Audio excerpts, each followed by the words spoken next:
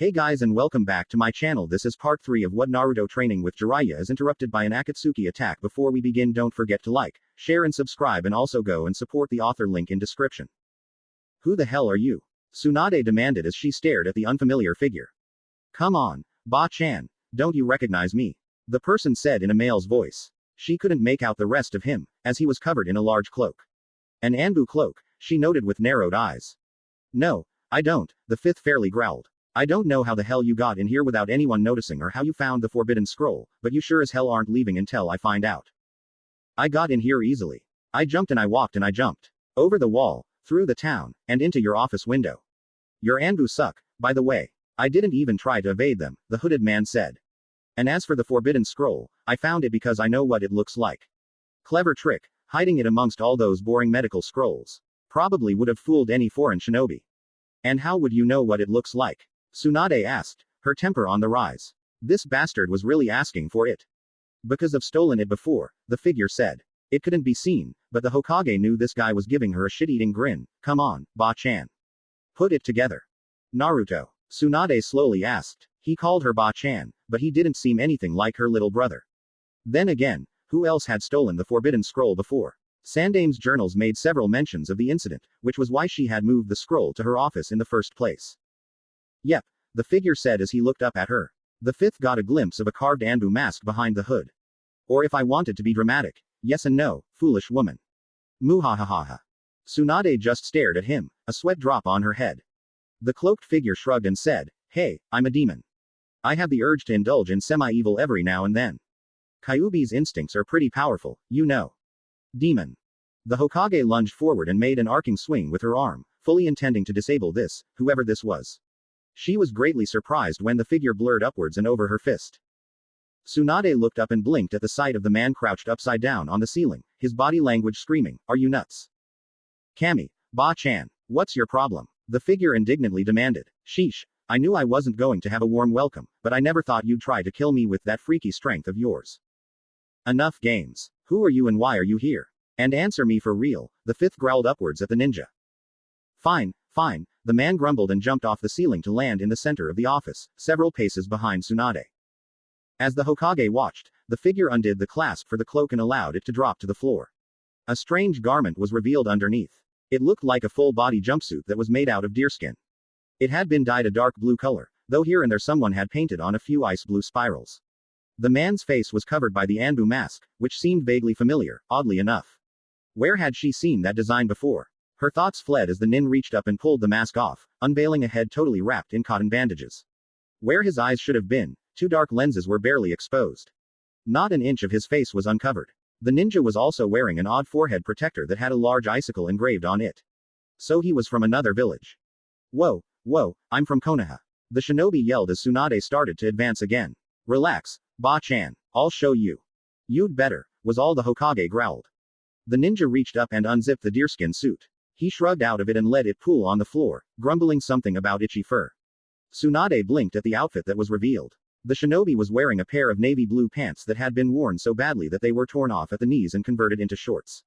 Unlike the standard shinobi footwear of sandal boots, he wore a pair of thick boots that covered every inch of his feet up to his mid-shin. They also had unusually long and sharpened treads on the bottom for some reason. A black t-shirt, that was also rather ragged, could be seen through an open, dark orange vest covering his torso. There was nothing else worthy of note aside from the standard side pouch strapped to his right thigh. Well, that and the fact that every piece of the shinobi's skin was completely wrapped in gauze. As the fifth watched, the ninja reached up and pulled off the forehead protector, then began to undo the bandages covering his head. Her eyes slowly widened as the face was revealed. A face with whisker-marked cheeks. Hey, Naruto said as he pulled up the thick pair of goggles he'd been wearing underneath the bandages. He gave Tsunade a small grin as he shrugged. Sorry it took me so long to get back. Naruto, Tsunade whispered as she stared at the boy. No, young man that stood before her. Half right, the blonde teen said. As the Hokage watched, one of his eyes slowly darkened into a crimson-red color and his pupil extended into a slit. I'm a little more than just Uzumaki Naruto, I'm afraid. The Kyuubi, the godime muttered as her jaw dropped open. The Yamanaka girl had told her the vision she'd seen, but the fifth hadn't actually believed it to be true. Or rather, she'd prayed it wasn't true. Again, half right, Naruto replied with a bit of a grin. That exposed a sharper than normal canine. I Need some sake? Tsunade mumbled as she felt her knees go a little wobbly. Naruto quickly moved towards her and nudged her backwards so she was leaning against her desk. You okay, Ba-chan? The teen asked, worry evident even in his red eye. So this was your plan. The Hokage blurted out. Up close, she could see all the little variations in the colors spread throughout the crimson eye that watched her curiously. The eye blinked a bit, then slowly reverted to blue and returned to its normal shape. Tsunade noted that although Naruto's eyes were still blue, they were far darker than before. Each iris was a deep, twilight color. Despite the dark shade, each eye still held the electric intensity of his original bright blue orbs. They were incandescent, yet dark at the same time. It was disorienting to stare at for too long. The effect was made more surreal when she noticed that each pupil had a slight point at the top and bottom. It wasn't enough to really notice at a distance, but when the Kitsune was standing less than a foot away, the effect had the subtlety of a sledgehammer. Why? Tsunade managed to ask as she stared down at the boy. Naruto would do anything to protect his family. Even becoming me, the Kitsune replied, with a sad but determined look in his eyes. A different set of eyes, a different emotion, but still the same indomitable determination. This was still her little brother. The half-demon made little sound in surprise as Tsunade wrapped him up in a bear hug. He stiffened a little, before he allowed himself to relax in the Hokage's embrace. The fifth gently pressed her lips to his mess of wild blonde hair and fought back her tears. Idiot. Damn, these sound nins are just getting annoying. It's been a while since we've had a really hard fight. Be thankful for the time off. I suspect Orochimaru is building new and stronger forces even as we speak. They won't be the ridiculous cannon fodder we've been running into recently. Yeah, but even their Junin aren't hard to beat. That's just because of our tag teaming, Ino-chan. They haven't developed counter tactics for it yet. I wouldn't be surprised if there are sound nins being trained specifically to assassinate us. We've certainly killed enough of their forces to warrant such a measure. Yeah, but how could they know how to counter the Sharin? Oh right, they have Sasuke. Orochimaru can get him to tell him all about it, right? Ino asked as she looked over at Kakashi's shadow-mottled face. The sunlight barely broke through the canopy of the cool forest they were traveling through. Unfortunately, yes. According to the information Shikamaru's Genin team learned from the Sound 5, someone with a level 2 curse seal can't disobey their master in any way, the copy ninja replied as he pushed a tree branch away from his face. In all honesty, I wouldn't be surprised if Orochimaru ordered Sasuke himself to kill us. He's probably grown strong enough by now. Naruto told the Hokage that Sasuke's Sharingan had grown to the mastered form during their fight, the same level as mine. And he has too. The same way a single eye is limited because it doesn't have depth perception, an optical jutsu or ability is limited when it doesn't have two eyes to work with. So his Sharingan is superior to mine now. And he's an Uchiha, so it naturally works better for him. You worried about fighting him? The blonde Genin asked as she pushed through a large bush and stepped out into the open sunlight.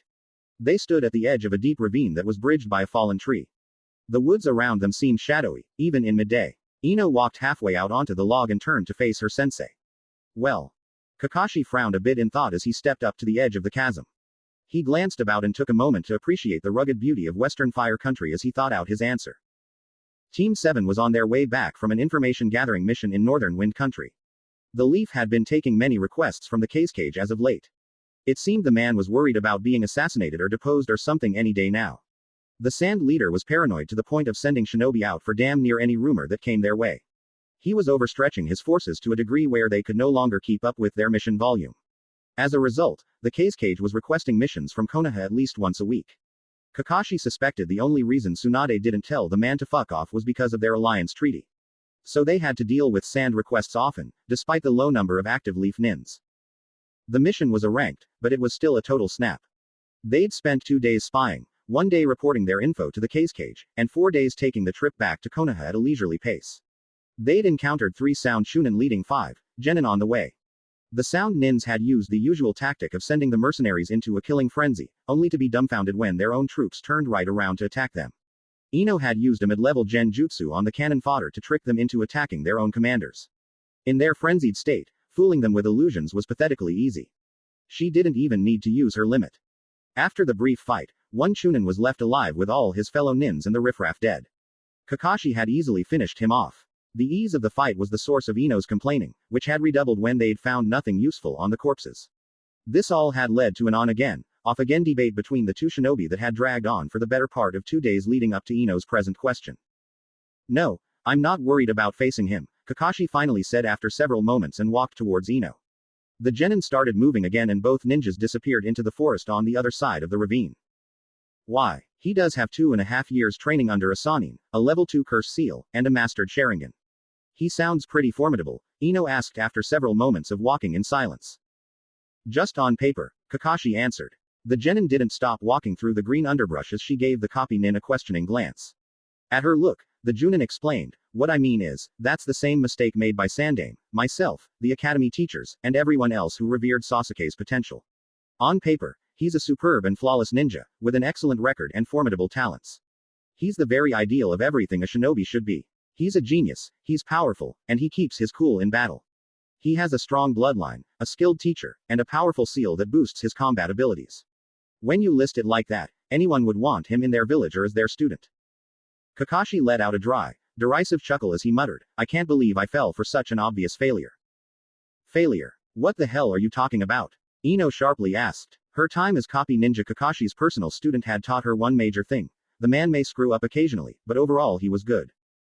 Kakashi rarely said or did anything unless it was for a reason, even if it seemed ridiculous or lazy. The exceptions were his little habits, but even those he took advantage of. He consistently picked up a wealth of info while reading Ika Ika Paradise and wandering around town just because people assumed he wasn't listening. Kakashi could even be downright manipulative sometimes, though he rarely showed that side to his few close friends, and he didn't bother with Ino because of her bloodline. He analyzed failures and flaws both in himself and in his opponents with his powerful mind to a degree that few other geniuses could rival, though he did occasionally make mistakes, as the whole Sasuke Naruto fiasco had proven. In other words, if Hatake Kakashi said Uchiha Sasuke was a failure, odds are the traitor was a failure.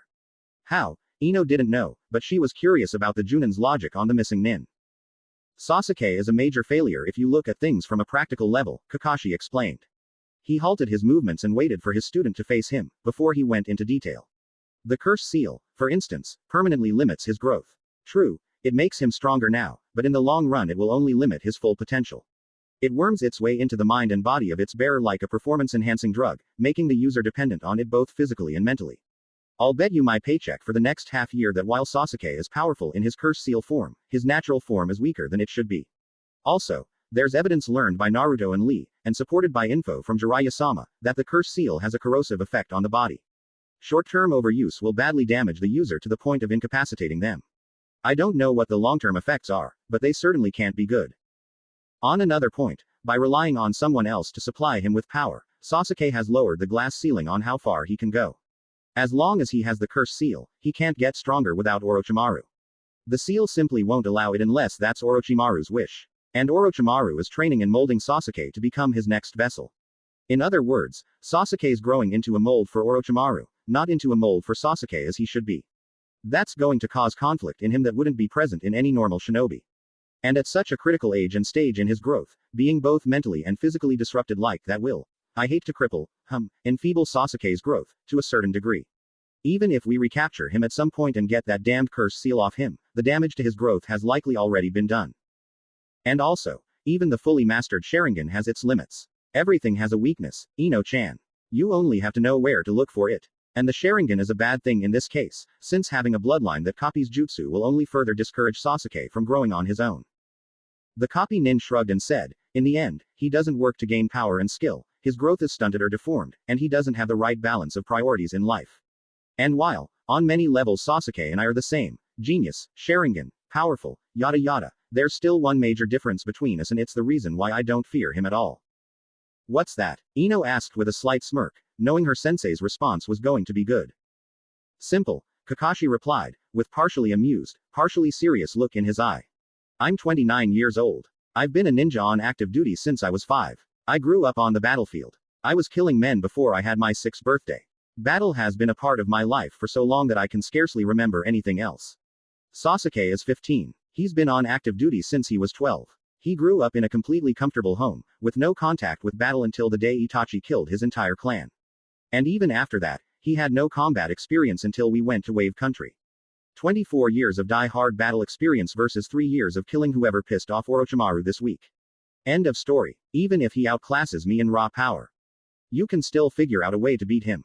Gotcha, Ino said with a laugh. It'd be nice to see the look on the traitor's face if you kick the shit out of him. You're much better now than he was when he left Konoha. Once your bloodline is fully mastered, you'll have an excellent advantage against him. I think it'd be more insulting to have a slim, blonde girl defeat him than the great copy ninja Kakashi, the copy nin said, adding a mock blustery, haughty tone to his title. He also puffed himself up a bit, like an announcer for a royal attendant or one of those pompous fools on the council. Ino's sharp laughter echoed in the forest at her sensei's antics. They started walking again and continued for several minutes in companionable silence. Kakashi had just turned to ask his student what she wanted for lunch, fresh dried rations or old dried rations, yum, when a powerful pulse in his hand seals made him let out a sharp gasp. What is it? What's wrong? Ino tensely asked in a low voice, her eyes flickering between her sensei and the surrounding forest. It's nothing. Not an enemy at least, the Junin said as he peeled his glove off his left hand. Junin and student eyed the red spiral on the back of his hand. Kakashi suddenly felt another power surge in the chakra and they both watched a white glow ripple outwards from the central dot and radiate throughout the 9 lines. It soon faded and though they stared for several more minutes, nothing else happened. We're about a day out from Konoha, right? Kakashi asked as he put his glove back on. Yeah, at the rate we're walking anyways, Ino replied as she watched her sensei. She could sense through her bloodline that he felt oddly jittery about something, though she couldn't tell what. Let's pick up the pace. I want to talk to Tsunade-sama about something, the Junin ordered, seconds before he leapt up into the trees to move faster. Ino grumbled something about bipolar copy nins, but followed regardless. So much for their time off. Let me get a good look at you. Tsunade said as she gently released the teen and held him a couple feet away by her hands on his shoulders. Naruto's body had definitely changed and though it aggravated her that it was the result of the Kyuubi's meddling, the Hokage had to admit it was a good thing. The blonde had shot up in height and was now standing just as tall as her nose. Though not as tall as Shizune, Tsunade still wasn't a short woman, so she estimated his height was about 5 feet 3 inches or 5 feet 4. Not that impressive, until she considered he was only 15. He'd likely be at least as tall as Kakashi when he was full grown. You've finally gotten taller, the Hokage remarked as she looked the teen up and down. Side effect of the fusion. Can't grow very well living on only ramen, sad to say. In my case it was even a form of malnutrition. When Kyuubi and Naruto merged, the long-term damage was undone so I finally caught my growth spurt. I've grown out of 3 or 4 sets of clothes this last year, Naruto said, with a bit of a sheepish shrug. You fused. So that was the plan, Tsunade said with a slightly bewildered look on her face. What did you think my plan was? The kitsune asked her curiously. Letting the Kyuubi have partial control or adding demonic properties to your body, the 5th said. It was her turn to give sheepish shrug. Nope. Full merging. Kind of. It's pretty complicated, Naruto said with a bit of tired groan. I probably scared the shit out of most of the continent with the energy backlash. Yes, you did. Or at least everyone here in Konoha. So what should I call you? Did you make a new name for yourself? Tsunade asked in a soft tone. The demon part of the teen worried her, but not enough to banish her overwhelming relief at having Naru, whoever back home. I've gone under a couple fake names, but you can call me Naruto if you like. It's as much my name as Kyuubi and it makes sense considering it's still his body, the rechristened Naruto answered. Good, it'll be less confusing. What kind of names did you travel under? The Hokage asked as she slowly walked a circle around the teen, taking in the changes from all angles. Oh, a few odd ones here and there. I went by Hatake Kitsune for a while after I left Wind Country. Later I pretended I was Ubiq, from a clan of demon hunters, the half-demon casually replied. Tsunade gave a laugh at both names, Ubiq, cute wordplay. And I'm sure Hatake-san will be most honored by your choice in surnames. Field Fox, huh. Can't claim I'm not creative, Naruto said with a bit of a smirk. He blinked when the Hokage nudged him to stand up straight. Hold still, Tsunade ordered. The differences stood out more and more as she looked at the teen. Except for his height and eyes, most of the changes were rather subtle. Naruto's hair was longer, though not by much. He had probably just forgotten to get it cut recently. It had lost the sea urchin look, though it remained spiky and untamable. It was a darker shade of blonde as well, with the roots being almost a light auburn color. The look was pretty good on him and was barely noticeable unless she was up close. Curiously, she ran her hand through the thick hair, which felt oddly similar to fur, and accidentally exposed one ear tip. She stared a little closer and noticed it was slightly elongated. Again, it was a barely noticeable difference, as the ear didn't even form a point. Still. Say, the 5th ordered in her best doctor's voice. Naruto stared at her in puzzlement for a moment, then shrugged and did so. Tsunade nodded, her suspicions confirmed as she got a full look at the slightly longer and sharper canines. She bumped the teen's chin with her hand, signaling that he could close his mouth. His face had lost most of its roundness and softness. He had a sharper look to his features and a broader chin than she remembered. He still looked young, but the change only a single year had brought about was startling. He was growing into a rugged, handsome young man. If Sasuke wasn't careful, he was going to lose all his fangirls. The ones he had left anyways. Frowning a little, Tsunade noticed that the kitsune's cheek marks were different. Each slash was sharper and darker in appearance. They were noticeably longer too, with each running down to just under his jawline, like a loose parody of Jiraiya's red face markings. It was a pretty obvious change, but the fifth doubted anyone who didn't personally know Naruto would even notice. Not that any of this will matter much to the villagers or the council. All they'll care is the demon brat is back, the Sannin grimly thought to herself. All in all, it was still Naruto's body, but she could see Kyuubi just under the surface in places. Tsunade still wasn't sure if that was a good thing. Perhaps the biggest change of all was the way the teen carried himself. Naruto stood with a confidence he'd never had before. It wasn't the blustery, overbearing ego of a fool, and neither was it the cold, conceited arrogance of a prodigy. Naruto held the aura of one who had been properly seasoned through experience and was confident in both his strengths and faults. He gave the impression of being prepared by being unprepared. It was remarkably like Shikamaru's self-confidence, though backed by more experience. Naruto certainly didn't have that before he left, even after Jiraiya's training. He must have picked it up during his travels. Judging from the odd headband he'd been wearing, he had probably hired himself out to another village and performed missions for them. Unfortunately, that wasn't exactly allowed in Konoha, especially considering he was a missing nin. Which left one question to be asked. Are you a threat to Konoha? Tsunade asked seriously as she stared into Naruto's incandescent eyes. Sure, the kitsune replied in an equally serious tone, his odd eyes remaining unblinking as he returned the Hokage's firm stare with one of his own. I'm a threat to anyone in this village. Am I an enemy? No. Kage and half-demon stared at each other for several long moments. Naruto hid nothing in his eyes. Was he half-demon? Yes. Was he a force to be reckoned with? Absolutely. Was he a threat to Konoha? He was a threat to anyone who picked a fight with him. Was he the Leaf's enemy? His eyes replied, only if they want me to be. There was no malice and no pleading in the dark irises. Naruto was allowing the Godime to see whatever she wanted to see, the good with bad. Her respect for the teen grew a notch. It took a lot of balls and willpower to allow oneself to be read with such brutal honesty, especially after being trained since childhood to be emotionless. But that didn't matter as much as the fact that Naruto wasn't lying. Tsunade let out a sigh of relief and leaned back against her desk. Good. No matter how poorly this village has treated you, I'm glad you haven't sunk to their level or lower, she said as she watched the teen in front of her. I'm not a weakling, Ba-chan. Butchering a bunch of fools would only prove that I'm a weak coward. I have a lot of flaws, but weakness and cowardice aren't on the list, Naruto replied with a level and serious tone. I would have thought it'd be hard to resist, considering you have the Kyuubi's instincts, the Hokage stated as she watched the teen curiously for his reaction. The kitsune snorted and said, the Kyuubi detested weaklings on a level that you can't imagine. Naruto held little sympathy for weaker people, but it never entered his mind to actually harm for that reason alone. It evens out to me just ignoring them, unless they try something stupid against me. Tsunade calmly replied, well, that's part of the reason Sarutobi-sensei made that law. It's mostly to protect you, but it's also in place to avoid nasty situations where someone would actually try to go after you. Well, the old coot had a few good ideas in his life, Naruto said with a cheeky wink, getting a light chuckle from the fifth. His attitude turned serious as he said, I suppose you want to hear my story, don't you? You did promise and you always keep your promises, right? Tsunade said with a slight grin. It faded as she considered something. You do, right? Kyuubi was a vicious embodiment of fire and rage, but it was still a demon of its word, the kitsune replied with a firm nod. He grinned a little evilly and said, it just never gave it and avoided the whole oath-keeping problem entirely. The fifth snorted in amusement. She walked around to the back of her desk and sat down in her chair. Leaning back, she said, well, might as well get started. Where do you want me to begin?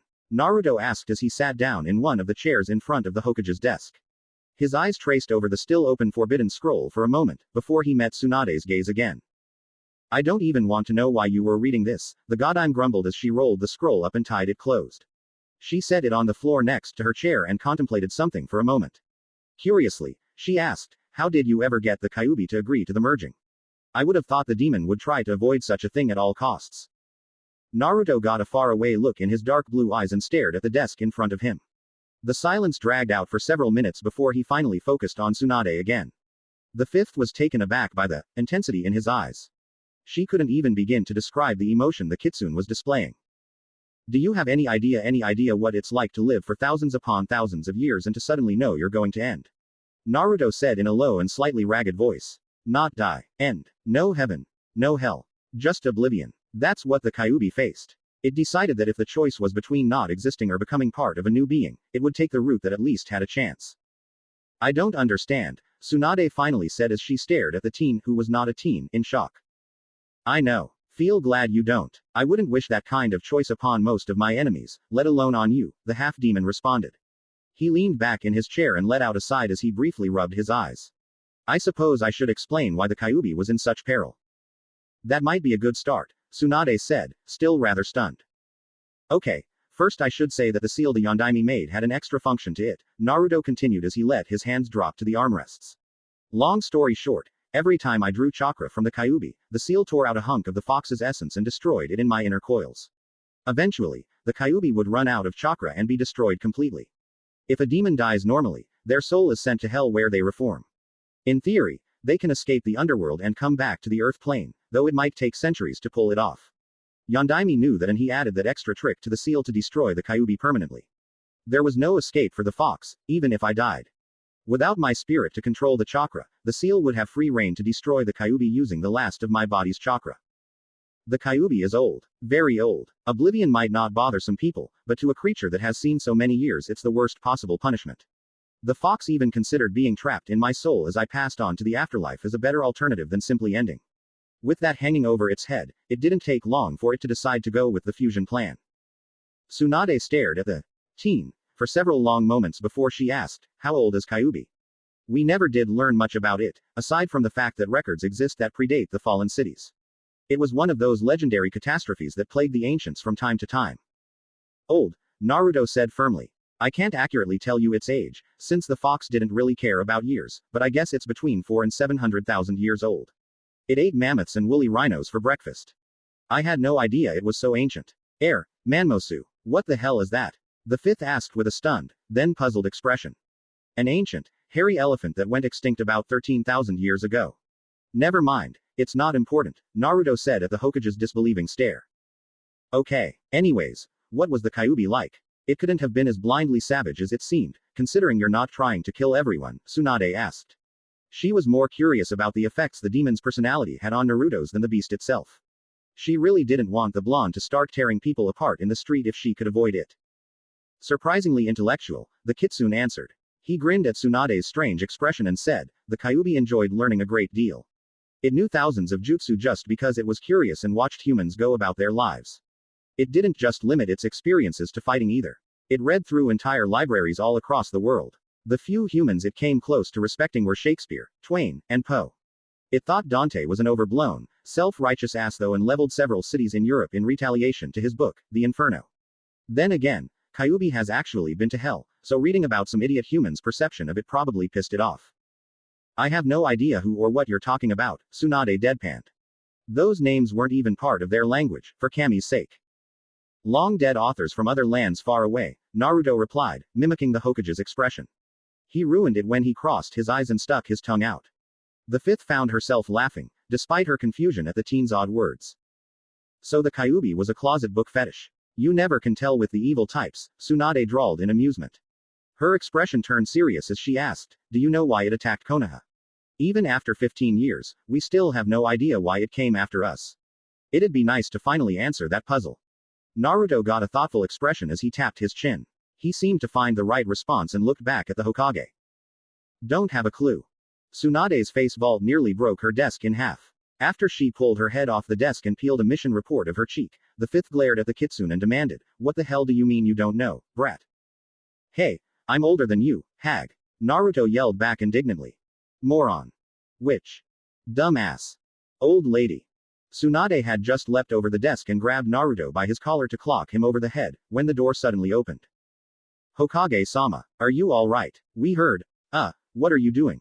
The guard said as he stared at the fifth. Tsunade realized she had one hand clenched in midair and the other drawn back, ready to punch seemingly nothing. Naruto was nowhere in sight. What the hell does it look like? The godime roared, dropping her hands to her sides. She quickly ushered the man out of the room before he could process her statement. Now get out until I call for you. Slamming the doors closed, Tsunade turned and stared across her office. She slowly walked forward and thought about the best hiding place for the kitsune to run to. She slowly circled her desk and pulled the chair away. You've gotten good, the fifth stated as she stared at the square space under her desk where her legs usually went. Thanks, Naruto said as he relaxed his arms and legs. He'd been bracing himself against the wood to stay off the floor and out of sight behind the front of the desk. He crawled out and dusted himself off as he stood up to his full height. I had a lot of practice hiding and figuring out ways to quickly escape this past year. Why? Tsunade asked curiously. We weren't hunting you and I don't think Orochimaru was after you either. Akatsuki, the kitsune grimly replied. The Hokage felt a pang of fear for the teen, before she reminded herself that he was home and safe. Whatever bad situations he'd been in, he'd obviously managed to escape. I had a few run-ins with them while I was gone. 2 times they almost had me. Really? Tell me about them, the fifth ordered, looking every bit the Hokage she was as she considered the threat that Akatsuki posed. Well, the first time was in Northern Wind Country and I was. Naruto hit the ground and rolled, coming back to his feet immediately and running without any real slowdown in his speed. His adrenaline ran high and his breath came rapidly as he raced through the rocky forest. There were ancient lava flows all over the place this far north in Wind Country.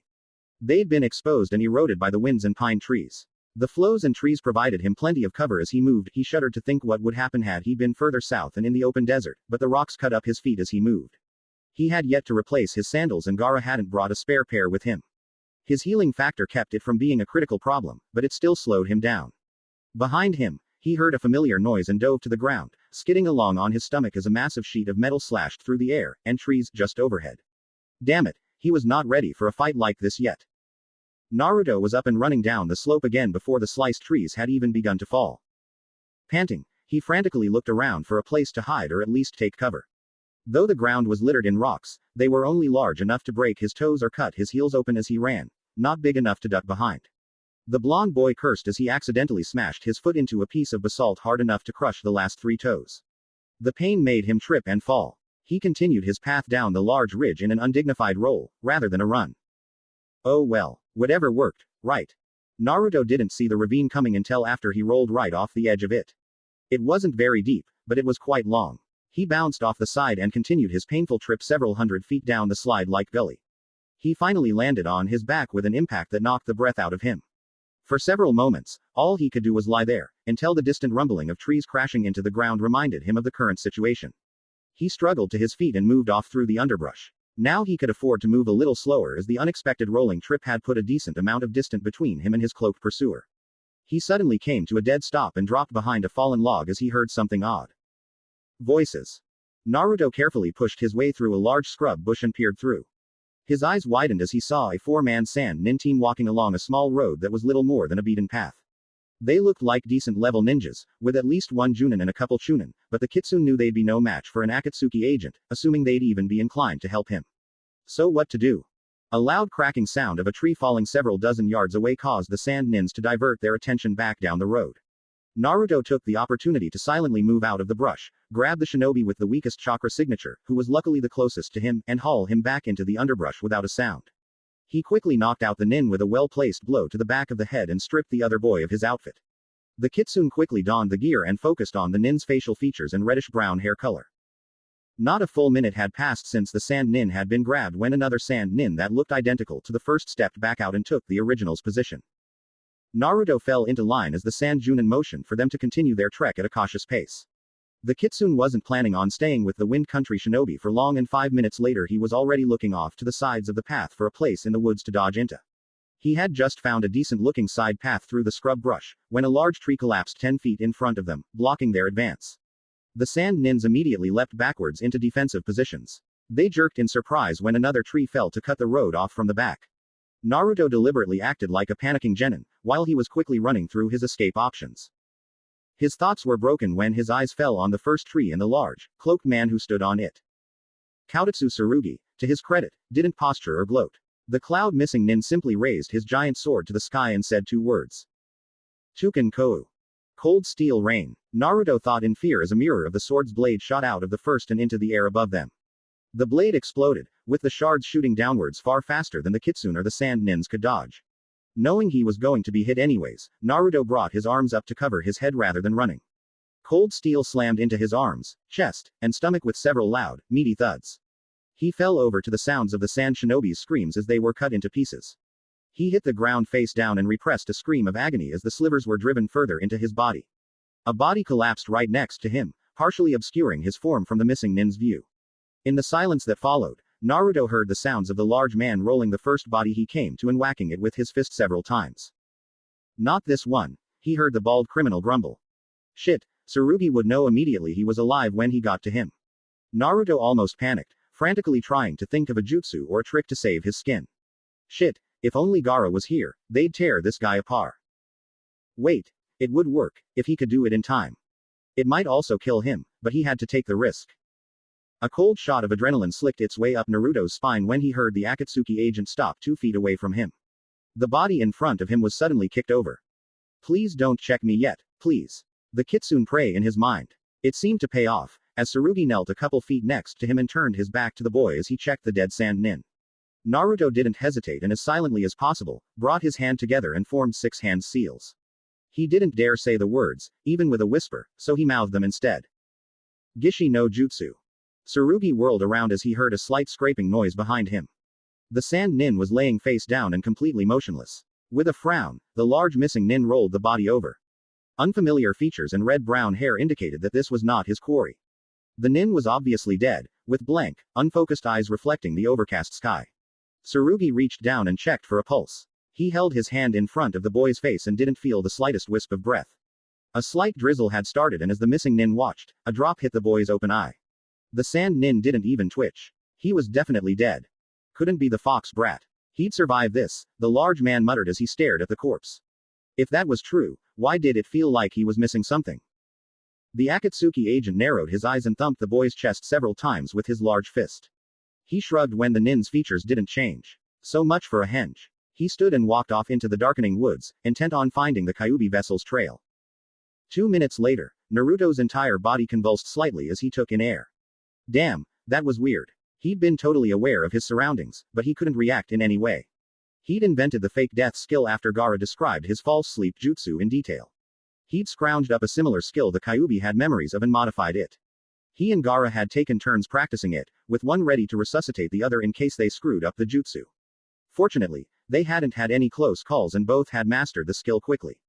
They had thought it a handy ability to have, in case either of them was in a fight that went bad. Or if either of them was attacked by an insane cult. Naruto stood up, slowly looking around and making sure the missing nin wasn't planning a surprise ambush. Not sensing anything, the kitsune immediately ran back the way he'd came.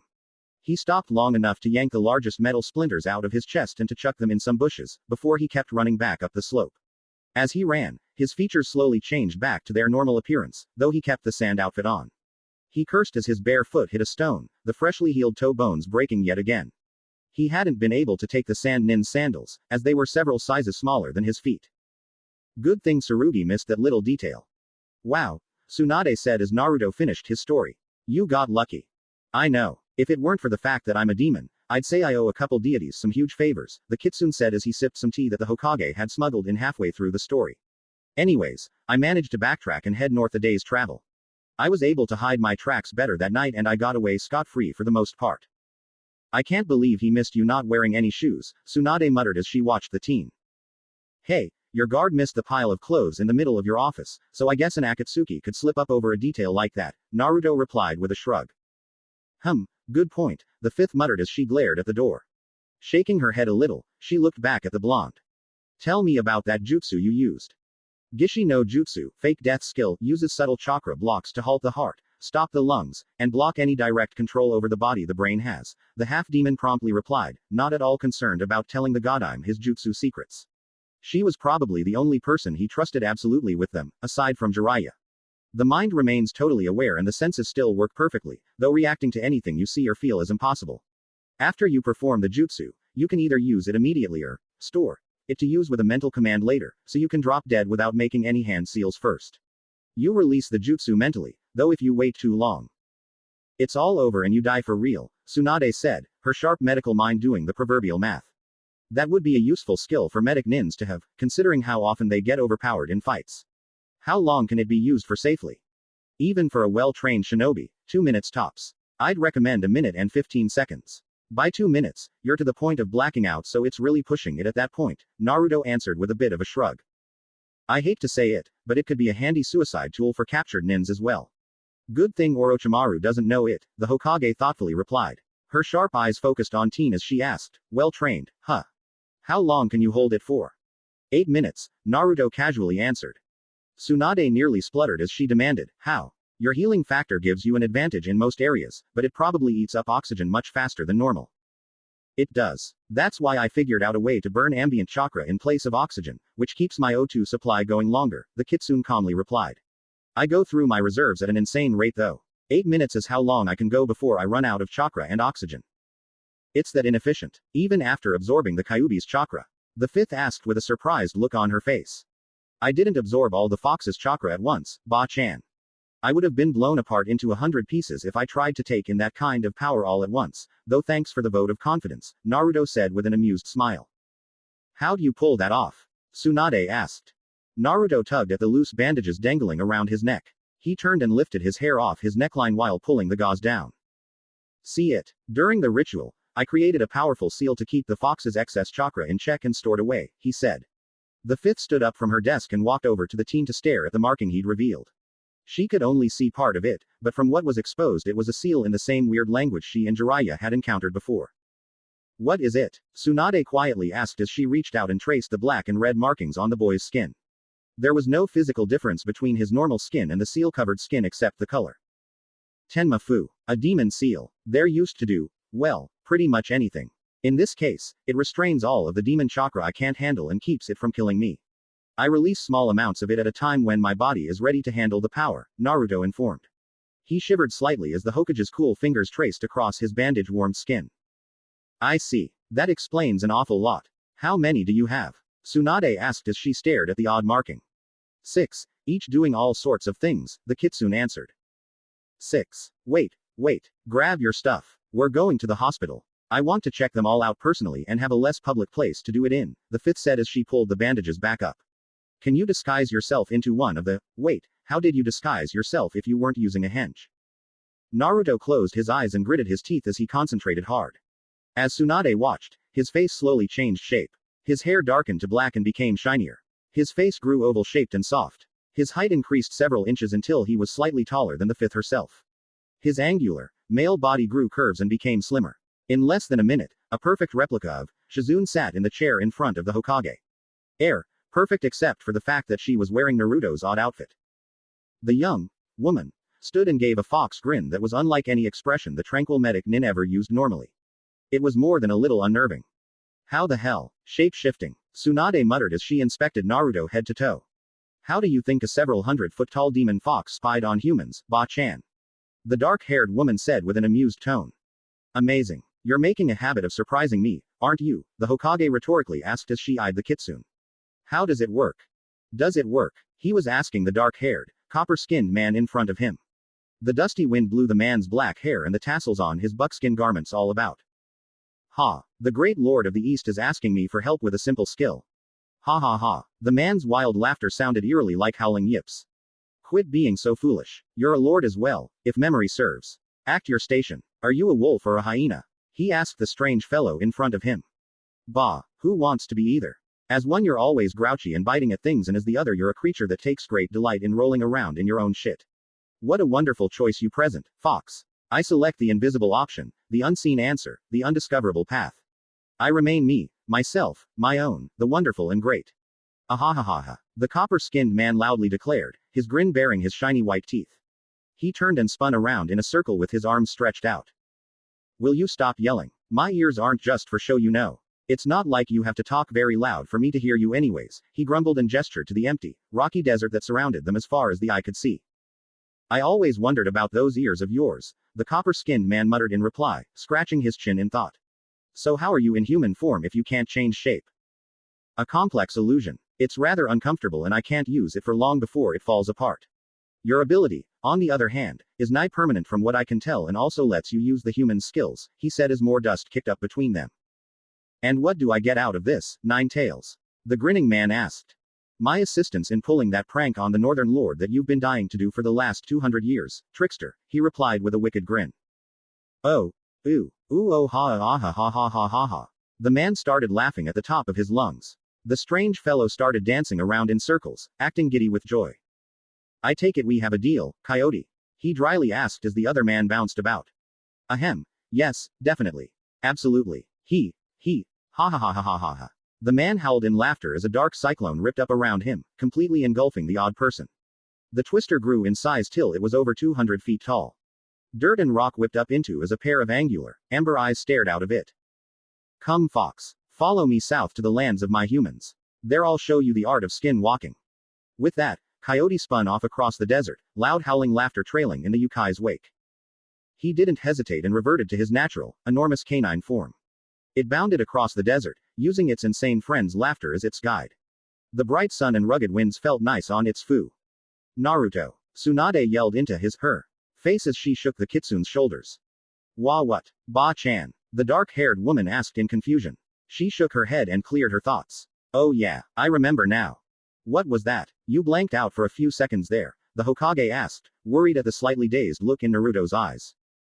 Just a little trip down memory lane, Naruto replied, shaking her head again and causing her dark hair to fly about.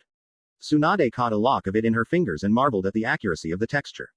It felt as silky as the real Shizune's hair did. Does it have to with this? This is incredibly accurate, the fifth said. Yeah, kind of. I'll explain it a little later when you look at my seals, the kitsune answered. Okay, how does this shape-shifting skill work? You never told me, Tsunade asked as she stepped back. Kyuubi learned it from an old friend some time ago. He couldn't master the highest level, but no one else could besides its friend. Anyways, it was a rather simple skill for the fox to pull off, considering his body was just loose dust and matter held together by chakra, Naruto said as she brushed the black hair out of her eyes. And you, how easy is it for you to do? The Hokage asked, getting the feeling the boy, girl, whatever, wasn't telling her something. It's a lot harder for me to do, since I'm real flesh and blood. It has a bit of a weakness when it comes to my body, the half-demon replied with a shrug. And that is? Tsunade prompted. It hurts like hell. The change is excruciating, especially when I do it fast, Naruto informed with an indignant look. The faster I do it, the more it hurts. My body also becomes extra sensitive while I'm in a different shape, so I can't take as much pain as I normally can. I see. I guess everything has a weakness somewhere. Well, this explains all the legends about shape-shifting foxes, the goddess muttered to herself. She shrugged it off and said, all right, get your stuff together and put on the Anbu uniform. We'll just walk over to the Naruto. Yeah, the dark-haired woman replied. She looked up to see Tsunade holding out the Anbu mask to her. Where did you get this? The fifth asked, with an odd note in her voice. Oh, I stole it off some dork I beat up when I was close to the village wall, Naruto answered with a shrug. She took the wooden mask and slid it on. Why? The painted cat face really didn't do him justice. Oh, no reason. Hold up, Kakashi suddenly ordered. Ino stopped instantly behind him and peered around in the woods, looking for the threat. They were less than half a mile from Konoha, so she didn't really think there'd be much danger this close to home. Still, it paid to be careful, even on home turf. What is it? She muttered to him, keeping her voice low. I heard something. Over there, the copy nin said as he gestured to the bushes on their right. He made a hand sign for the genin to go up and over, while he'd head straight through. He held up 2 fingers, then dropped one a half second later. Ino tensed and the instant the second finger dropped, she was up and into the branches overhead. Kakashi smoothly moved through the brush, a kunai already drawn in each hand. He passed through without a sound and caught a glimpse of color on the other side. He lunged, bringing his kunai to bear as he prepared to lay open another ninja's throat. And screeched to a halt at the odd spectacle in front of him. It wasn't every day he saw an Anbu identified by his arm tattoo, tied up with 30 pounds of rope, hanging upside down from a tree, and wearing nothing but his underwear. Ino landed silently on the other side of the bound man, with her normally sharp features scrunched up at the bizarre sight. Kakashi made a slight gesture, to which the genin gave a shake of her head. The copy ninja relaxed with the knowledge that there were no enemy nins about. He walked towards the man and sheathed one kunai. Casually, he slashed the rope, allowing the nin to drop to the ground. Here, let me get that for you, Kakashi said as he yanked the rope away from the man's mouth. I quit. I can't take it anymore. Keep the high pay. It's not worth it, the Anbu said before he degenerated into senseless sobbing. Okay, you go ahead and do that. Ino-chan, the copy ninja said as he inclined his head towards the man. The genin frowned a bit and her eyes turned teal for several moments. I can't make any sense of his thoughts. He's having a mental breakdown or something, but it's not anything dangerous, Ino replied with a shake of her head after a couple moments. Both Leaf Nins paused and stared at the man as he mumbled something about sandals of doom and schoolteachers from hell. Yeah, we'll leave him tied up till we drop him off at the ER. Maybe they can sedate him or something, Kakashi calmly said as he stood upright and put his last kunai away. Ino's eyes turned blue again as she leaned down and hauled the Anbu upright. You want to take him or should I? She calmly asked, keeping the hysterical Leaf Nin steady on his feet. I'll take him. The hospital is on the way to the tower anyways and I can ask if Tsunade-sama is about while I'm there. Someone's probably impersonating an Anbu, so she should know about it immediately. You can do whatever you like for tonight. We'll meet up tomorrow at the mission center, Kakashi said as he reached over and hefted the man up across his shoulder. He gave a two-fingered wave and took off through the trees, presumably to the hospital. Ino stared after her sensei for a moment. Why did this situation feel so odd, yet familiar in a way? It shouldn't be familiar, considering weird shit didn't happen too often around here. Not since Naruto left anyways. She frowned slightly. What was it she had said that one time? You could always tell when Naruto was in town. Haha. Yeah, right. If he was going to come back, then he'd wait till oh shit. The genin trailed off as she dug out her mission statement and looked at the date. April 21st. She quickly tallied up the days that had passed on her fingers. 3 days travel, 2 days spying, 1 day reporting, and 4 days return trip. 10 days. Today was the 1st of May. He'd promised to come back today. Where could she find him if he was back? A single B-class missing nin couldn't just wander about anywhere he damn well pleased in the village. Well, unless he got his status altered and was reinstated. But how would he, the Hokage? He'd have to see Tsunade-sama first. She knew from both rumors and Shizune that the two of them were really close. At the very least the fifth let Naruto get away with crap that even the third hadn't tolerated. She might let him off the hook. So where would he go after that? Ino cursed. She had no idea what Naruto liked to do in his free time. All she really knew about him was that he was determined and hyper. And he had an odd obsession with Hokages. Maybe Iruka-sensei would know. But she shouldn't get the man's hopes up, just in case the fox boy wasn't back. Those two were really close to each other. In fact, when they were in the academy, Naruto was always begging their teacher to take him out for ramen after class. Wait, ramen. Naruto was obsessed with ramen, almost as badly as becoming Hokage. Sakura had complained about it several times, now that she thought about it. Ino had no idea why the blonde boy was obsessed with the stuff, but there were certainly weirder habits one could have. The girl mentally shuddered at the thought of Naruto with a blonde bowl cut and bushy eyebrows. Some days one could only stop and thank the kami. Fate could have taken a far more terrifying path. Ino sighed. Well, what the hell should she do now? There were dozens of ramen bars in Konoha and she had no idea where Naruto's favorite was. Hell, she didn't even know where he lived, let alone his usual haunts. She could either go searching across the city or find and ask Iruka-sensei. Of course, the Chunin would be suspicious if she asked directly and she didn't want to get her former teacher's hopes up in case Naruto wasn't here. That meant she'd have to go on a wild goose chase across the village. Her bloodline would help normally, but she'd never sensed Naruto's thoughts before and Konoha was a pretty big place. Too many minds would foul up her senses. Well, no time to get started like the present, the genin thought in annoyance as she leapt into the trees and headed for the village walls. Damn, that blonde idiot had better be worth the trouble. Alright, I locked it, so you're safe to change back, Tsunade said as she secured the latch on the door. Naruto sighed in relief as she pulled off her Anbu outfit. Finally, I hate being stuck in a shift, the kitsune grumbled. She grit her teeth as her flesh rippled and returned to its original state. The now male teen cracked his neck from side to side, making sure all the bones were in place. He shook himself all over, like a canine, and looked over at the Hokage curiously. Now what? Hop up there, Tsunade ordered as she walked over to the counters. Naruto glanced at the medical examination bed and shrugged. He calmly sat on it, the paper covering making a crinkly sound as he relaxed his weight. He idly glanced about the doctor's room. Though he'd never seen one to know the difference, it was all pretty standard stuff. Weird medical machines, counters and cabinets and jars full of odd things, and the ever-present anatomy posters stuck to the walls. He looked over at the fifth as she secured a blank medical file to a clipboard and started jotting down some info. What are you doing, Ba-chan? The half-demon asked curiously. Starting a doctor's file for you. You've never visited one before and there are only 3 reports of you ever going to the hospital. It wasn't enough to really document thoroughly, so they never started one for you, Tsunade replied as she filled out the standard patient information. She paused at the next of kin space, then shrugged and put herself and Iruka. She hesitated, then grudgingly added Jiraiya. Pervert though he may be, no one looked out for the blonde like he did. She glanced back and asked, I'm going to be your primary physician with Shizune as the secondary. That all right with you? Whatever you think is best, Naruto replied, having no idea what to do as far as doctors went. For obvious reasons, the Kyuubi would be little help either. Why do you want a file though? Not to whine or anything, but it's not like any doctors would treat me besides you and Shizune-chan anyways. I know. I'm classifying this when I'm done and sealing it in my private records. If anything happens to me, then Shizune will take over as your physician. She'll know what to expect with you after she reads this. It'll also help me keep track of all the changes the Kyuubi made to you, the Hokage replied as she finished filling the form out. She didn't bother with liabilities or anything. She had more than enough money to pay for any of his medical costs. Okay, but I doubt I'll ever need a checkup with my healing factor. Besides, healing jutsu doesn't really work on me anyways, Naruto casually responded. What? Tsunade asked as she turned around and stared the boy. What are you talking about? I started calling it the Devil's Due a while back. Thought it fit. There's so much demon chakra in my system now after the merging that it interferes with any healing jutsu. The chakra heals me even as it prevents outside healing. Gaara has the same problem when he uses Shukaku's power, the Kitsune explained with a slight shrug.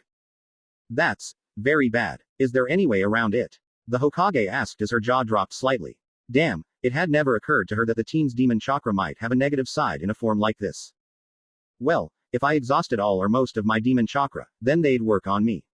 But really, Ba-chan, don't worry about it. I don't need any medics poking at me, Naruto said with a slight half grin.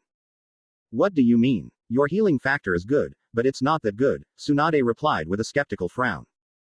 The Kitsune said. At the fifth's look, he pointed at the counter and asked, hand me a scalpel, will you? Tsunade gave the teen an odd look, then complied. As she handed the tool to Naruto, the blonde grinned and undid the bandages around his left arm. Watch, he said. Then, to the Hokage's total surprise, he drove the blade deep into his palm and ran it down his forearm to the elbow. A faint wince was his only reaction to the injury. Blood immediately ran out of the wound and onto the examination bed. What the hell are you? Tsunade began as she started to rush forward. She stopped when the boy held up his unharmed hand. I said watch. Trust me. It's fine, Naruto replied as he held his arm out for inspection. Tsunade didn't understand what she was supposed to be looking for until she realized that the wound had already stopped bleeding. She watched in amazement as the Kitsune ran his fingers along the blood trail, wiping it away and revealing perfectly unbroken skin. He idly flicked his hand, sending the collected blood to the floor with a splat. See, it takes a lot to slow me down. Amazing, the Hokage muttered as she grabbed her clipboard and wrote down what she had seen. That couldn't have been more than 10 seconds to heal a wound about half an inch deep and over a foot long. I also clean dishes and chop vegetables at 3 different speed settings, the blonde teen said with a wink. At the fifth's blank stare, he sighed and said, well, I suppose I should thank the kami you haven't experienced the horror of infomercials. Whatever. Never mind, Tsunade said with a shake of her head. She turned her attention back to the open file on her lap. Any other side effects of this Devil's Due? I can't receive or perform healing jutsu as long as there's as much or more demon chakra than human chakra inside me, Naruto droned as though he were reading off stereo instructions. There was a slight hint of annoyance pervading his otherwise bland tone. Really? You can't perform medical jutsu either? The fifth asked as she looked up from the notes she was writing down. No, and it really pisses me off considering I finally have the chakra control for the lower level ones. I did a big favor for a medic nin I ran into a while back in exchange for some basic training in healing. Turned out I wasted my time. The strongest medical skill I can use is a mid-level diagnostic jutsu. Aside from that, the only other thing I can do is first aid, the Kitsune grumbled, the frustration obvious in his voice. Your chakra control is that good? Tsunade asked in disbelief. Naruto had some pluses as a ninja, but fine control over his energy usage was not one of them. Quite the opposite, in fact. Kakashi, Jiraiya, and even that weird special Junin Ebisu had each commented at one time or another about the boy's terrible control. Kyuubi's presence had downsides, it seemed. Yeah, but believe me, it took a lot of training. I've worked my ass off the last 8 months, Naruto answered matter-of-factly. Tell me about it later. For right now, I want to see all the seals you have and what they do, the Hokage said as she finished jotting her notes down on the Devil's Due. Alright, but you asked for it, the half-demon reluctantly said as he took off his vest and t-shirt. He had apparently bandaged every part of his body, even under his clothes. He found the end of the gauze strips and began the tedious task of unwinding them from his chest and arms. Tsunade watched, her eyes slowly growing wider as more and more of the teen's skin was revealed. When his entire torso was revealed and the cotton hanging loosely from his waist, the fifth could do little more than stare. Well, what do you think? Naruto asked as Tsunade slowly got up and circled him somewhat to take in all the exposed markings. The boy had a seal on his back, his upper right arm, his inner left forearm, 2 on each side of his upper chest, and a tattoo-like marking of a shattered spiral on his abdomen that could only have been part of the original seal the Yondaime had used. It didn't escape her notice that all the physical evidence of the attack 1 year ago was completely gone as if it had never occurred. I think you look like you were kidnapped and vandalized by a mad tattoo artist, the Hokage dryly remarked as she reached out and traced the seals on the kitsune's upper right arm. A glimmer of green caught the corner of her eye. The fifth smiled a little when she noticed it was her old necklace hanging around the boy's neck. He was obviously protective of it if he hid it underneath his bandages. She sighed and said, "All right, I'll sketch them and you tell me what they do, okay?" "If you want," the blonde teen replied with a shrug. He honestly didn't care much about the issue. "Let's see. We'll start with the big one on your back, since it looks the most important," Tsunade said as she stepped behind him and began to draw the seal on her clipboard. It resembled a compass star, albeit one that was black with red highlights marked across it. It ran from his neckline to the middle of his back and across each shoulder.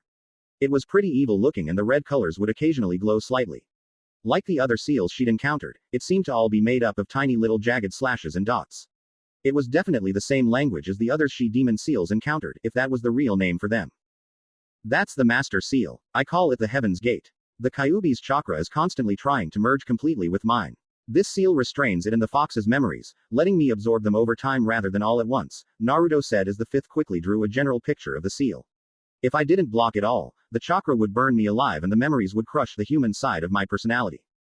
"Interesting. So even with your bloodline unlimiter you still can't handle the Kyuubi's chakra?" Tsunade asked as she put the finishing touches on the drawing. "There's only so much a human body can handle at once, Ba-chan. The Kyuubi was powerful. Very powerful. I've only absorbed a sliver of its full power and even that small bit has made me over twice as strong as I used to be," the blonde teen answered the Hokage. He waited patiently for her to finish scribbling down her notes. Not really surprising, in all honesty. Not even Yondaime and Gamabunta-sama could do more than lightly wound the fox and they were the strongest pair this land has seen for close to a century, the fifth muttered, mostly to herself as she finished writing. As she was staring at the seal on Naruto's back, she noticed something odd. "What are these for?" she asked as she traced one of the thin, black and red lines that extended from the large seal and out across his body. "I don't call it the Master Seal just because it holds all the power. It also controls all the other seals," Naruto commented. "Some of the seals need constant demon chakra and since I have a large reserve I can't directly use, I just connected them all to the gate of heaven. Bam! They get all the juice they'll ever need and I don't die in 5 minutes from chakra exhaustion. The Master Seal also rejects any other seal that touches my skin. I have to carefully customize any new seals match it perfectly. It reacts to foreign seals, painfully. Maybe even lethally. Hey, old snake freak will get a nasty surprise if he ever tries to give me one of his lame curse seals. Violently rejects any foreign seals connecting to it," Tsunade said as she wrote the words down. She glanced up and wryly remarked, "We can only hope he tries then. Next seal." "The mind's eye," the kitsune answered, while reaching up and parting the hair on the back of his head. Tsunade could barely make out the dark and red lines through the thick, blonde fuzz. "I can't see enough to draw it, so just tell me what it does," the Hokage ordered as she walked back around and sat on the standard rolling stool that was present in all doctors' offices. "It lets me search through the Kyuubi's memories like they're one big library," Naruto responded. "Like I said earlier, my mind can't handle 700,000 years of memory all at once. That's why I don't know the reason for the Kyuubi's attack on Konoha. This seal lets me search through and pick out individual memories. It also merges them with my mind once I'm done re-experiencing them, so I'm slowly absorbing it all over time. It also has a really annoying function that the fox put in without telling me. To make sure our personalities were balanced, the Kyuubi set up thousands of memories to be absorbed immediately. It also set up hundreds of thousands more with little triggers linked to them. If I see or hear something familiar enough to trigger one of those, it immediately sets off the memory and forces me to experience it right then and there. I blank out for a few seconds and can't react to anything. It's annoying and kind of dangerous, 'cause it leaves me open to attack." "Wait, that's what you did in my office. I said something that set off your memory," Tsunade said, as she glanced up from the open file. "Yeah, it was just some weird memory of a crazy spirit Kyuubi used to know," the kitsune replied, dismissing it with a shrug. "Oh, I see. Well, if the distractions haven't gotten you killed in a year, then I guess I shouldn't worry too much about it," the Godime said. "So tell me about your other seals. What's that weird one on your arm?" "This, Hell's Key," Naruto said, as he moved his left arm so the underside could be seen easier. On the inner forearm, just below the elbow, was a large, one-lined spiral seal. Looking closer, Tsunade noticed that it too was made up of small jagged marks. The spiral was entirely made out of red dots, though she noticed that the 3 outermost marks were blue-white and the 5 innermost marks were black. Each red dot represents 1/100th the Kyuubi's total chakra, the half-demon remarked, anticipating the fifth's question before she voiced it. The 3 blue ones show how much of the fox's chakra I've absorbed. That's basically what this seal does. Activating it releases the lock for 1 unit of the Kyuubi's chakra, letting it merge with me. That's how I absorb its chakra over time. And the 5 dark marks? Tsunade asked, briefly halting her sketching to poke the center of the seal with her finger. Remember the effects of the Yondaimi's seal? Naruto rhetorically asked. Those 5 marks represent the part of the fox that's been permanently destroyed. That demon chakra is gone for good. Oh, okay, the Hokage muttered as she jotted down her notes on it. Next. I guess the flesh burn, the kitsune said. He pointed at a seal on the outside of his upper right arm. It looked vaguely like 3 wavy lines connected at their ends. It was almost like a distorted Anbu tattoo. Flesh burn, Tsunade repeated in a sharp tone. No, relax. It's not as serious as it sounds, Naruto said, holding his hands up in a placating manner. As the Hokage calmed her medical and maternal instincts, he continued, the cultists, the Akatsuki were tracking me using demon seals. It's normally kind of tricky to track someone using the seals of any kind, but if they ever got a sample of my blood they could narrow my location down within a couple meters. There are also other, nastier things that can be done with a part demon's blood, so I made this seal to destroy anything that leaves my body whenever I get injured. Any blood or body part that gets separated from me for more than a few minutes destroys itself with the leftover chakra still inside it. Tsunade stared at him for a moment, then glanced down at the floor. Sure enough, the spot where the teen had flicked the blood off his hands earlier held nothing but a black soot mark. Curious, the Hokage grabbed a paper towel and ran it through the black grit. It wiped away easily, being nothing more than a fine, dark silt. She examined the smear on the towel for a moment, before crumpling it up and pitching it in the trash. Unsettling, but creative. So the Akatsuki can use demon seals too? The fifth questioned, her brown eyes narrowed. Yeah, though I don't know how, the teen said with a frown. Tell me about them, Tsunade ordered, setting her file aside for the moment. Alright, Naruto responded as he leaned back slightly. Tenma-fu are the demonic version of our seals. Ours mold and change the flow of chakra to change the properties of something, like a human or an object. Demon seals, though, work by bending or breaking the laws of reality through the use of chaos. They're extremely unstable and dangerous to use, even if they're crafted by a master. Only a very old and intelligent demon can make Tenma-fu safely. Even then it takes them a great deal of time to construct them. On the plus side, by using chaos they can do damn near anything. Of course, on the downside they can do damn near anything, which is why they're so dangerous in the hands of an amateur. As for how the Akatsuki can use them, the only thing I can guess is that they have help from some demon faction. Kyuubi suspected as much and that was one of the reasons behind the fusion. I don't know how many seals they've given the cloak freaks, but I definitely say it's a very bad thing that Akatsuki has their help. The only way a human can even use a demon seal is by having demon lineage to begin with, by signing a blood contract with one, or by harboring one in their bodies. None of those are good things, especially the last two. A contract opens up the human to demonic corruption and I think you can guess the results of another demon vessel running around. No kidding, Tsunade replied. She stared at the odd seals on Naruto's chest for a moment, before commenting, Jiraiya reported a few months ago that he found a cabin in southwestern Fire Country that had strange markings similar to the demon seals we've encountered so far. The seals were everywhere. It looked like some sort of brutal ritual had been performed. Did you have anything to do with it? Nope. This is the first time I've been in our territory since I left a year ago, the kitsune said with a firm shake of his head. I can only guess one of the cloak freaks were up to something. It was probably Tsurugi. He may have wandered north from Wind Country after I tangled with him. We already know that he can use demon seals, though whether it's through a contract or lineage I have no idea. Right. If he was a vessel, they would have used him for whatever plans they have by now, the Hokage said. Her face grew thoughtful as she asked the teen, tell me, is there any chance that it could have been something else? I know it was demon seals used because they're the same language as yours and the others we've seen, but could they have been used for a benign reason? Not a chance, Naruto confidently replied. Only a powerful demon lord can make seals advanced enough to be used in a ritual and there's only one lord that wouldn't harm Konoha, me. Demons don't pass out their private secrets as bait like the snake freak does. If there are seals of that caliber being used, then it was for a damn serious reason that probably means something bad for the leaf. I can't think of a single good reason for a normal person to use demon seals. Good, that just confirms what I've been considering ever since I saw that weird clone of yours, Tsunade firmly stated, as though she'd been expecting that answer. I'm making a law that bans all use of demonic seals or attempts to learn them, for any reason whatsoever. From now on, all demon seals are considered S-rank kinjutsu and illegal. Use of them will result in being immediately declared a missing nin of appropriate rank and hunter nins will be dispatched.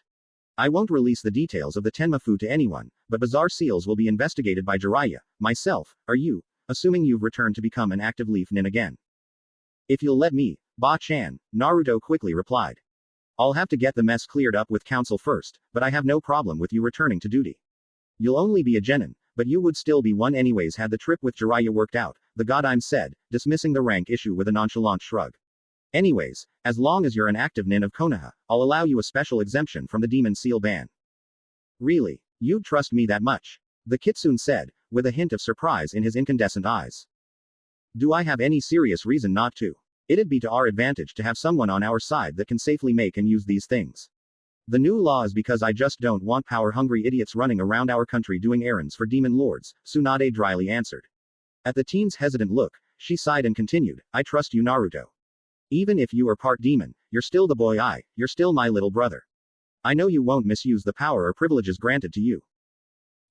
Thank you, Naruto quietly said, his face falling forward a bit. After a moment, he looked up at the fifth and said, I'm not Naruto, Tsunade. Not exactly. Even so, you're still very important to me. I promise I won't betray you. On my honor as everything I am. That's good enough for me, Tsunade replied with a small smile. It took on a wicked edge as she said, but just because you're hundreds of thousands of years old doesn't mean you aren't an ignorant little upstart that's always getting into trouble. And just because you're the Godime Hokage doesn't mean you aren't a washed-up old wench with a chronic gambling addiction, Naruto evenly replied with a similar smirk on his face. Brat. Hag. They gave each other similar smiles for a moment, just happy to be back in each other's presence again. Soon though, the sap grew too much for their naturally tempestuous personalities and they moved on to what they'd been doing earlier.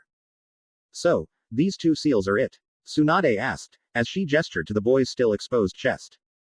Yep. Though they're nothing special, Naruto replied. He pointed to the one on the right side of his chest that looked oddly like a gothic wagon wheel of some sort, and said, gravity force. I use it to make a gravity field across my entire body. Like training with weights, but much more advanced and efficient. Its force level is adjustable and easy to turn off if I need the freedom of movement in a fight, so it's good for training and field use. I don't even notice I have it on anymore. Lee-kun would ask for your hand in marriage if you would make that seal for him, Tsunade deadpanned the first thing that came to her mind. Naruto didn't respond, aside from shuddering and muttering something about caterpillars. Right. And the other one? The Hokage asked, pointing at the seal on the left side of the teen's chest that resembled a streamlined pinwheel. Oh, spirit bind, Naruto answered, shaking himself out of his bushy eyebrow-induced daze. It restrains how much chakra I can use, forcing me to push harder every time I use a jutsu. It's kind of like kinking a hose part of the way. It also randomly adds ripples in my chakra flow, so I have to constantly adjust to stabilize it. It's great at building chakra control, though the first couple of months with it on are hell. And since I have a gravity seal on, I have to constantly use chakra as a buffer to keep myself from breaking the floor or chairs and stuff. With these two seals I'm always increasing my reserves and practicing my chakra control, even if I'm just wandering around. It's hard, but I need to do it so I can toughen my body and inner coils up enough for the next chunk of demon chakra I absorb. I've finally met someone who does rougher training than Guy. Guess I owe Jiraiya that 50 Ryo, Tsunade said, staring at the teen with a bit of a disbelieving expression. You don't know the half of it, Naruto muttered, getting a far-off look in his eyes. What are you talking about? The Hokage asked, slightly worried she had triggered one of the Kyuubi's memories. Oh, nothing much. I've just spent the last 7 months being trained by a madman.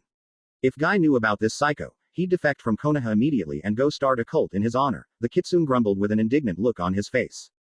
Who are you talking about? Tsunade asked, both puzzled and alarmed that there existed a man with a stronger work ethic than Maida Guy. Only the blasted Hyugakage of the hidden village of ice. Far away, a grizzled-looking white-haired man in his mid-50s sneezed across some important documents on his desk. He glanced out his frost-covered window of his office and scowled slightly. Blasted fox brat, quit gossiping about me. Glacier Shadow. Where the hell is Glacier Country? I've never heard of either it or that hidden village and we've never encountered ice nins before, Tsunade stated, with a puzzled frown. Not surprising. They keep to themselves for the most part. The only service they do outside their village is hunting missing nins. Aside from that, they just hang out in their village training constantly, Naruto casually replied. When I was in Star Country, I heard about them from an antique dealer whose sister married an ice nin. He wasn't allowed to visit her because their hidden village really is hidden, but she occasionally came to visit him in the hidden village of night. From her, he got the general idea that the ice village was way up in a really high mountain valley. Rumor has it that the nins there are so strong from all the training they do that their genin are a match for most other villages' chunin. I decided to check it out and I managed to find them after a week and a half of rock climbing and hiking across ice shelves. And they just let you in? The fifth asked with a raised eyebrow. Ninja villages weren't known for their hospitality towards outsiders. Actually, they took me before the Hyugakuji right off the bat. Said I was the first outsider to find the village on his own in over 160 years. They were pretty impressed that I pulled it off, even when they found out my healing factor was what kept me alive long enough to find them, the kitsune replied with a small embarrassed, yet proud shrug. I told their cage I was looking for a good place to train and asked if he'd let me hang out there for a while. Unfortunately they don't trust people from other villages much, so I had to pass a bunch of crazy tests to prove I was worth it. His first one was pitting me against his granddaughter in a sparring match. Naruto fixed Tsunade with a sharp look and said in a serious voice, "Do you have any idea what it's like to be kicked in the crotch with a leg covered in a freezing jutsu?" The Hokage winced and asked, "Ouch. No, but I can imagine it hurt like absolute hell. How's everything down there?" "Oh," the teen said, a slight reddish tinge appeared in his whisker-marked cheeks. Fine actually. It only took about 20 seconds or so to heal the bruising and frostbite. I got her back by setting her butt on fire when she was walking away. Man, was she surprised. Young love, Tsunade said with a vicious smirk. Naruto snorted and replied, "PFF'd, yeah right. We were at each other's throats most of the time I was there. It got worse when I passed the Hyugakuji's tests and he started training me personally. I can't imagine why that girl would be upset at missing out on that man's torture. Shimiyaki Marushi is more sadistic than even that creepy Ibiki guy. No matter what anybody else says, I know it." "What kind of training did he have you do?" the fifth asked as she settled onto her stool. It was always interesting to hear about other villages' training techniques. "Well, he started me on snow walking for a while. When I mastered that, he moved me up to ice repulsion. Course, those were just his tests to see if I was worth his time to personally train. He had me doing missions for a few months after that, before he said I was good enough to learn his advanced stuff," the teen said, before he scowled darkly. Or at least that's what he claims. Personally, I think he was just trying to see if I could survive his torture or not. "You keep saying torture. What training technique could be so bad?" Tsunade sarcastically asked. Naruto rolled his eyes and grumbled, "One-legged mountain climbing." The Hokage stared at him for 10 full seconds before she said, "Excuse me." "I said, he had me do one-legged mountain climbing," the kitsune repeated, rubbing one of his temples. He always got a headache whenever he thought about that accursed training technique. "And how, pray tell, does one go about climbing a mountain with one leg?" Tsunade asked in the dry tone to end all dry tones. "One ties one's arms behind one's back. Then one folds a leg and lashes it together at the ankle and upper thigh. Then one uses chakra to jump, stick, and jump again all the way up a mountain until one reaches the peak," Naruto replied in an equally dry tone. His expression turned a little thoughtful as he shrugged and said, "Or until one runs out of chakra and falls to their death, I suppose." "That's the most suicidal thing I've ever heard of," the fifth deadpanned. "That's what the Glacier Council said when they banned it 70 years ago. Death rate got too high. They also said the man who invented it must have been legally insane," the half-demon replied. "I have to say, I agree with them," Tsunade said as she crossed her arms. "Well, the Hyugakuji at the time didn't, and when he trained Shimiyaki as his successor, he had him do the same exercises," Naruto said. He grinned a little proudly and said, "According to the Hyugakuji, the current one, he and I are the only people alive to have pulled it off successfully." "I'll be damned. So what else happened after you mastered it?" the Godime asked. "Nothing too much. He just taught me a few jutsu, his personal taijutsu style, and Naruto trailed off a bit, looking a little embarrassed. He asked me to succeed him as the Glacier Shadow when he retired. I really impressed him. I got the feeling he thinks of me as the grandson he never had." "He asked a Leaf Nin to take over his job?" Tsunade demanded incredulously. "Well, actually I'm an Ice Chunin, so technically it's alright for him to ask. Though he said I'd have to swear total allegiance to the Ice Village and marry his granddaughter before I could take the position," the kitsune said with a dark blush covering his cheeks. Tsunade was seriously torn between belting the teen for defecting, even temporarily, and laughing her ass off at the Hyugakuji's offer. She decided to take pity on him, seeing as it was his first day back and he looked suitably embarrassed.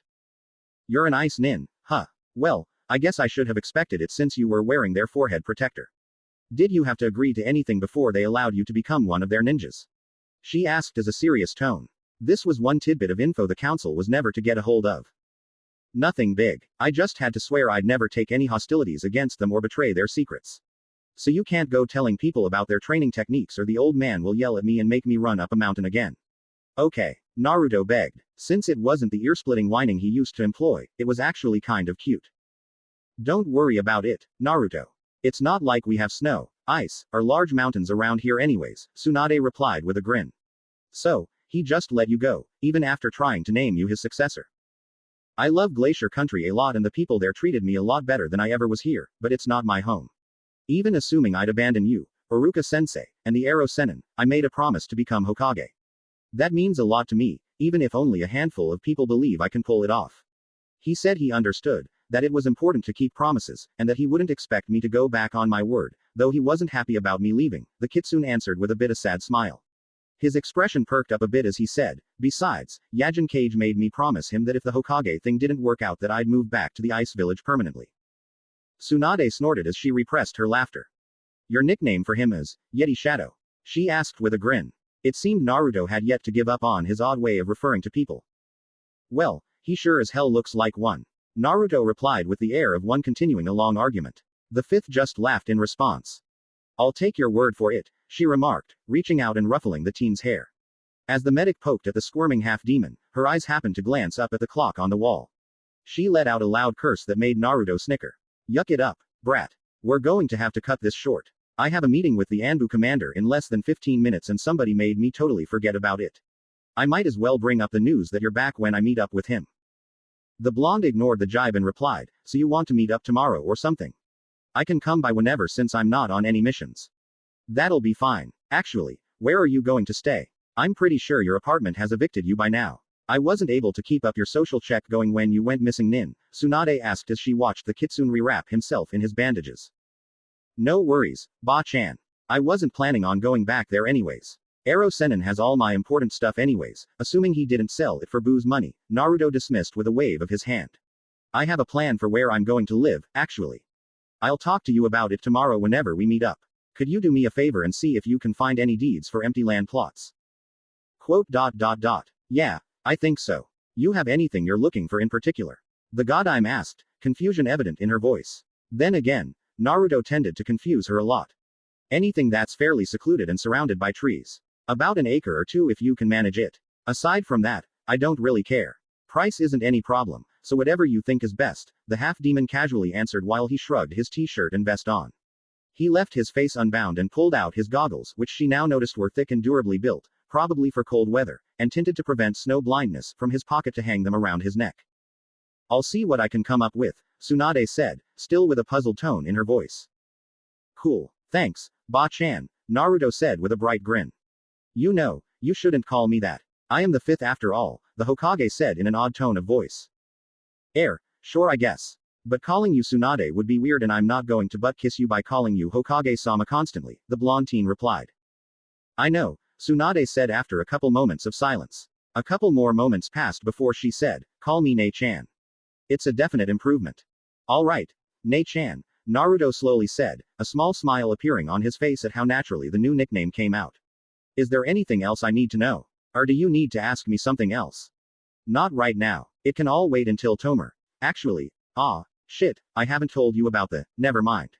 I'll deal with it tonight. Why don't you go find a hotel to stay at? If they refuse you service just shapeshift or something, the Hokage answered with a wave of her hand.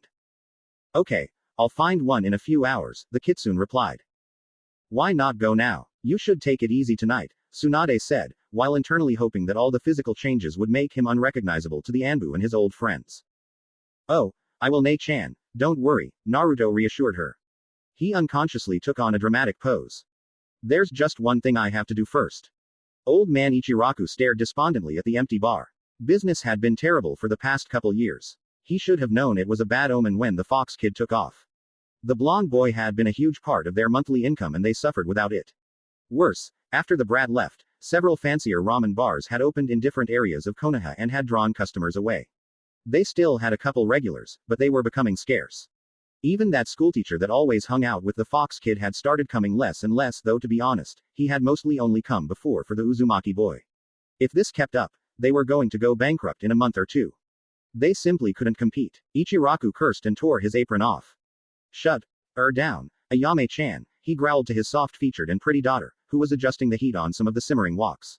She glanced up in confusion at her father, who simply gestured at the empty bar. No one's coming. It's almost 6 o'clock. If people were going to show up for the dinner rush, then they'd have done it by now. The waitress sighed and said, "Okay, Tusen." The old man forced the depressed expression from his face at his daughter's downcast look. "Cheer up, Ayame-chan. It'll work out," Ichiraku said reassuringly, even though they both knew he was lying. "I guess," Ayame said as she turned off the stove burners. "It's too bad Naruto-kun left. We could always count on him being in here eating all of our stock. Hee. I remember the time he ate over a third of our ramen during the lunch rush and we had to shut down half a day early." "The time," Ichiraku replied with a bit of a grin. "Ayame-chan, the little runt did that every other week. Or at least every time Yumino-san got his paycheck." "Hee. I know," the waitress giggled. "I guess he did it so often it all bled into one memory. Still, if he was here." "But he's not," her father firmly replied. He sighed a bit, remembering how bad the boy had looked when they visited him a year ago at the hospital and the shocking announcement of his disappearance. The kid has enough problems on his plate as it is. He probably has some serious business to take care of and I doubt he'll be back anytime soon. "I know, Tusen," Ayame said with a tired and slightly worried look. Naruto really was a sweet kid, despite what the other villagers said. She didn't like the thought of him wandering off to Kami knows where, especially with the sound going on a rampage. He'll probably be disappointed when he comes back and finds out we've gone under. "I suppose he will," Ichiraku said, leaning his back against the bar. He idly fiddled with a ladle as he continued, "Too bad though. Ichiraku Ramen is going bankrupt and nothing can be done about it." "Like hell it will." Both Ichirakus whirled about to the entrance of the bar and stared dumbfounded at the person standing there. Uzumaki Naruto stood just inside the flaps hanging from the roof. He looked different than he used to, Ayame noted with a blush, but there was no mistaking the boy, teen that had practically lived at their food stand for years. Naruto had a dramatic stance to his footing and fire blazing in his incandescent eyes. He let out an ear-splitting war cry laced with demonic fury so loud that it cracked the windows of nearby shops and caused all the Inuzuka dogs to start howling over a mile away. "Behold, I have returned," he announced as he stepped further inside. "And Ichiraku Ramen goes out of business over my stone-cold corpse." "Oh, Naruto-kun," Ayame said with hearts in her eyes, that had previously been reserved only for the times when that mysterious ninja Kakashi dropped by. "I've eaten at 163 ramen bars in the last 2 years. 163. And you know what they all had in common? They all sucked ass." Naruto bellowed as he stepped up to the bar. Old man Ichiraku still had the frozen look on his face, even as the blonde teen continued, "Ichiraku Ramen is the best damn ramen stand on the face of this earth. I'd rather eat stale instant ramen than at any other bar on the planet." "Why you mean?" Ayame started to ask, seeing as her father was still too shocked to speak. Naruto reached into his shorts and pulled out a leather folding wallet with a brightly colored frog face imprinted on it. He pulled a thick wad of bills out, that didn't even dent the overall amount, and slammed it down on the counter. "Give me all the ramen you have." The kitsune roared into Ichiraku's face as he leaned halfway over the counter. For several moments, there was silence as all three stared at each other.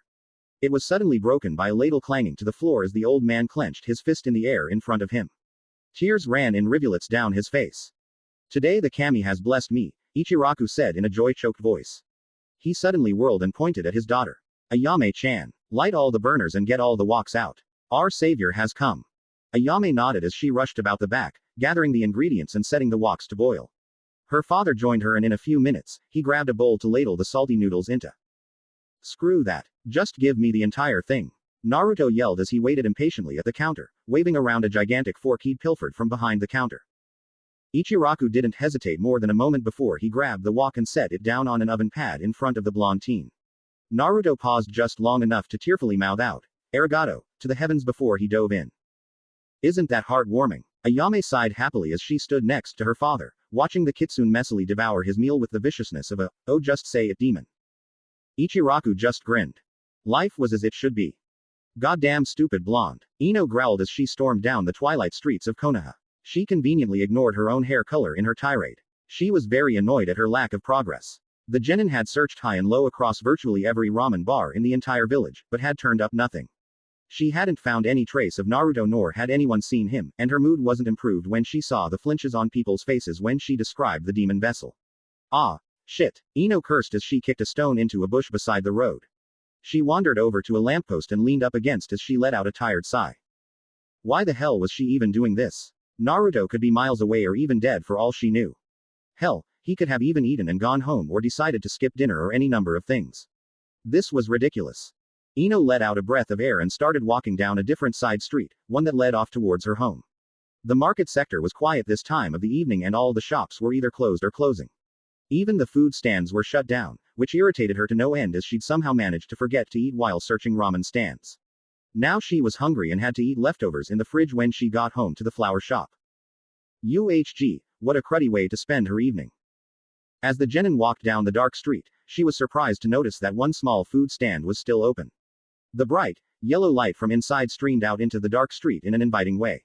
Feeling her stomach growl, Ino decided to grab something to eat there, whatever the place was. As she walked closer to the place, she suddenly felt something surge through her bloodline senses. It was familiar, yet alien at the same time. It felt similar to the odd dreams she still occasionally had. Without really meaning to, the blonde teen silently made her way over to the entrance. Several voices were chatting inside, though she didn't recognize any of them. One of them erupted into deep, loud laughter that struck the genin with that same peculiar sense of familiarity, though she still couldn't place it exactly. It wasn't the tone or the volume, it was just the way the person laughed. It was like he put everything he had into enjoying the moment. Ino reached a hand out and gently parted one of the flaps to peer inside. Up and guess what she was doing? Walking away from me, and right after she kneed me in the crotch hard enough for my grandfather to feel it. I'm telling you, I saw red. So did she, come to think of it after what I did to her, the familiar voice was saying. The genin couldn't really see who it was, as her eyes hadn't adjusted and he had his back to her. So what did you do? A light, feminine voice asked. It was obvious the loud person had her attention riveted. Haha, I did a Kaden on her backside. She started hollering bloody murder and running around swatting her ass. She finally ran outside and slammed her butt in the snow. She walked funny for days after that, the deep voice responded with a smug chuckle. That's great, kid. Taught her a lesson. People shouldn't go around hitting other people in the jewels during sparring matches. Hell, there was this one time, way back before even Yondaime-sama was chosen, when I ran into this wasp of a woman who had the biggest pair of, oh, hello, miss. Can I help you? An older voice suddenly asked, startling Ino and bringing the other two speakers' attention on her. Kind of, the genin replied as she stepped through the flaps entirely. I was just wondering what kind of food you guys serve. Ino trailed off as the person she'd been so curious about turned in his seat to look at her. Sticking her finger in a light socket wouldn't have shocked her as much as the boy sitting in front of her. Different eyes, different hair, slightly different face, and definitely a different build, but she still knew who this was. Uzumaki Naruto. About time you came back, the genin finally said when she noticed 3 sets of eyes staring at her and waiting for her to say something. Damn, she finally meets him and now she has no real idea what to say. Not to mention she was giddy, nervous, and annoyed all at the same time. It sucked being a teenager.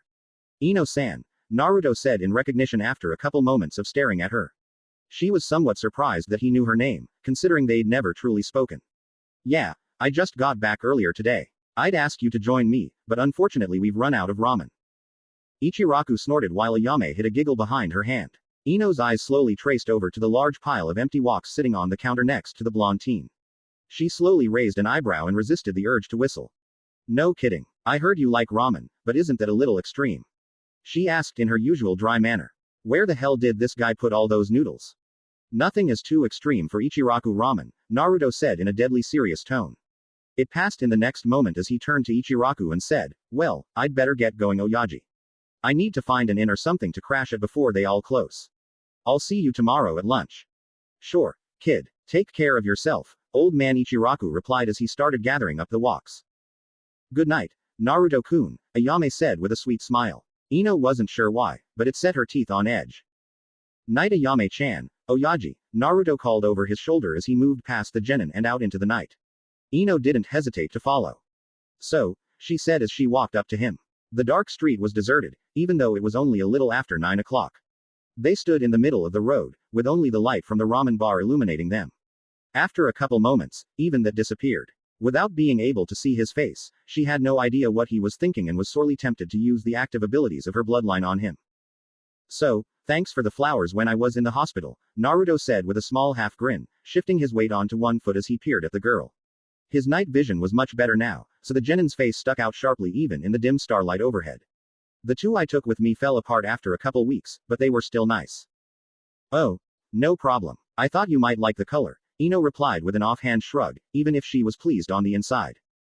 Yep. Well, I gotta go find a place to stay. See you around, Ino-san, the taller teen casually said as he turned and started walking down the street. Ino stood in shock for a moment, watching the other blonde walk away just 2 minutes after they'd met. The way he carried himself spoke of an inner confidence gained through overcoming life's challenges, and, she had to admit, it suited him well. And, of course, it made him all the more interesting. It was so different from Sasuke's arrogance, and that just made it all the more appealing. Naruto's self-confidence reminded her strongly of someone else's. Her own. She'd worked her ass off this last year to prove to herself, her teacher, and everyone else that she was strong, skilled, and formidable. And she was. The only people who didn't respect Ino's abilities were either people who didn't know she existed or arrogant idiots. She wasn't insanely powerful like the Sannin, nor did she know 1,000 jutsu like Kakashi, but she got the job done and would likely take down any opponent with her even if she was beaten. But through it all, no matter how many Junin and elite she impressed, there was always one person at the back of her mind. The person who had sparked her powder keg and got her on the path she walked now. The person who had a direct influence on her bloodline's awakening. The person who she wanted to respect her, more so than even Kakashi and Sakura. And he was walking away from her. Hey, Uzumaki, Ino yelled as she followed the teen and quickly caught up to him where he stopped in the street. Her mind raced as she came up with a plan in her head. Did you speak to the Hokage today? Yeah, I did, Naruto replied with a slightly suspicious look. Did she get rid of your missing nin status? She asked with a fake innocent voice. Reaching out with her bloodline, she could tell he was growing more distrustful by the moment. No, but she said she'd be taking care of it soon, the kitsune slowly replied, not really sure what the girl was getting at. So it was common knowledge he was a missing nin, huh? He'd have to watch his step in the future. Oh good, Ino said with a sunny smile. That means I can go alert the Anbu to come and hunt you down. Oh okay, Naruto slowly replied as he subtly slid into a relaxed fighting stance. Why the hell was this girl threatening him? He didn't really fear Konoha Anbu, which were a joke even in other hidden villages, but no one wants to fight a large crowd of elite shinobi. Besides, Tsunade would have his ass if he crippled or killed a bunch of her leaf nins. And why would you do that? The teen asked, trying to get a feel for this odd blonde girl.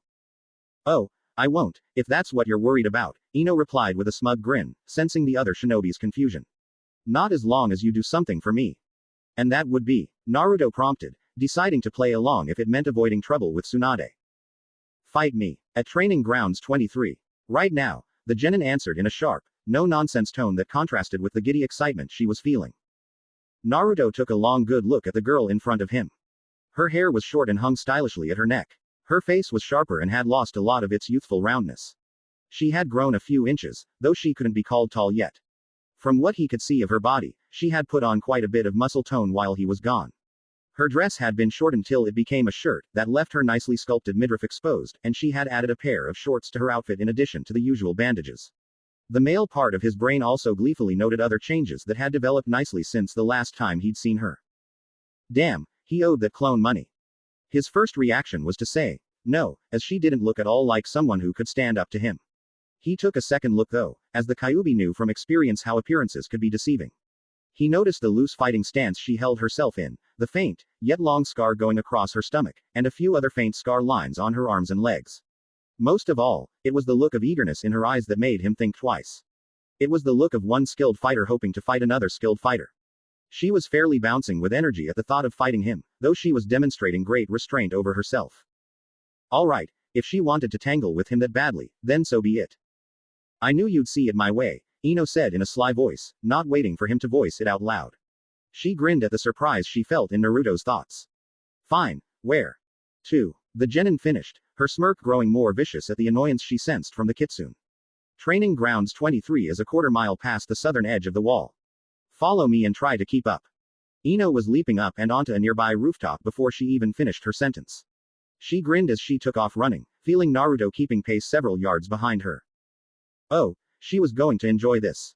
Naruto idly cracked his knuckles as he watched his opponent. Ino stood across the narrow clearing a good 100 feet away from him.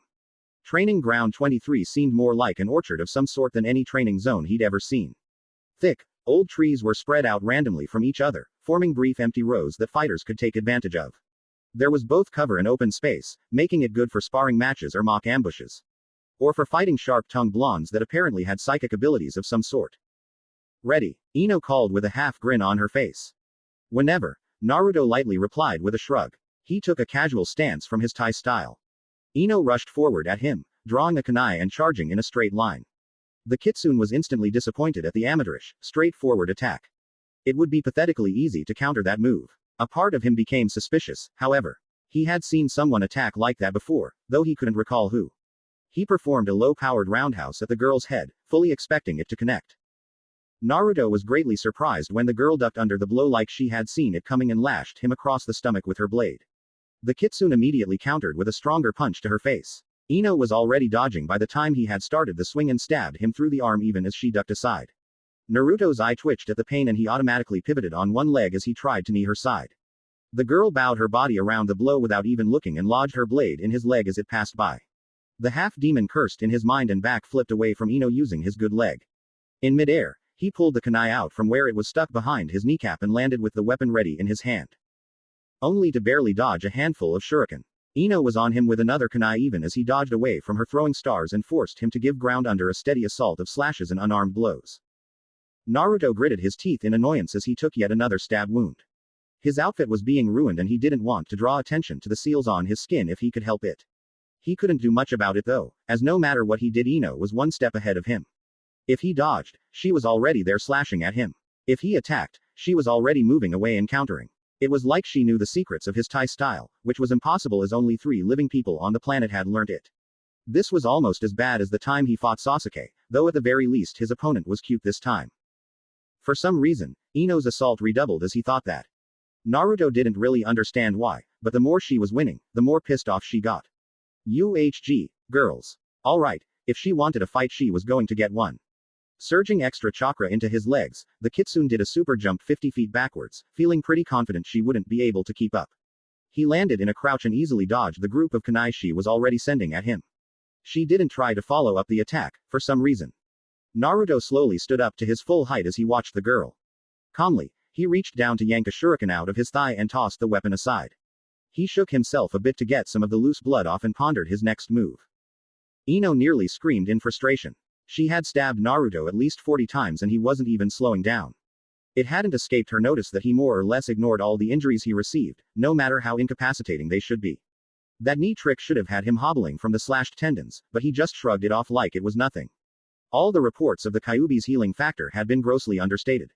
She had burned out a chunk of her stamina with that assault and he wasn't even panting. At this rate, she was going to lose the fight simply because he could take this level of punishment all day without any problems. What really ticked her off was that he knew it too and wasn't taking this fight seriously. He'd even had the gall to compare her to that asshole Sasuke. The genin completely ignored the morality of reading someone else's mind as she worked herself into a rage. Goddammit, she is neither weak nor a traitor, and to imply both, even in such a roundabout way, made her vision turn red. Shrug this one off, jackass. Ino roared as she formed 3 familiar hand seals. A blaze of bluish energy crackled into existence around her right hand. Chidori. Naruto's semi-idle mind cleared and sharpened so fast, Ino felt like she'd been doused in a bucket of ice water. She nearly lost control of the jutsu from the sudden gear shift in the kitsune's psyche. The other teen was now analyzing every previous moment of their fight and calculating how best to counter her imminent attack. He was also considering the best way to go about breaking her arm to dispel the Chidori, and the methods he was debating using put many hunter nins to shame. He was a completely different fighter than he'd been moments ago. The genin had the feeling she'd just awoken sleeping giant. Oh crap. And she wanted to fight this thing. Ino shook the thoughts from her head and narrowed her eyes. Yes, she did want to fight him. Hadn't she been the one complaining earlier this very day about the lack of challenging opponents? With that, the girl mentally prepared a second jutsu and rushed at the other teen. Naruto had snapped into serious mode the instant he saw the Chidori crackle to life and heard the familiar chirping sound. That explained everything odd he'd noticed about the fight. Everything about the girl screamed Kakashi's personal training. From the way she held her kunai, to her body movements bastardized from Lee's taijutsu, to the way she anticipated his movements with ease, it all held a link to the Junin. Leave it to copy fucking ninja Kakashi to find another prodigy just like him. Having never truly fought Lee or Kakashi, the kitsune didn't know how to properly counter Ino's style. He quickly thought out a dozen different ways to break her arm, but discarded almost of them as useless. Well, maybe it was time to get serious. Naruto sunk into a deep stance and prepared to counter Ino's imminent attack. When the girl smirked triumphantly, he instantly knew he'd made a mistake somehow in not trying to avoid it. Ino grinned and powered her bloodline up to full at the same time she made several one-handed seals with her left hand. The look on Naruto's face was priceless as several large, spiky vines ripped out of the ground and wrapped themselves around his legs and hands before he could move. He tried to pull free, but found he was held totally immobile. He wasn't too panicked to miss the fact that the vines had no scent for some reason. He glanced up at the genin fast approaching. Without his hands free, he had only one good option to slow the girl until he could break free of her jutsu. Ino's grin faded as Naruto's blue eyes turned blood red and grew dark slits. A surge of rage and hatred on a scale she'd felt only once before slammed straight into her mind. It was made worse by her mental connection to the kitsune. She felt her resolve shrinking and her baser instincts being toyed with. Terror grew in her and her pace faltered till she slowly came to a stop 10 feet in front of the other blonde teen. In her growing panic, the genin tried to run away, though she found her body unable to move. She gritted her teeth as horror and fear swamped her senses, making her feel like she was being choked from the inside out. And then it was just passing through her, barely affecting her thoughts. Ino blinked, a sense of deja vu hitting her. It was just like when the Kyuubi's terror wave hit Konoha a year ago. She was feeling the animal fear and it was swamping through her mind, but she felt strangely detached from it. The terror was there, but it wasn't terrifying anymore. The genin grinned slightly in satisfaction as she eyed Naruto. So he could use the Kyuubi's instinct manipulation, huh? That must be handy in a fight. Crippling an opponent with mortal fear was an excellent way of creating an opportunity to end a fight quickly or to halt an enemy's attack. Looking down at the Chidori still crackling in her hand, Ino's smile turned grim. Not in this fight, Uzumaki. Naruto let out a foul curse in the fox's tongue as the girl shook off his terror and rushed at him again. Still, he had bought enough time to put his plan in motion. Summoning up the demon chakra he had gathered in the few seconds Ino had been stunned, he knelt slightly and unleashed it as his jumped straight up. He figured he was caught in some sort of illusion as he couldn't actually smell the vines. That being the case, he could break free by forcing his body enough in one direction. The genjutsu wouldn't be dispelled, but it didn't matter if his mind was being tricked or not as long as his body was flying upwards almost 80 feet in the air. Ino stabbed with her chidori towards Naruto's right thigh, as she only wanted to cripple, not kill him, and he'd probably heal up from it eventually anyways. If he'd survived one to the chest 2 years ago, then he could easily survive one to the leg. She was greatly surprised when he disappeared right before her eyes. She managed to maintain her jutsu, though her unconnected jab caused her to stumble forward and nearly plow the ground with her chakra-enhanced hand. Quickly, the genin searched for her opponent's mind and found his thoughts coming from straight up. Her jaw dropped at the sheer height he'd managed to achieve in a single jump. Naruto, for his part, wasn't nearly as pleased with his stunt. Going straight up broke him through the genjutsu, but now he'd just come right back down and would probably land right on top of that blasted chidori. He didn't really know any jutsu could be directly used for changing direction while in midair, so there was little he could do but improvise. The kitsune grew a wicked fox grin across his face at that thought. He was good at improvising. A series of loud cracks accompanied the arrival of 5 cage bunchins in the branches of a nearby tree. One clone held its arms out and the other clones grabbed onto them, with 2 on each arm. The 4 bunchins swung backwards for a moment, then launched the clone forward and right into Naruto's path. The kitsune held out his arms and the cage bunchin grabbed his hands with its own. The clone's momentum kept it going forward and they spun in place for a second, before the bunchin released Naruto at the perfect moment. The kitsune was propelled a significant distance away. The blonde teen hit the ground in a perfect roll and smoothly rose into a fighting stance, as 5 high-pitched popping sounds announced the shadow clone's disappearance. All Ino could do was drop her jaw lower at the seamless acrobatic display. So he taught you Chidori, huh? Naruto calmly commented, his mind analyzing the way Ino had fought up until now. Kakashi would never have done that unless you had some sort of ability to read an opponent's moves before they make them. I should have guessed that from the start, seeing as how you perfectly evaded my fighting style. Care to enlighten the ignorant? Ino regained her composure and said, I have a bloodline limit that gives me psychic abilities. It can do all sorts of things, from allowing me to sense when people are near to sensing lies to feeling people's emotions. By reading an opponent's surface thoughts, I can anticipate their actions in a fight. I don't fight through my surface thoughts. I fight mostly on instinct, the kitsune replied as he narrowed his eyes. True, but you're always thinking even if you don't realize it. There are constant signals back and forth throughout the different levels of the brain, even if you're primarily using only one part of it. Your surface thoughts ripple and shift in response to instinctive actions as much as they do to actions you think out. Hataki and I spent a lot of time training me on how to recognize which signals are which and what they mean. The end result is I know what you're going to do almost before you do, the blonde girl stated matter-of-factly, her smug face reflecting the blue glow of the Chidori. No kidding. Well, that makes you rather tricky to beat then, Naruto said with a slightly impressed look. Mastering such a complex way of reading an opponent's mind on the fly during a fight was no small feat. Ino, it seemed, was far more dangerous than he'd given her credit for. Oh well, people make mistakes for a reason. So what else does that bloodline of yours do? Ino grinned grew wicked as she said, I'll give you a free demonstration. Naruto tensed and grew ready to spring into motion in any direction. The blonde girl was making one-handed seals again, though they were totally different from the previous set. The kitsune's eyes widened as the world went dark around him. The forest, the stars, and, most importantly, Ino all vanished. He couldn't see anything. A jolt of tension hit him as he realized he couldn't hear anything either. The only reliable sense he had left was his sense of touch, and the only thing he was going to feel was a whole lot of pain when that Chidori hit him. What the hell was all this anyways? She'd said it was part of her bloodline, but how she was. It came aware in total darkness. No sight, no sound. Boiling heat surrounded it from every angle. It held no true form to speak of. It was little more than a ball of energy and thought. It extended a tendril of itself, only to find something solid obstructing its path. It surged outward on all sides, feeling the barrier block its every attempt to break free. Rage. Rage and blistering fury filled its thoughts. It wanted free. How dare something hold it back? Heat exploded around it as it seethed and writhed. The barrier softened and it took the opportunity to slam at the weakest point of its prison. The barrier cracked. It surged more and more of itself into the weak point, sliding into and through the breach. Countless layers and layers of the unknown substance were melted or pushed aside as it forced its way through. It finally broke into a large chamber full of a molten material. It flowed through the boiling liquid, trying to find a way out.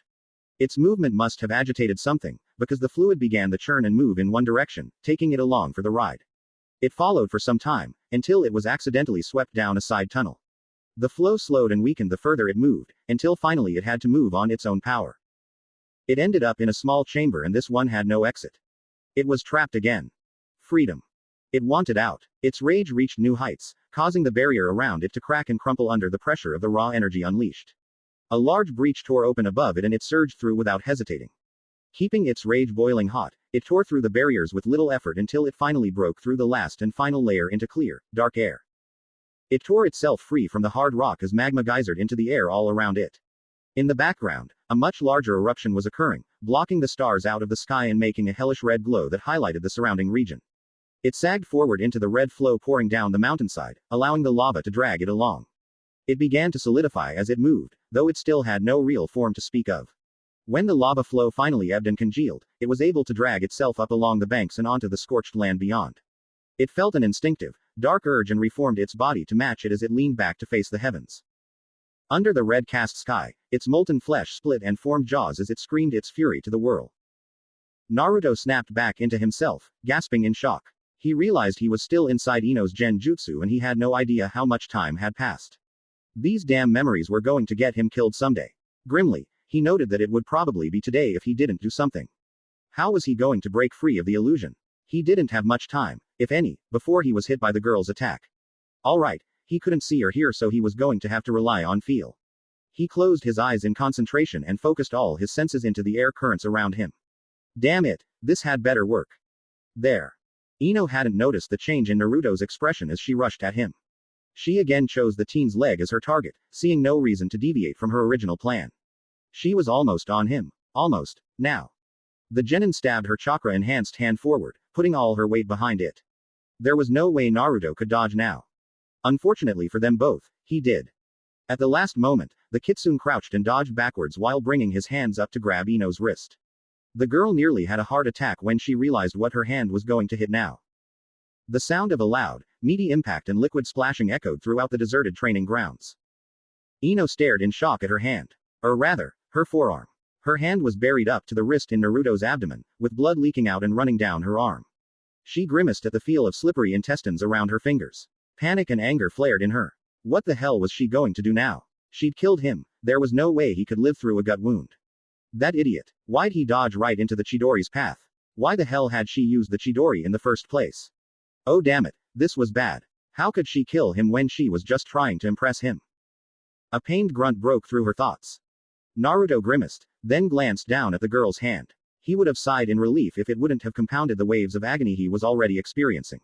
He'd managed to catch the girl's arm and kept the blow from penetrating all the way through him. He was not eager to attempt regenerating his spinal column. He'd gotten lucky. There was only one thing for the kitsune to do now. He locked his hands tighter on the genin. This was going to hurt like a bitch. Ino could only watch in mounting horror as Naruto's hands tensed on her forearm and slowly pulled her hand out of his stomach. Her arm came free with a deep sucking sound and blood poured freely from the hole in the other teen. The kitsune let out a shaky breath of pain, before he narrowed his eyes in concentration, though they weren't focusing on anything in particular. As he didn't release his hold on her, Ino had a front row seat for the bizarre sight in front of her. The wound was closing. The blood flow stopped, torn intestinal tract bound itself back together, and muscle regrew to cover the whole mess right before her eyes. A sticky pink film developed on the muscle sheet, then thickened and paled into a layer of perfectly healthy skin. No more than a minute had passed and he was perfectly fine. Unfucking believable. Grossly understated indeed. Naruto slowly cracked his neck and tenderly flexed his new abdominal muscles before he let Ino go and stepped back a pace. The genin, for her part, was more than a little nauseated and awed by the display. To heal a mortal wound in moments was not an ability that could be taken lightly. Hell, it made no difference if she had connected her blow to his leg or not. It wouldn't have crippled him more than a minute. No wonder he wasn't worried about any of the injuries he'd taken during their fight. Leaving a lasting injury on Naruto was like trying to punch a hole through a pool of water. Any effect you achieved was gone in moments. So, free demonstration, huh? Naruto dryly asked, breaking Ino out of her shock.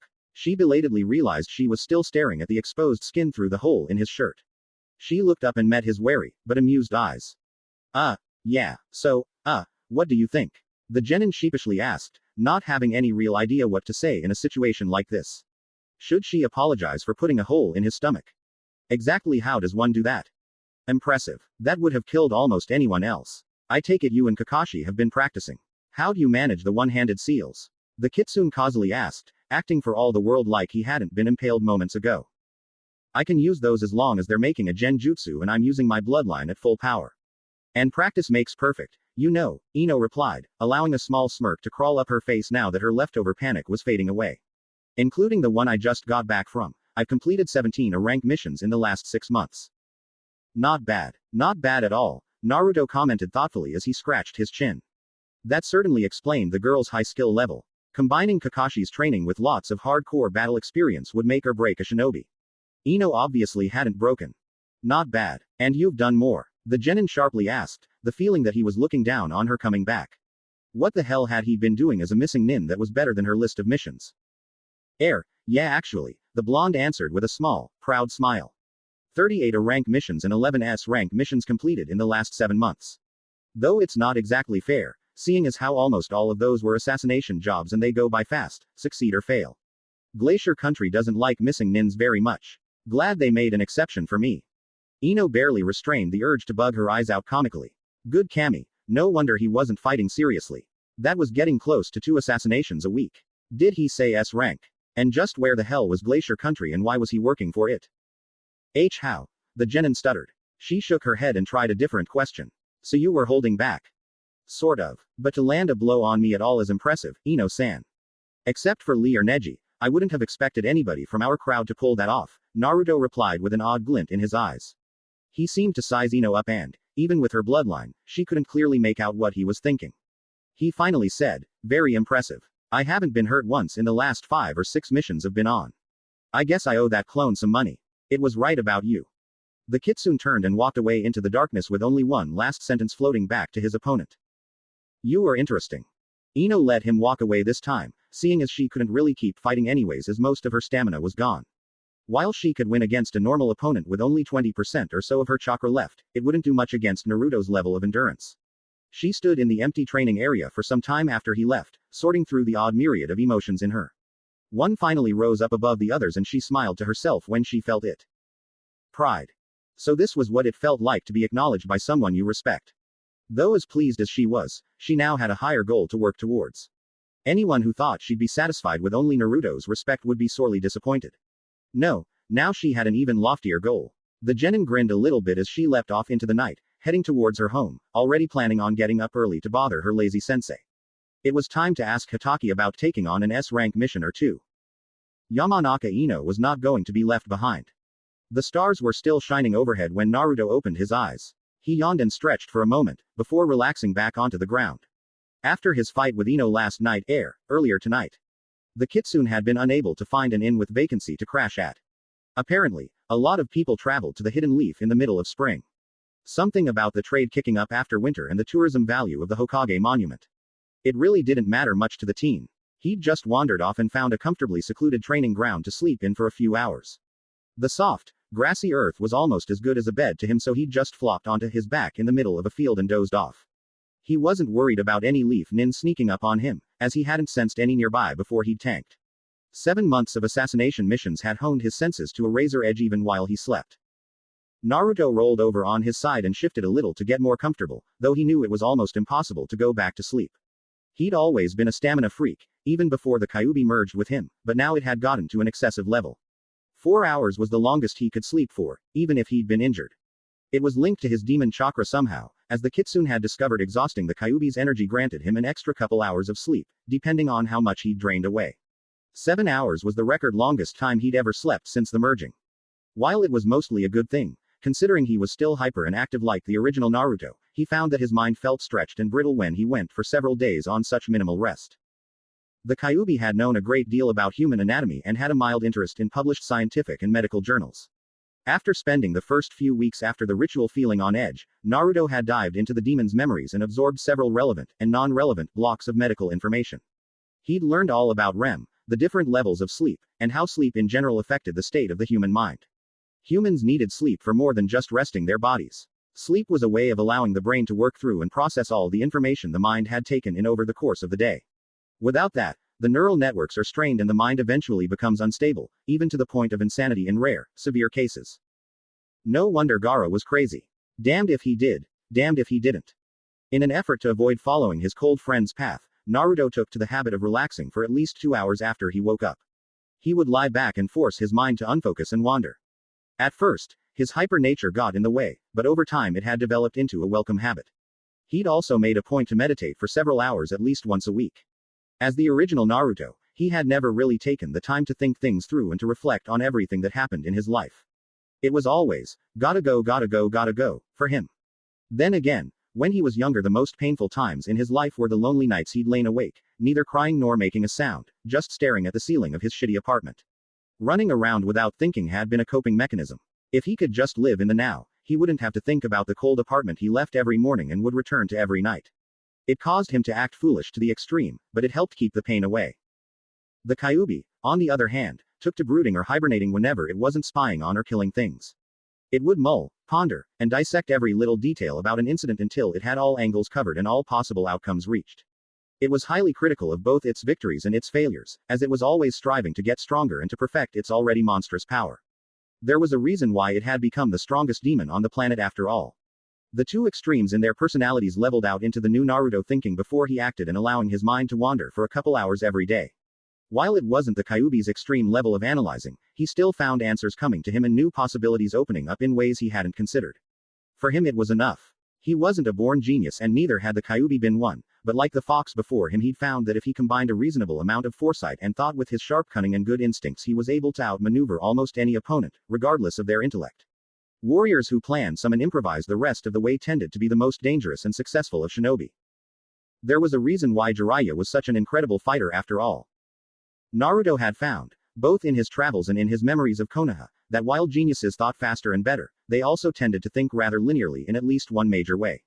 That wasn't to say they couldn't adapt, it was just that no matter what they held something constant in their minds. That rigid way of thinking led to mistakes that were surprisingly blatant to everyone else. For instance, Sasuke was always certain of his superiority, even against an opponent far more powerful than he. It was obvious to Naruto and Shikamaru that Gaara was an enemy that the Uchiha simply could not beat, no matter how much training he had done in a month. The look on Sasuke's face when he realized that fact would have been comical, if it weren't for the fact that they were all fighting for their lives. Neji had been certain that things always worked out a certain way, no matter what. Naruto couldn't imagine a more linear mind if he tried. The Hyuga had been absolutely convinced that he would beat the dead last and it never once crossed his mind otherwise. Neji had then been absolutely shocked when Naruto managed to recover from his attack and tip the scales in his favor during their fight. The Hyuga boy hadn't bothered to think out an extra strategy in case the blonde boy survived his attacks and had been left wide open for Naruto's counter. Really now, they were ninja. Of course an opponent will fight dirty or pull out a hidden move no one was expecting. They'd only been trained to do that since they were kids. Kakashi was always certain he had a situation pegged, no matter what it was. While he was usually right, Every now and then something he hadn't considered a possibility came out of nowhere, and left him blindsided. He had been certain Sasuke could beat Haku and was shocked when the feminine boy displayed an advanced bloodline. The copy nin was sure that guy had made a mistake in all the abilities he'd taught Lee, then was stunned at the boy's amazing prowess. He was certain Sasuke had more potential than Naruto and thus invested all his training into the boy, only to be dumbfounded when his other student displayed a superior jutsu. Naruto had learned from Jiraiya that Kakashi had also been reasonably certain that his Sharingan could combat Itachi's, to some degree, at least, and was decimated by the rogue Uchiha's attack. Worst of all, the Junin had been sure that Sasuke would never betray the village or turn on his friends, regardless of all the signs that had pointed otherwise. Naruto wasn't sure what his former teacher's reaction to that news had been, but he was pretty certain that the copy ninja had a shocked stupid look on his masked face. Some people just never learned until it was too late. And of course, the most infamous genius of all, Orochimaru. That guy was ridiculous. Elaborate planning, no matter how well done, was just going to result in unseen casualties and a higher rate of failure. What was that old saying the humans to the east used to say? The best laid plans go to waste. Humans were naturally unpredictable creatures, no matter how much they seemed otherwise, and even without including them into the equation, there were still thousands of unknown variables and unforeseen obstacles. No plan of action could ever take everything into account, no matter how much material was covered. The Snake Sanin's greatest weakness was that when one of his plans hit a snag, as they always did, he had the damnedest time working around it and often took a severe counter-attack while he was replanning his strategy. Sandaime had proven that much when he stripped his former student of the use of his arms. While Orochimaru managed to handle some things that went wrong, his overconfidence and inability to adapt to unforeseen problems was going to be the death of him someday. Preferably by my hand, Naruto grimly thought to himself as he stared at the twinkling stars overhead. That man had killed Sandaime over a temper tantrum about who got picked to be the fourth almost 20 years ago. A kind old man, who wanted nothing but peace for his people, was murdered by a spoiled brat on an ego trip. That was reason enough for the Kitsune to kill the hermit, but Orochimaru hadn't stopped there. He'd committed the absolutely unforgivable sin as far as Naruto was concerned. He'd hurt Naruto's big sister. Both Jiraiya and Shizune had commented on the serious injuries Tsunade had received during the fight while shielding Naruto. Jiraiya had even gone so far as to ask about the kinjutsu she used to heal herself, though he'd shut up immediately at the dark looks the other Sannin and her student had sent his way. Obviously there was a price to pay for using her Suzu Seisei seal. The Kitsune had picked up on it and pestered them all until Shizune had finally taken him aside and told him what was wrong. Tsunade had lost years of her life during that fight. They had no idea how long she had yet to live, but her lifespan had been irreversibly shortened.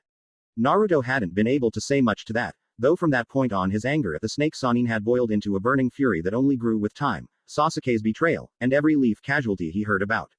His thoughts on the whole matter could be simplified into one simple concept. Orochimaru would pay. End of story. Out of all the geniuses Naruto had ever met, Shikamaru was the one with the greatest potential. The only line of rigid thinking that the Kitsune had observed in the Nara was that he occasionally took things at face value. His panic over Ino's stunt in the preliminaries and his underestimating of several shinobi, including Naruto, were examples of that. However, unlike most of the genius crowd, Shikamaru learned from his screw-ups. He'd fuck up, nearly get killed or make an ass out of himself, and then he'd think about where he went wrong. Shikamaru didn't brood about his failures like Sasuke or the Snake Freak, he learned from them. In that way, he was always getting better, victory or defeat. That was a powerful mindset that easily countered his habit of overlooking some things. Well, Naruto had to be honest and admit, the Nara also has another weakness: he's a lazy bum. He didn't train much or have much interest in learning new skills, so he was almost always fighting an uphill battle whenever he tangled with someone. Every time Shikamaru went into combat, it was like he was playing chess with a king, a knight, and a handful of pawns against someone with a full team. He could still win in theory, but the odds were heavily against him. Still, it was impressive how much the Nara boy pulled off with what he had. His performance during the Chunin finals was incredible.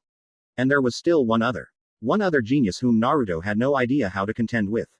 A man who was barely older than a boy himself, yet had been stronger than most Kages for years. A man who Sasuke was but a pale imitation of. Even now, just the thought of those icy red eyes made the Kitsune edgy. Red eyes that had caught him red-handed, yet hadn't stopped him for some reason. Soon, Naruto forced his thoughts away from the unsettling memory and onto less worrisome topics. As the teen's thoughts floated about aimlessly, they eventually drifted to the time of the exams and Sasuke's fight against Gaara. This in turn led him to thinking about his quiet friend. Immediately after the fusion ritual, he'd staggered and wobbled off in a random direction in a shocked daze. The kitsune personally had no memory of that or what happened afterwards, but Gaara had later told him that he'd found him fighting for his life against a group of sound nins. The possessed boy had immediately grabbed Naruto with a protective layer of sand and tried to leave. The sound then made the mistake of trying to stop him, despite knowing who he was. Gaara had considered their request, politely denied it, and gave a counter-argument that the sound had been unable to debate or survive. Naruto hadn't been sure what he was expecting when he woke up, but it certainly wasn't a pale-skinned boy with black-rimmed eyes and a creepy stare asking him if he wanted something to eat. Of course, the kitsune hadn't been in a listening mood then, seeing as how the ritual had only fused the souls of boy and demon, not the minds. He was half mad with confusion, and it was a good thing Gaara had the perfect ability to restrain a mad half-demon, or the chronic insomniac would have been on the receiving end of razor-sharp nails and teeth. The sand boy had handled the situation remarkably well. Ironically, Gaara would make a perfect orderly at one of the old asylums that used to be run in the fallen cities. Or a patient. Naruto chuckled at the thought and allowed himself to get lost in the memories of the event. You're awake. It slowly cracked its eyes open and stared at his surroundings. It was in a decent-sized cave that had been eroded into a sandstone cliff. The erosion was uneven, making it much taller than it was wide, and at the top of the cave there were holes that opened out into the night sky. The ground was covered in a thick layer of fine, pale yellow silt, the quartz grains shining and flickering in the firelight. Fire. He painfully turned its aching head to look at the small campfire that had been made in the center of the cave. A familiar figure sat next to it, calmly eating some stew out of a bowl that looked suspiciously like the sand on the ground. Gaara of the desert hadn't changed much in a year, at least not physically. His red hair was growing longer and his face was leaner, but that was about it.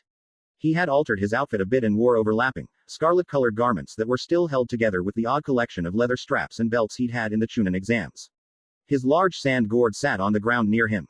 The blonde boy, Fox Demon, stared a bit when he noticed that the container had an odd collection of stamps, stickers, and mini posters from various countries all over it.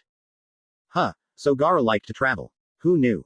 Are you hungry? The possessed boy asked in his low, cold voice. He gestured to a large, earthen pot sitting over the fire that held a bubbling stew of some sort in it. The smell was delicious, but for some reason it wasn't hungry. Probably had something to do with the fact that he felt like shit and the mere thought of food was nauseating. Uzumaki-san. Gaara asked when it didn't reply. He is not. I am. We aren't. I'm Naruto. He said in a halting, confused manner, ending with a questioning tone. The thoughts in its head made no sense. It was like there were two demons people thinking inside him. His head hurt. If memory serves, you are Uzumaki Naruto, Gaara calmly replied, before taking another bite of his stew. His sharp, pale green eyes never left him, though, despite his casual attitude. If you are not Uzumaki-san, then may I ask who you are? A boiling fury the likes of which he had never felt before burned through its mind. How dare this little insect claim to not know his great name? Filthy ape rat. It roared as he surged off the pile of animal furs that served as a bed. An aura demonic red chakra ignited around him, as he lunged at the foolish worm sitting by the fire. Brought his clawed hand up and slashed the boy's face apart, spilling blood and brain matter everywhere, while roaring in triumph. Gaara's shocked green eyes stared in disbelief as he fell over, spilling gore and stew everywhere. It took him a minute to realize that he hadn't moved more than a foot across the cave floor. And that the other nin was completely unharmed. Gaara didn't even blink at the violent display as he ate another bite of his stew. The blonde boy, demon, thrashed as much as he could in the confines of the sand that had encased its body up to the neck. The fine quartz grains were unrelenting no matter how hard he struggled. Its fiery aura flickered in and out as his thoughts jumped back and forth from the two different personalities in his head. He alternated between roaring out curses in a guttural language of growls and staring about in confusion while wondering aloud what was going on. Gaara had finished his bowl and eaten most of a second by the time his companion wore himself out in the sand coffin. He looked up at his semi-prisoner, seeing that the demon boy was now panting and allowing his head to sag forward. Now he could finally ask some questions. If you're not Uzumaki-san, then who are you? The possessed boy asked, repeating his question from earlier. He scraped the last of his stew out and swallowed it before allowing the bowl to dissolve back into sand. He idly watched the grains run through his fingers to the floor, before glancing up at his captive. Well, I think we're Naruto. I'm Naruto. It's Naru.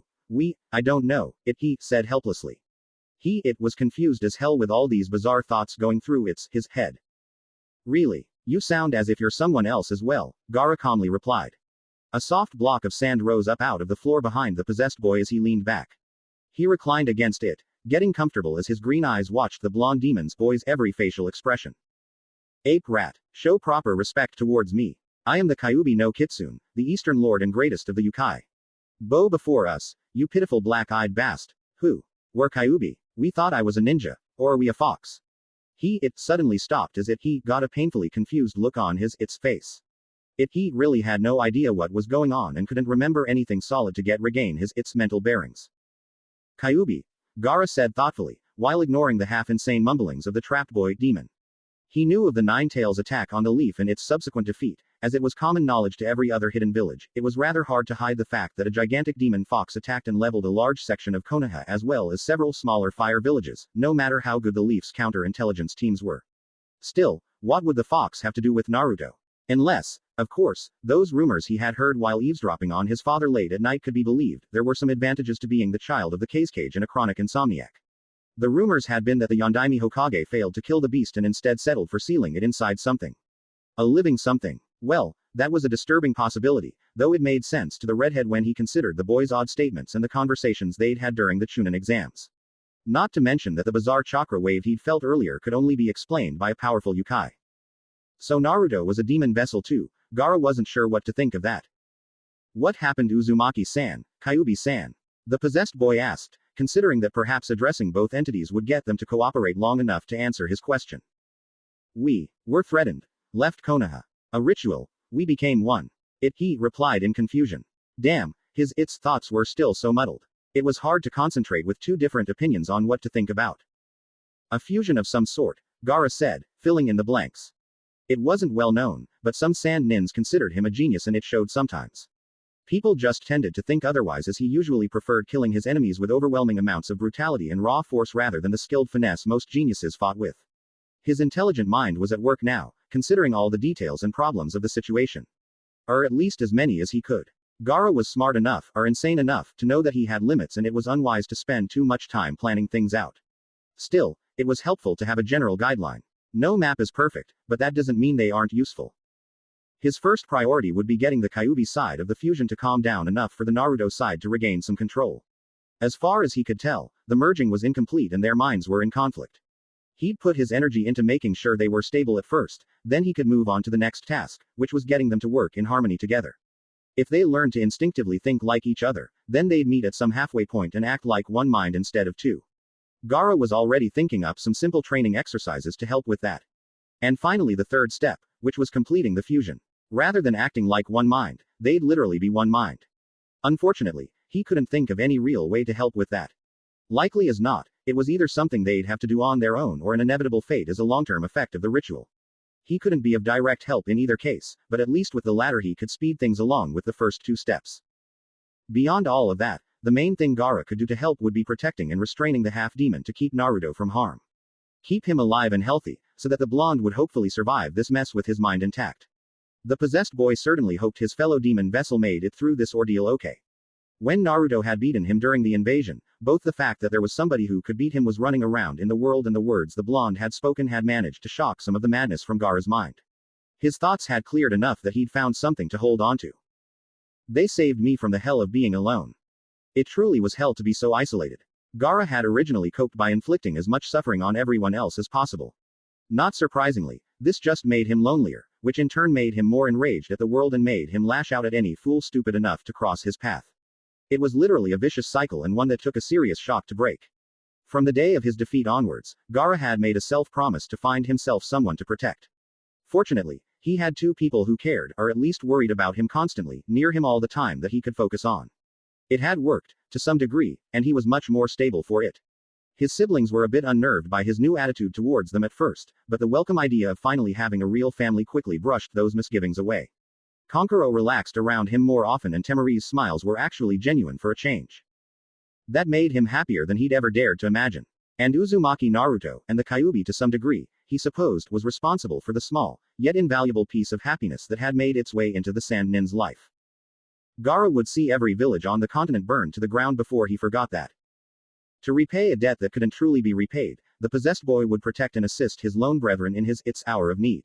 It wouldn't be too hard, seeing as how they were in the middle of nowhere, wind country and the odds of anyone finding their isolated cave were slim to none.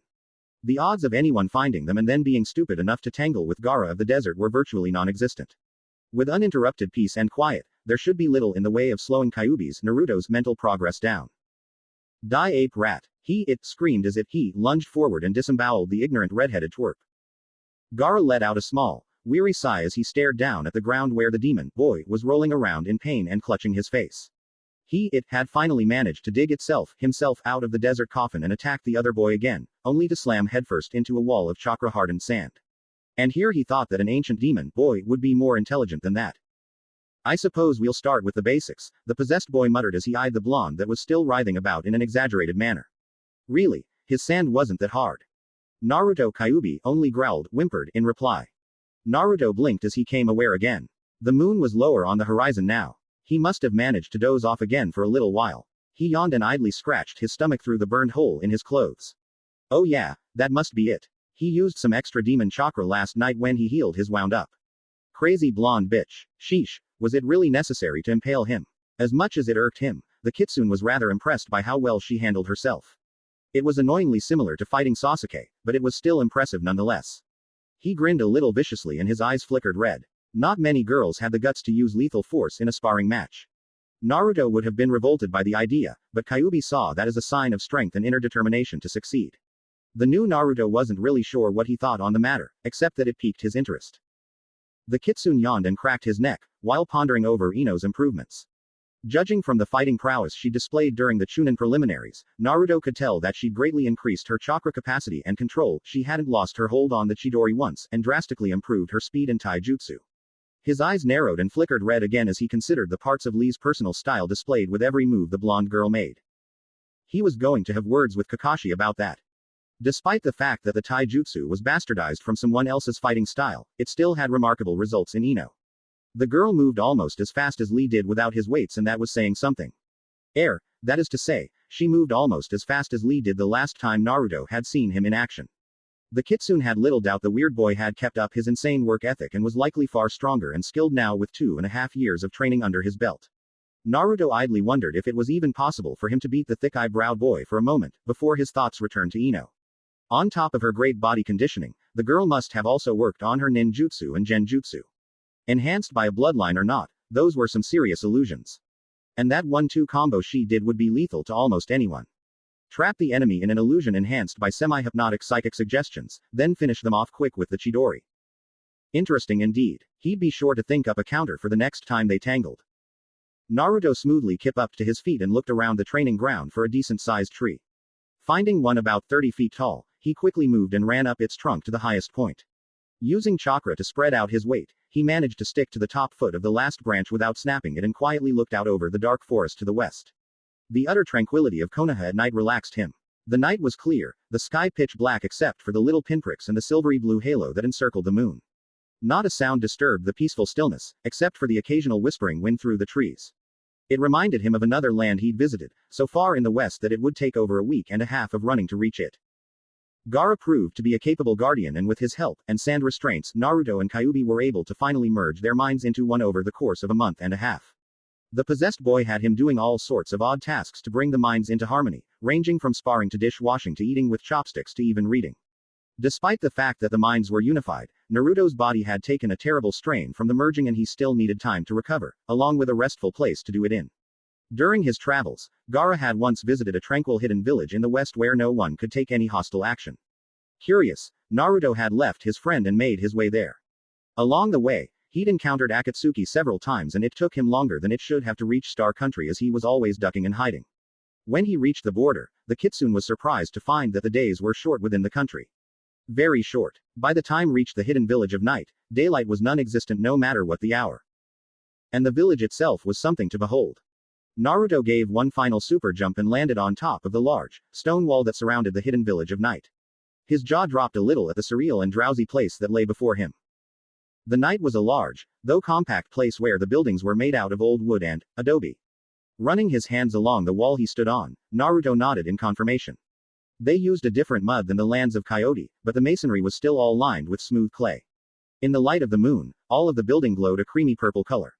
The buildings were constructed haphazardly, with no real rhyme or reason to their design. They were usually square, and were often stacked on or near each other. The entire place was built on a large outcrop of land that jutted outwards from the edge of a cliff at an upwards angle, tilting the village slightly. The effect was made more extreme by the large, towering structure the Night Nins had built at the farthest and highest edge of the village. Naruto wasn't sure if it was a cathedral, a hotel, or a government building of some sort. It looked pretty cool though, with odd sections jutting out at weird angles and with the windows glowing an inviting array of colors. Come to think of it, most of the village looked inviting with each window glowing a different, gentle color. The entire place looked like a group of fireflies had decided to make themselves at home here and were twinkling to invite more of their brethren in. Well, far be it for Naruto to decline such a pleasant greeting. The kitsune leapt down from the wall and landed in a dark, shadowy alley. A nearby house provided a yellow glow that kept the shadows from being oppressive. Not wanting to disturb the tranquility, Naruto remained silent as he wandered down all sorts of side alleys and streets. They were the only real way to get around and they felt narrower as all the buildings were tall and slanted in odd ways. Everything about this place said, cozy, or quaint. It had the feel of a place that was constantly dozing, only briefly awakening whenever something needed to be taken care of. He passed several odd little shops as he made his way to the center of the city. The town square was small, with just a large statue fountain of some shinobi in the center and a ring of open food bars surrounding it. One outdoor cafe caught Naruto's eye and he wandered over and ordered some meat buns. He didn't dare try the ramen, as the poor quality compared to Ichiraku would surely taint his view of this place. After paying and sitting down, the kitsune grimly noted that his pockets were almost empty of money. While munching on his first bun, he looked about the square. All of these shops looked pleasant, from the perspectives of both the owners and the customers. In fact, this whole place had a restful, peaceful feel to it that greatly appealed to him. The air held a fresh, clean smell and there was the faint sound of wind chimes in the background everywhere he went. Very peaceful. The fusion ritual felt like it had sapped half the life out of him and even now after 2 months he still hadn't recovered. A tranquil place like this was perfect to spend at least a couple months recuperating. If he could get a job at one of these little shops to pay his way, then he could support himself while keeping his mind partially occupied as he rested. Yes, that seemed like a good plan. He'd probably sleep well in a place like this. Watching the small number of citizens wander about the square had Naruto so relaxed that he nearly jumped out of his skin when a large hand dropped on his shoulder. Whoa, relax, I didn't mean to startle you, said a tall man as the kitsune whirled about and started to go for one of the kunai Gaara had given him.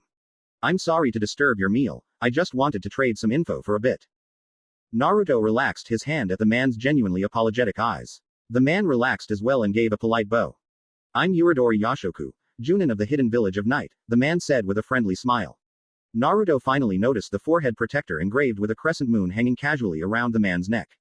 He wore an odd uniform that seemed entirely made up of lightweight, dark-colored pieces of cloth held together with dozens of buckles. It certainly didn't look very ninja or even military-like.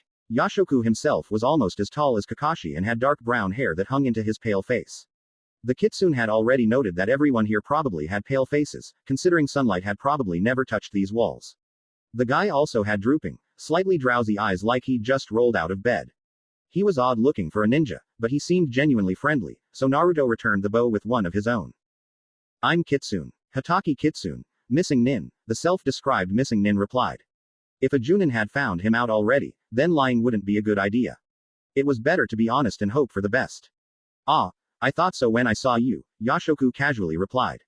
You move too smoothly and silently for a samurai or a mercenary, yet you don't wear a forehead protector. I'm actually kind of surprised you didn't make a ton of racket when you came in here. Most missing nins who walk down the road in plain sight usually start posturing loudly and picking fights or trying to kill someone. It doesn't feel right to disturb anything here, Naruto calmly said after a moment. His hand edged near his kunai holster. This guy was acting a little too friendly, especially considering he knew the kitsune was a missing nin before he even spoke to him. As an unspoken rule, foreign ninjas, even allies, weren't welcome in other villages without a damn good reason and missing nins even less so. He didn't know what the Junin was up to, but if he wanted a fight then Naruto would give him one, even if he did feel like shit.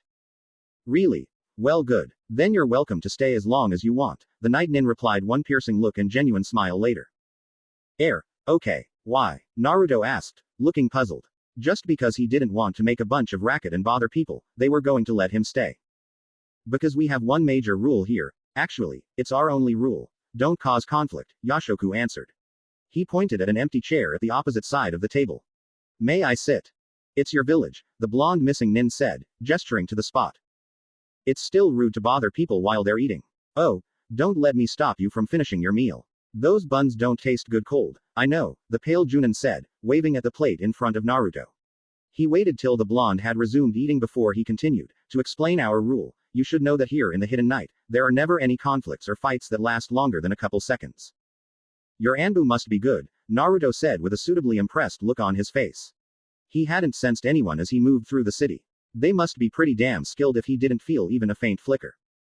We don't have any. Junin is the highest level of ninja in the village, aside from the cage, Yashoku replied with a small smile. Then how do you guard your village? The missing nin asked in confusion before taking another bite out of his bun. We don't do anything. Our shinobi aren't particularly powerful, at least not when compared to other villages. We don't even leave the village unless it's to protect the caravans that come around every now and then, the night nin answered. He leaned back in his chair as he explained, you see, there's a powerful force that's bound to this land. Our predecessors originally built this village here to contain and guard the being trapped here, but over time the village itself became a part of it and it became a part of the village. The eternal night of this city and the dark days in the countryside are a side effect of its presence. Fortunately, the creature has become benign over the years and now has little interest in anything other than dreaming. It hates to be disturbed though or for anything to bother the citizens of this village, so it immediately deals with any hostile activity. How? Naruto asked with a slightly wide-eyed look on his face. Eternal night. Always seeing the stars. That sounded exactly like. An aura of killing intent caused the half-demon to break off his line of thought and whirl in his seat. A shinobi, a sound nin, had leapt down from a roof across the square and was rushing at him. Shit, this clown must have tailed him here. He had run into a squad of sound nins a week back and had killed them with a series of explosive tags courtesy of Gaara hidden under a log bridge they had crossed over. He thought he had gotten them all, but apparently not. How convenient. The perfect time for an example of our guardian's power, Yashoku calmly said as he reached across the table and grabbed Naruto's shoulder to keep him from jumping up. Show no hostilities and you'll be fine. This is already over. The kitsune forced himself to relax, even as the sound nin quickly closed the distance. The man let out a loud yell as he raised an arm covered in a strange device probably made to generate sound waves of some sort like that one genin during the exam, and started his attack. Before his cry lasted a second, a pool of shadows opened up underneath him. Naruto got one good look at the man's confused face before he fell into the dark mass and disappeared. The rippling shadows quickly vanished like they had never been there. The half-demon's jaw dropped at the sight. Pretty disturbing, yet cool, huh? The Junin said with a chuckle. Naruto shook his head clear of the daze. No, it wasn't the nature of the attack that stunned him. It was the fact he had seen that move before, thousands of years ago. This just confirmed his original suspicions. So it had been imprisoned here. I see what you mean. So hostile action is a bad thing. I'll keep that in mind, Naruto said when he realized he had been silent for several moments too long.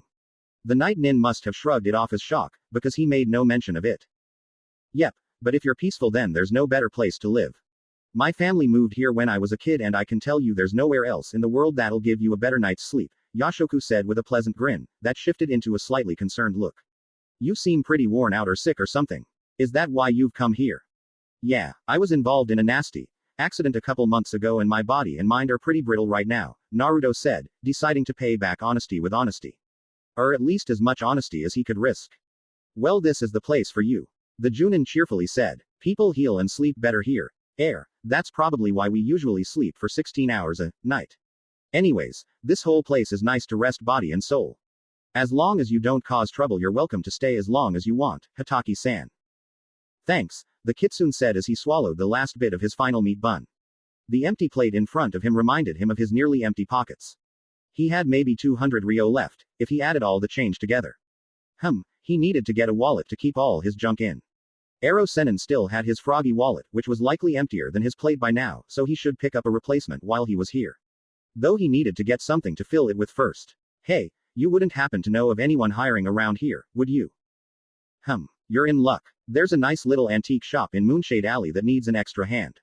The owner's sister used to help out but she moved to another village recently so he needs a new worker, Yashoku said. He pulled a piece of yellowed paper out of his pocket and scribbled down a rough map. Just follow this and hit the bell at the counter. He's the only one who lives there anymore, so he should come running when he hears it. If he doesn't hire you or if you want some extra work, drop by the hotel. The Junin paused to point over the high rooftops at the large, haphazard building that Naruto had admired from the wall. The Hoshikage takes care of business there, though even if he would let you take missions we don't get enough to share them with outsiders.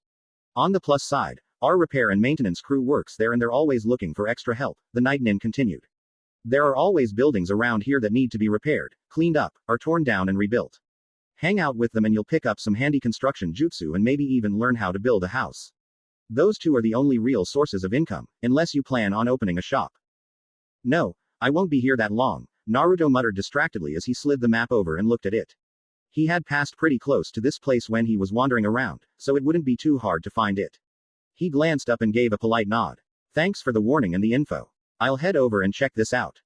No problem. Just don't start any fights and you'll be fine. Although, Yashoku paused for a second as he looked at the missing nin thoughtfully. Naruto had slid his chair out and was about to leave when the Junin's tone caused him to stop. What is it? The kitsune asked in a neutral voice. Nothing big, it's just. Again, the night nin looked at him thoughtfully. Most visitors ask about the bound creature the first time they're here. The idea of something so powerful that it causes eternal night grabs their interest. There's no rule against it. You can ask, you know. Naruto was silent for several long moments before he faced the pale man again. Yashoku was taken aback by the old, weary look in the boy's teens. He couldn't possibly be older than 15, at the most eyes. They flickered a blood-red color for an instant. Believe me when I say there's nothing that you could tell me about the being imprisoned here that I haven't already known for a very long time, the kitsune said, then turned and started to walk away. He casually called over his shoulder, It was nice meeting you, Uridori-san. I'd enjoy getting together here with you again sometime. Yashoku stared at the boy. For several minutes after he left, the Junin finally shook it off and walked away down a different alley, looking to head home. He would need an extra couple hours of sleep to forget the ancient look in that kid's eyes. And he thought living in an eternally dark village was weird. With a full stomach and the knowledge that he was relatively safe here, Naruto took his time wandering the back alleys and little winding paths in between the old buildings. His night vision had improved since the merging, so it was no bother to him when he went through a particularly dark street or five. He occasionally paused to peek in some of the warm, inviting windows of the houses and found himself smiling at the cozy scenes he saw inside. The village seemed to carry a theme of old, worn, and comfy, that was a sharp contrast to the shoddy appearance of most Konoha buildings. Then again, with a powerful entity protecting this place, the citizens must have had the time to make it look nice, if a bit surreal. The kitsune couldn't help but smile a little more when he saw the shop the Junin had spoken of. It was 3 stories tall, which was actually kind of short compared to most of the buildings here. It was wedged in between 2 larger structures, whether they were homes or shops, he couldn't tell, and had a large, glass orb hanging on a metal post at the base of the shop's stairs. It was glowing a gentle, yet powerful yellow, and it took Naruto a moment to realize that it was actually a lamp made from hand-blown glass. He had seen similar ones outside other buildings, but none of them were homes, at least not the first floors where he could peek in. He guessed it must be this village's shop marker. It made sense, as a lamp was far easier to see than a painted sign in the dark. The light the lamp gave off lit up the little cul-de-sac the shop was based in, though it left the surrounding buildings in shadow. In the still silence, the effect was dreamlike and it was easy to pretend he was the only person in the world. The shop itself was the only one in the dead end that was lit up. There was a faint, blue light glowing from the second floor that was almost unnoticeable compared to the vibrant orange that shined through the first floor window. That color caused Naruto to smile. Fate must be trying to tell him something. The building was the same, purplish clay that all the other buildings were made out of. He assumed it was purple, though it might just be because of the darkness, and worn wood lined the windows, the door, and the roof. The kitsune had no idea what type it was, except that it was a reddish color and it smelled pleasant. The door was large and thick, yet inviting at the same time. Far be it for him to decline. Naruto walked up and grabbed the smooth, brass knob before letting himself inside. The door was well oiled and opened soundlessly, except for the little bell that rang as he opened it. He allowed it to close just as quietly behind him as he stepped inside. The kitsune's jaw dropped at all the strange things this shop had to offer. There was everything from beat-up old books and scrolls to refurbished samurai armor to odd little mechanical toys that he'd never seen before. Little devices that whirred and clicked almost soundlessly made a pleasant hint of background noise as he moved through the shop. Most of the items for sale were set on sturdy shelves that lined the room or on the tables that had been pushed up against the walls. Cuckoo, cuckoo. Naruto almost threw a kunai at the sudden, bizarre sound and only barely managed to restrain himself before he grabbed his holster. A tall, 7 feet at least, clock stood pressed up against the wall near the counter. It was gorgeous. Even someone as unrefined as Naruto could see it was a masterpiece. The wood was perfectly carved and polished, the face was clean, the Roman numerals were lined with gold leaf, and even the weird bird that kept popping in and out looked impressively realistic. He had never seen anything like it before, but was still struck with an odd sense of familiarity. Perhaps something from the Kyuubi's memories that he'd yet to experience. He got the distinct impression it was very foreign. Maybe even as foreign as that strange land called Europe, that the fox had seen once upon a time. On the shelves and tables were smaller clocks, each well made and some even containing little moving mechanical dioramas. They were strange, yet neat to look at. Letting his eyes move past the clock tables, Naruto's eyes fell on an even stranger display. It was propped on a stand covered in black felt. Little pegs stuck out and supported the metal object's weight. It was about 10 inches long and had a funny L shape. The smaller end looked like a hand grip of some sort, and a ring was built into the inside corner where the two sections met. There were a couple odd little switches and other strange pieces built into the thing, though what they did Naruto had no idea. The main shaft of it was polished to a bright sheen, and the kitsune could easily see his reflection in the silver chrome despite the low light of the shop's lamps. There was a hole of the end of the long part, and the object was cut at several odd angles there. There was even a small point at the tip of it, though again he had no idea what it was for. Script that was slightly darker than the chrome it was engraved upon lined the side of the thing. Leaning over, Naruto realized it was text from one of the weird languages he had heard in the Kyuubi's memories. Slowly, he sounded the words out and came up with the translation. Sir 2. Desert. Gra. Gull. Desert Egru. Desert Eagle .50 AE. Well, that made no sense. What the hell did this thing have to do with a stupid bird in the desert? Maybe Gaara would know.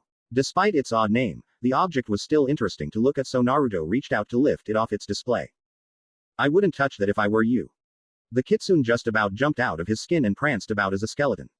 Kami-sama, what was with the people in this village and sneaking up on him? He whirled about, ready to scream at whoever was behind him. Only to blink at the sight of no one. What the hell? Rather twitchy, are we? Over here, Sonny. Naruto walked up to the counter and leaned over it to peek on the other side. He promptly jumped back 5 feet as a mechanical creaking sound echoed in the store, and a strange contraption that looked like a chair built onto folding, thin metal crossbeams rose into the air. The chair was only half of the weirdness though. Its occupant was a strange, small man who didn't look like anyone Naruto or the Kyuubi had ever seen before. He was short. Very short. He probably stood 4 feet even. He had thick, black hair that had streaks of gray in it and had a large bald spot on the top of his head. It was the man's face that caught the kitsune's attention the most. First, he had a huge beard. Asuma would shave his face in protest at the sight of the foot and a half-long mustache-beard combo that hung off the little man's chin. It was grizzled, wiry hair too unlike most of the people Naruto had seen in his life. It was odd, but somehow fitting on this strange guy. The second big thing Naruto noticed was the man's nose. It was huge. End of story. No, seriously, it looked like someone had taken a potato and carved it into the general shape of a nasal organ and glued it to this guy's face. It didn't look malformed or anything, it was just big. Again, like the beard, though it looked strange, it seemed fitting on the odd man. Naruto could vaguely see a pair of small, blue eyes peering at him from behind a set of work goggles. The goggles made him drool, him having a not-so-secret love for the things. They were round and made from leather that had been dyed gold and had odd designs worked into it. The lenses were quality, the kitsune could tell. Despite the worn look the goggles had, each disc had barely any scratches on them. The man had even custom fit them to his face. They were perfection. Naruto decided right then and there that this odd fellow was a kami in disguise and should be treated with the respect he deserved.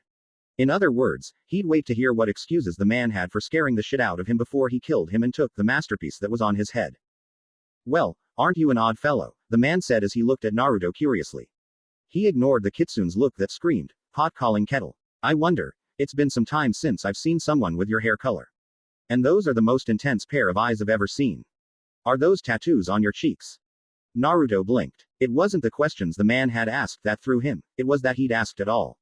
Even the most observant individual in Konoha had never thought to ask about his cheek scars. Likewise, no one noticed his hair or eye color, despite the fact that both were rare. Hell, only a handful of people in the entire village had either. Either this guy asked personal questions to everyone he met or he was very perceptive. I've had them since I was a baby, I think, the kitsune answered. Are they a family trait or are people in the habit of tattooing helpless infants where you come from? The man asked as he leaned forward to eye the blonde missing nin curiously. His voice had a strange accent that neither boy nor demon could place. Neither. They're a side effect of something that happened the day I was born, Naruto replied, shifting slightly on his feet. Despite coming to terms with the Kyuubi, he was still uncomfortable with the thought of the day he was sacrificed and the Yondaime was lost. Well, that must have been a big something. I've never seen such marks before, the little man said. It was hard to place his tone from his accent. A flashing image of fire, blood, and a blonde man with fierce blue eyes staring at him defiantly hit Naruto's mind briefly. You could say that. Well, what can I do for you, Sonny? Oh, my, where are my manners? I'm always forgetting the customs of these lands. My name is Tobias Tinkerlot and I'm the proud grand-nephew of Oswald Fiddlebender, silly fellow that he was.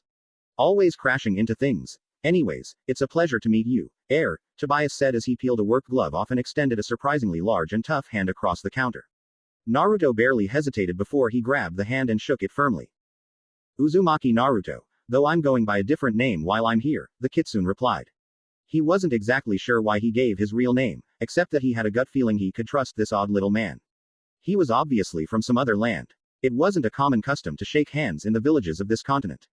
Though it never bothered Naruto, some of the snootier types thought it was unhygienic or some other complex word. The missing nin took note of how rough and callous the man's hand was, despite the fact that he was obviously no warrior. Well, a pleasure to meet you Naruto. That is your given name, right? I get so mixed up around here, the shop owner said while scratching his beard with his unoccupied hand. Yeah, I guess Tobias is yours, right Tinkerlot-san? Naruto replied, guessing that he was from one of those other lands he remembered where the surname came second. He felt a bit proud of himself for correctly pronouncing the L in the man's name. Yes, though please call me Tobias, the little man said as he released his grip and leaned back in his chair. He gave a wide gesture to his shop and said, now then, welcome to my antiques and oddities store, young man. What can I do for you? I was actually interested in getting a job here. I heard from one of the Junins that you were looking for work and thought I'd drop by to apply, the kitsune answered, casually putting his hands in his pockets. Ooh, really? Oh, yes. I certainly could use the extra help now that Marion has moved to Glacier Country, Tobias said eagerly. He practically hopped in his raised seat at the thought of having an assistant. He paused suddenly and scratched his beard as he asked, though I should ask first, what experience do you have with repairing or constructing things? Naruto winced and said, well, not so much constructing as destructing. I've been a ninja for a few years now and I've only really needed skills to break or kill things. At Tobias' crestfallen look, the kitsune hastened to reassure the man. But I'm a fast learner and I have a couple useful tricks. Watch, he loudly declared, as he formed a hand seal. With a high-pitched pop, a clone appeared next to him and waved at the shop owner. See, 4 hands are better than 2. Oh, I see. Yes, interesting, Tobias said, switching from scratching his chin to thoughtfully stroking his beard. And that's a real body. How many can you make at once? Yep, it's real, Naruto replied. He had the clone reach over and pick up a small figurine on a table, then set it back down. And a couple times I've managed to make 1,000 of them at once, though that's probably way too much for this shop. 1,000. The little man shrieked as he nearly fell out of his chair. My, that's incredible. I'd be hiring a legion of workers for the price of one. Well, as long as you can learn how to fix things, I don't see any problem in bringing you on. Welcome aboard, Naruto. Cool, the kitsune said with a heartfelt fox grin. A thought occurred to him and he nodded back towards the odd display piece he'd been looking at earlier. What's that thing over there? It looks pretty neat, though the engraving doesn't make any sense. Ah, that's an interesting device, Tobias said as he lowered his mechanical chair behind the counter. A few moments later he stepped around the bar to walk to the display. Naruto was right when he thought the man was short. Despite growing an inch since he'd fled Konoha, the kitsune still wasn't a tall person by any means and this guy didn't even clear his shoulder. He also got a good look at his new boss's outfit. It looked like a set of work coveralls, though they had an unfamiliar design and make to them. Despite being worn, they looked as well cared for as the awesome goggles the little man wore. This is a weapon called a firearm, Tobias said, distracting Naruto from his observations. The shop owner lifted the shiny device off its stand and held it up for the kitsune to see. It's based on the principle of channeling exploding gases to force a spinning metal cylinder out the hole at the end at very high speeds. It's loud and somewhat silly looking, but it does a nice job of blowing large, messy holes through things. Fascinating device. I found this one when I was doing a survey in a fallen city to the southeast about 15 years ago. Was still in its original case and everything. Considering it's at least 900 years old, it was in surprisingly good condition, though I haven't been able to repair all the parts. I believe this particular model was rather fickle when it came to maintenance and that's making progress on it slow. Another few years of work and I may be able to get it into firing condition again or at least have reversed engineered it enough to create one of my own. Here. Naruto carefully took the weapon as Tobias held it out. It was heavy, surprisingly so, but it was almost a comfortable weight. He fitted his hand onto the grip and gently tensed his hold. It fit almost perfectly into his hand. If he were full grown then it would have been an exact match. A sudden memory flash hit him and caused his eyes to glaze over. After several seconds, his eyes cleared and he adjusted his grip properly and aimed the gun, which he now knew was its other name, at his clone's head. He added his left hand in a standard firing pose and lined the sight up perfectly right between the Bunshin's eyes. His finger gently grazed the trigger and he grinned. Boom. The clone crossed its eyes and disappeared with a pop, acting as though it had actually been shot. Something clicked in Naruto's mind at that sight. The bullet would have easily penetrated the clone's head, but if he lined up 10 of them, then maybe the round could have been stopped. The Cage Bunshin could at the very least stop a kunai or a punch. Cage Bunshins were more than just a distraction, unlike normal Bunshins. A shadow clone could be used as much as a shield as a sword. He'd just never thought of them that way because of how easily they could be disrupted. Maybe he could. The Kitsune blinked a little as his train of thought fell victim to his short attention span. He didn't really know where he was going with this idea, but it was something to think about in the future. My, you certainly seem to know how to use that, Tobias commented in a surprised voice, which drew his companion out of his thoughts. Naruto relaxed his stance and let his armed hand hang casually at his side. It took me quite some time of trial and error to figure out how to hold it properly, and when I finally found a manual, it turned out I still got it wrong. That's remarkable. Not really. I have a cheat sheet, Naruto answered cryptically. He carefully handed the firearm back to the shop owner and watched as the little man replaced it back in its display. So it doesn't work, huh? No, several parts are ruined with age and I don't trust the replacement parts I've made enough to actually fire the weapon. I have a gut feeling the whole thing would explode in my face if I tried. I'm making headway, though it will still be some time, Tobias replied as he turning back to face the boy. Well, good luck with it, the Kitsune said, shifting on his feet. Thank you, the short man said with a polite nod of his head. There was a bit of a silence after that, which Tobias finally broke by saying, you seem to have something on your mind. Feel free to ask. It's kind of rude but, Naruto hesitated, then decided to just spit it out. Why are you so short? You don't look like anyone I've ever seen before. To his surprise, not only was Tobias not offended, he was greatly amused and chuckled quite loudly. Ho ho ho, finally someone has asked me that. Everyone considers such questions rude in these parts, never thinking that I wouldn't mind in the least to answer, the odd little man laughed. He composed himself and said, Ahem, I come from a proud and long line of Tinkerlots, all of whom were inventors, metal crafters, and general fix-em-uppers, and all of whom were gnomes. Gnomes, Naruto repeated slowly, not quite sure he had heard the foreign word right. Yes, though I'm only a half gnome, as were both my parents, Tobias replied jovially. His small eyes were bright with mirth. My father and grandfather were brilliant inventors. When I was 13 summers old, they completed an invention that had taken them close to 60 years to create. It was designed to make a stable gateway to another world, though when they powered it up it was anything but stable. My father and I were pulled into the vortex and we wound up here in this strange land with no way home. We wandered about, trying to find a safe place to live and eventually wound up here in the hidden night. Over the course of several years my father opened this shop and remarried, which resulted in my wonderful sister Marion. It's been probably, about 65 years since we moved here. My father's wife died 20 years ago and my father finally followed about 7 summers past. Marion and I have lived ever since, at least until she moved recently. Does that answer your question, Sonny? Naruto slowly blinked. Even for someone who was a demon's living prison, that was an unusual tale. The blonde's eyes narrowed thoughtfully as he did the math. Wait, that means you're 78 years old. He loudly exclaimed. You barely look like you're 40. Gnomes tend to live about half again as long as humans, Sonny. The only real downside is we outlive human spouses should we marry them. Even half-breeds are quite hardy into their early hundreds, Tobias said with a small smile. Wow, that's really cool, except for outliving your family, the Kitsune said with a bit of a sheepish look. True. I wonder, the gnome said as he peered up at the missing nin. Since I was forthcoming, might you tell me a bit about yourself? It's not perfect, but I do have a bit of talent in the way of extra senses and I can tell that though you are many things, you are no more human than I. Part of you is something else. Care to enlighten the ignorant? Naruto gave the short man a long and hard look. Perceptive indeed. This guy was as sharp as a well-made katana. Well, he'd been honest enough to admit some personal things about his family life first, so it would be kind of rude not to indulge his curiosity. Besides, he seemed pretty honest. And there was something innately likable about the guy that caused the Kitsune to trust him more than he did most people. Well, you're half gnome, I'm half demon. Odd couple, aren't we? He slowly replied after a couple seconds. Tobias blinked several times as if he hadn't heard correctly. Half demon, you mean a tiefling? Here in these lands, the gnome said in a half-odd, half-puzzled tone. Tiefling. Dunno what that is but I had a demon lord sealed into me when I was a baby. I don't think that's the same thing, Naruto replied, scratching his hair in confusion. Oh, no it isn't at all. My, I think a long story like this needs to be told over some tea. Would you prefer green or some of my family variety? It's quite good, though probably not what you're used to, Tobias said as he moved behind the counter to the open doorway that led into the back, while gesturing for Naruto to follow. Gnome tea. That won't make me short, will it? The kitsune asked as he trailed after the shop owner.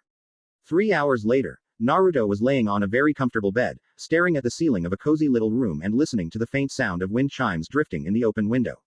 He and Tobias had talked for hours and not just about the Kyuubi and the ritual. Though he had little in common with the man, there was an undying curiosity that boy, demon, and half-gnome alike constantly felt the pull of. Naruto was pleased to note that the odd man's eyes hadn't changed once during the whole story, with the exception of a fascinated gleam or a sympathetic frown here and there. Even after finding out about the merging, Tobias hadn't changed his opinion one bit about the boy and had even gone so far as to offer him a guest room when he found out Naruto was still recovering from the fusion. Offer. PFF'd. Like Tinker Boss would take no for an answer, the kitsune thought in his head. Tobias had been supremely worried when he found out about the aftereffects of the ritual, and the only way Naruto had been able to calm his new friend was to accept his hospitality and take one of the spare bedrooms. There was a whole series of odd rooms throughout the small building that couldn't be seen from the shop. There was a large workroom in the back on the first floor. The kitchen, living room, and study were on the second floor, and the bedrooms and bathroom completed the lot on the third floor. The room the blonde missing nin was staying in was small and comfortable with a window that overlooked the cobblestone cul-de-sac outside. It was very nice overall. In a matter of hours he'd gotten a great boss and new friend rolled into one, an interesting shop to work in and learn new skills at, and a pleasant place to live and rest his damaged body. It would take some getting used to living in a place of eternal night, but on the whole this place was better than Naruto had dared to dream. Everything was as perfect as it could possibly be. Now if he could just figure out what the heck was a gnome. The sky was graying over the horizon by the time Naruto was done reminiscing. He grinned at the thought of his strange friend still living in the hidden night.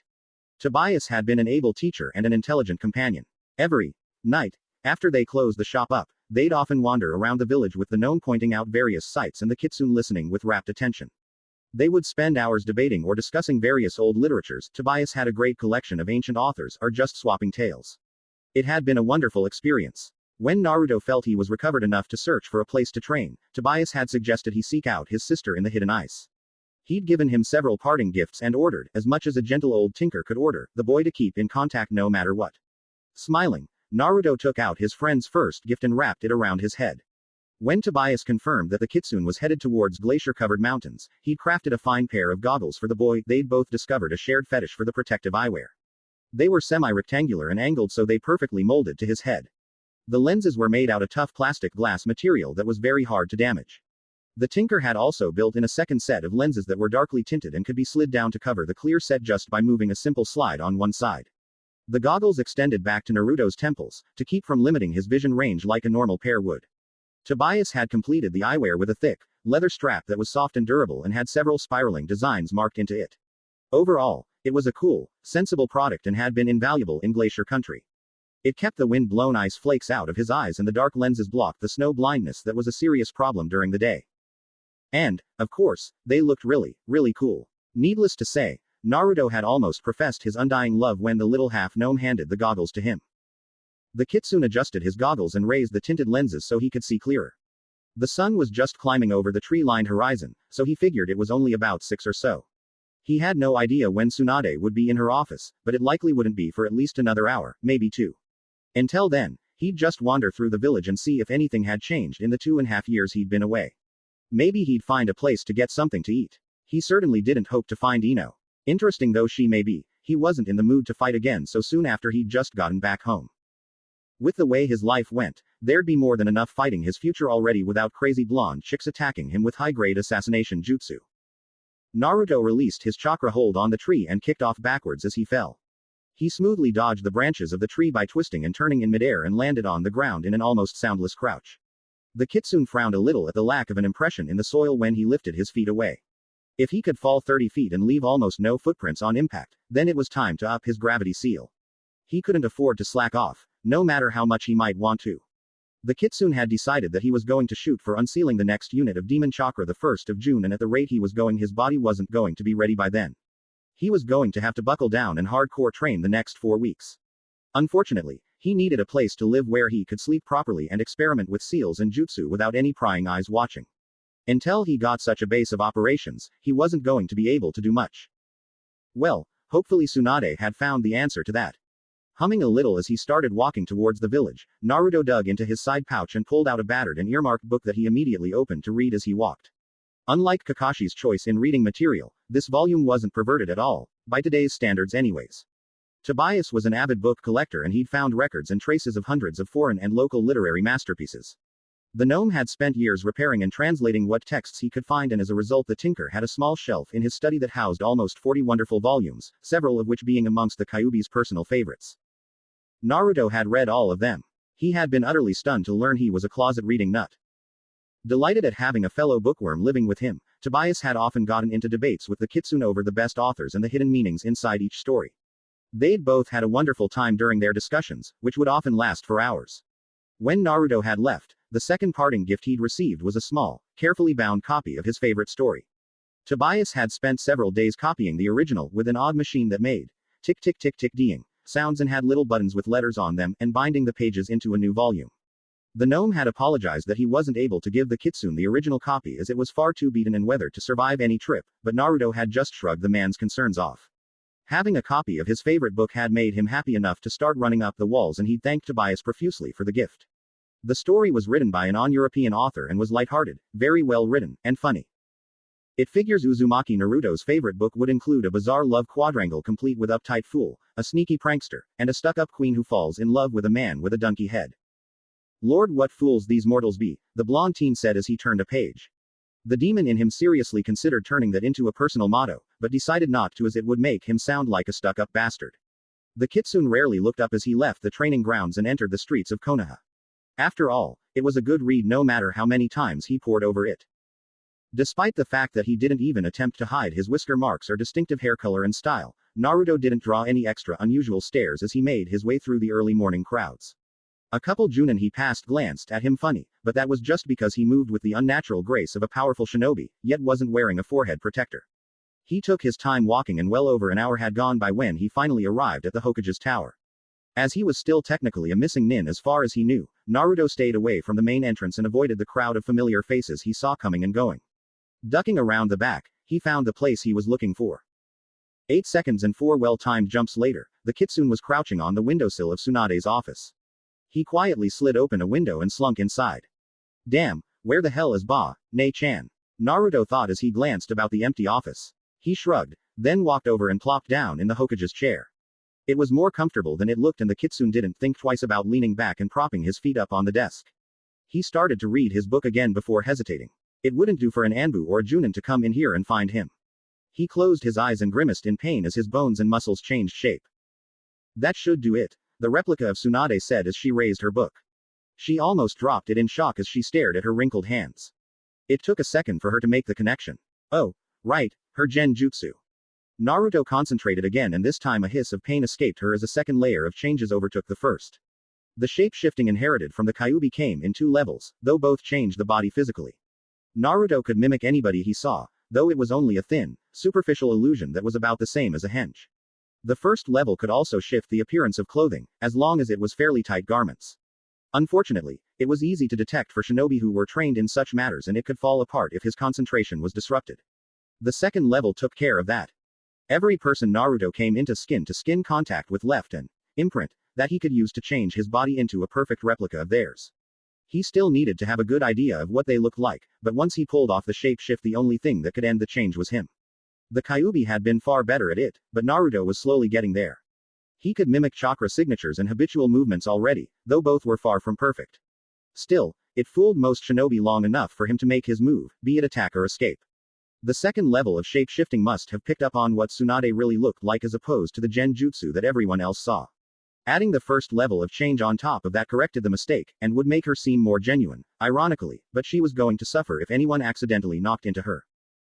Either shape-shifting level made her body extra sensitive, but overlapping the 2 levels would lower her pain tolerance so much that a single blow could drop her.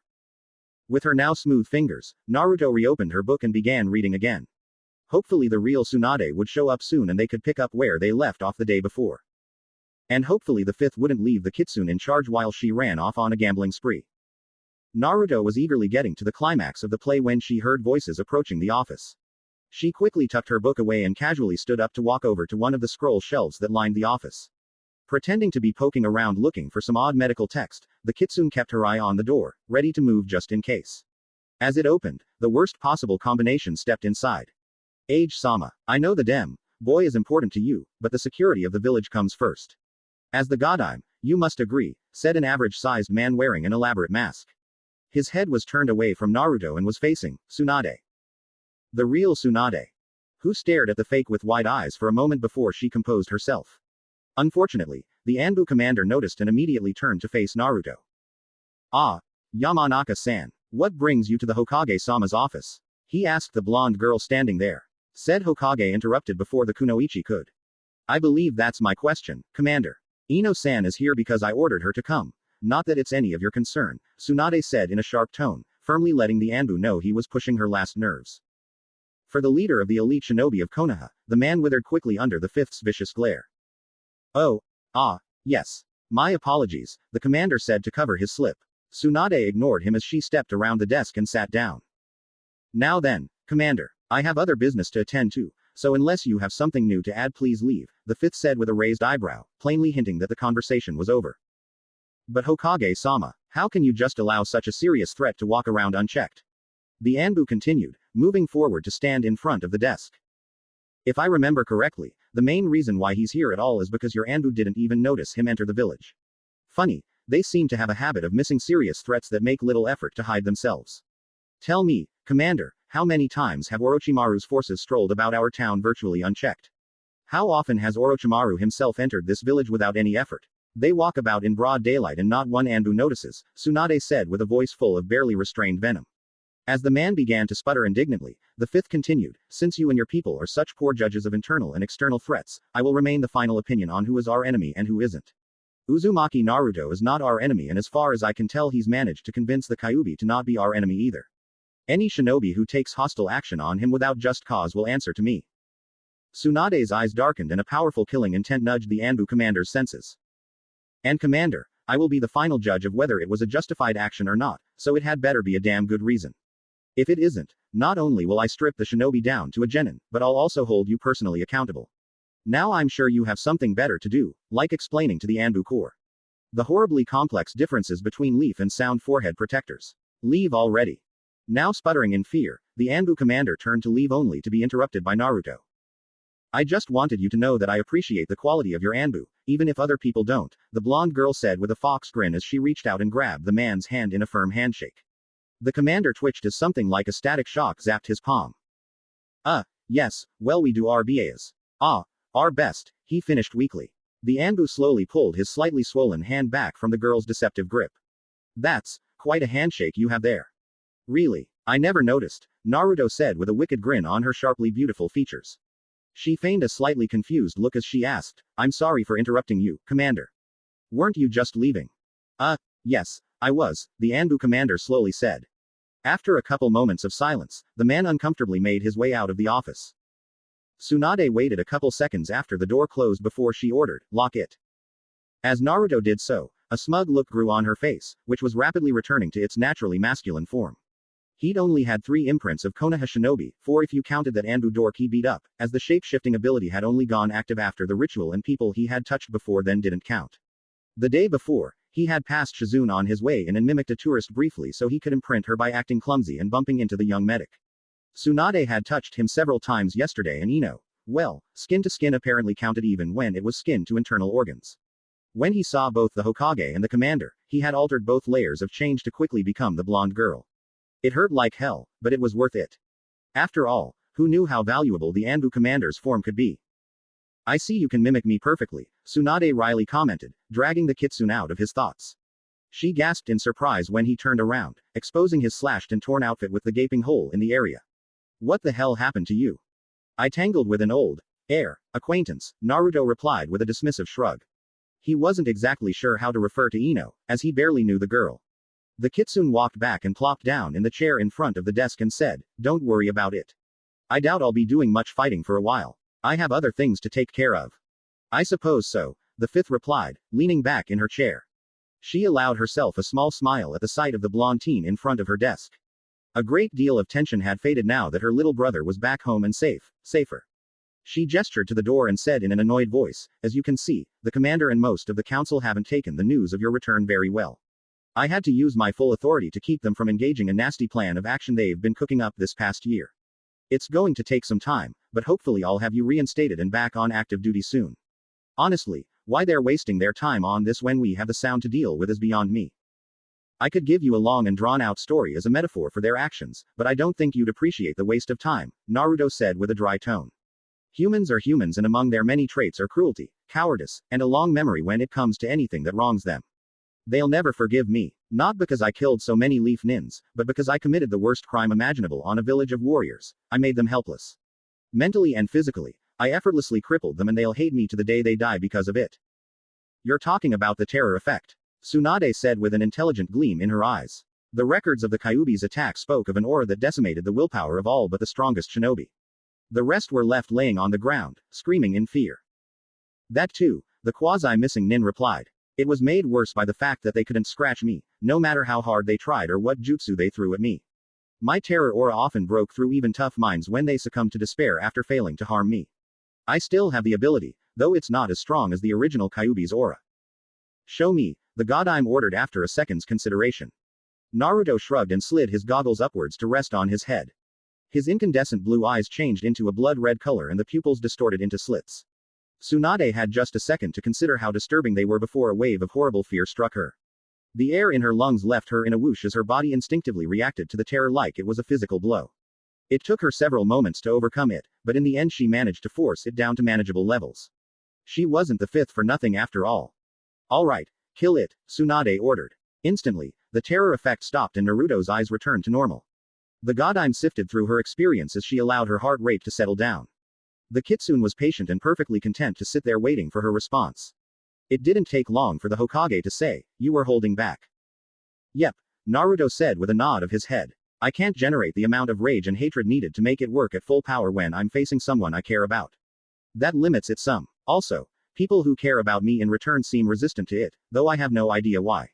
I tested it while I was in Glacier Country on both the Yajin Cage and Sarara-chan. It didn't affect either of them as much as it did other people. Over time, it'll get stronger as I absorb more of the Kyuubi's chakra." "I see. When are you going to absorb the next portion of the Kyuubi's power?" the fifth asked in a serious tone. About a month, I think. Depends on how much training I can do between now and then," the blonde teen said as he scrunched up his nose in thought. "I was planning on doing it the 1st of June, but I don't know if that's going to work out. Regardless of when you do it, I want to be present. Jiraiya too, if I can get in contact with him before then." "Consider that an order," Tsunade said with a firm voice. Her face relaxed a little as she asked, "Is there anything I can do to help for the training? I don't suppose you'll need a Junin sensei, but if you want access to the training grounds or something we could work it out." "Maybe," Naruto said slowly, hole scratching the side of his face.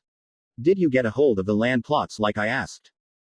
"Yes, hang on," the fifth replied as she leaned over and opened a drawer. After a couple moments of riffling, she pulled out a small stack of papers and tossed them on the table in front of her. "There you go. We don't have much empty land inside the village walls, but there are still some unused zones here and there near the walls. On the plus side, land isn't in much demand, so the prices aren't as high as they could be.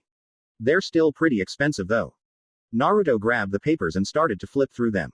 Each held a description of a land plot that included the size, boundaries, price, and a general idea of the terrain. Some even had a couple pictures. One spot caught his eye, though he went through the stack twice to make sure there were no others that were better. He grinned a little, then pulled out the paper and tossed it to Tsunade. "That one. You think you could get me the deed today?" the Kitsune asked as he set the other papers to one side. The fifth glanced over the description and nodded slightly to herself. It seemed like a nice place. Almost 6 acres, all heavily wooded and mostly surrounded by large, forested areas, seldom used training grounds, and a couple empty orchards. It ended 200 feet from the village wall, so it would be easy for him to come and go without attracting a lot of attention. A good place for a hunter nin to live, though the council would tear their own eyes out before they ever let her promote him to such a level. Still, it would be a good spot for him to train in privacy and to be away from the stares of the villagers. It wouldn't be too hard to get the deed. As long as he had the money for it, she could put it through the proper channels without anyone being the wiser. "Wait, how much did it cost?" Tsunade let her eye move over to the price and winced. "Naruto, this is way too. I think this'll cover it," Nei-chan, the kitsune interrupted as he set a very large stack of bills on the desk. The fifth nearly broke her desk in half with her jaw as she stared at the wad of cash. Naruto shrugged a little and said, "What? I was the Hyugakuji's apprentice. You think he had me doing lame genin missions when there are missing nins to hunt?" Holy shit, Tsunade said as she reached over and slid the money towards her. In all honesty, she had seen more in her gambling days, but not often. There had to be over 800,000 ryo in that pile. To make that much from 7 months of active duty was unheard of by all except the top 3 or 4 shinobi in a country. Simply stunning.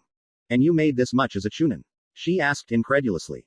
"Chunin in name only," Naruto casually replied. "That was the highest rank the Glacier Council would let me have as an outsider, and they only let me get that high because Yajin Cage asked them to make an exception for me.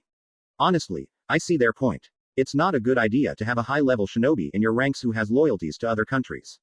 Most of the council seemed to like me though, and a couple promised me a Junin promotion as soon as I agreed to live there permanently. You gave up a Junin rank, a skilled fiancé, and becoming the future Cage of Glacier Country to come back home to a place where people hate you?" Tsunade asked in an odd mix of sarcasm and wonder. She immediately regretted saying anything at the slightly hurt look on the blonde's face. "I'm sorry, Naruto. I shouldn't have said that. I can't imagine how hard it would be to leave a village where people respect and admire you to go to a place where people hate you for being you." The kitsune stared at the floor for a long minute before he looked up and said, "This is my home. It may be full of assholes and weak idiots, but it's still my home. No matter how much I may wish it otherwise. My family is here. My place is here. And, honestly, if it looks like things are still totally shitty in about 4 or 5 years, I'll probably take Yajin Cage up on his offer anyways. He left the offer open to me, and since he isn't going to be retiring anytime soon, I have a while to think about it." "I see," the Godime quietly said. "I really am sorry, Naruto." "Forget it. How many times have I said dumb things?" Naruto said with a bit of a smile. "And you didn't answer me. Do you think you can get the deed sometime today?" "Well, you have the money, so," Tsunade muttered thoughtfully, staring at the bills. She tucked them into an envelope along with the plot description and a scrawled-out order on official-looking paper. The Hokage glanced up at the kitsune and said, "Shift into Ino-san again." As Naruto did so, the fifth hit a button on her desk. A moment later, one of her guards unlocked and opened the door. "Yes, Hokage-sama. Take this." Tsunade paused as she sealed the envelope and handed it out to the shinobi. "To the property management office and give it to the head honcho there. Tell him or her I want exact change from that. If there are any problems, I'll come down to resolve it personally." The guard shuddered at the thought of the fifth's idea of resolution and quickly took the envelope before backing out of the room. "Bossy much?" Naruto asked in amusement after the man left and he resumed his natural form. "People have been getting lenient these last few years in respect to Sarutobi Sensei's rule. If they relax about that, then they'll get lazy about other things too. Possibly life and death issues. I'm just keeping them on their toes," Tsunade replied with a dismissive wave of her hand. "It should be done after lunch and we can go to check it out for ourselves." "I already know what it looks like, Nei-chan," the kitsune replied with a bit of a grin. "I used to hang out around there when I was a kid in the villag, when things got too much. It's nice. It was actually the exact piece of land I was hoping for."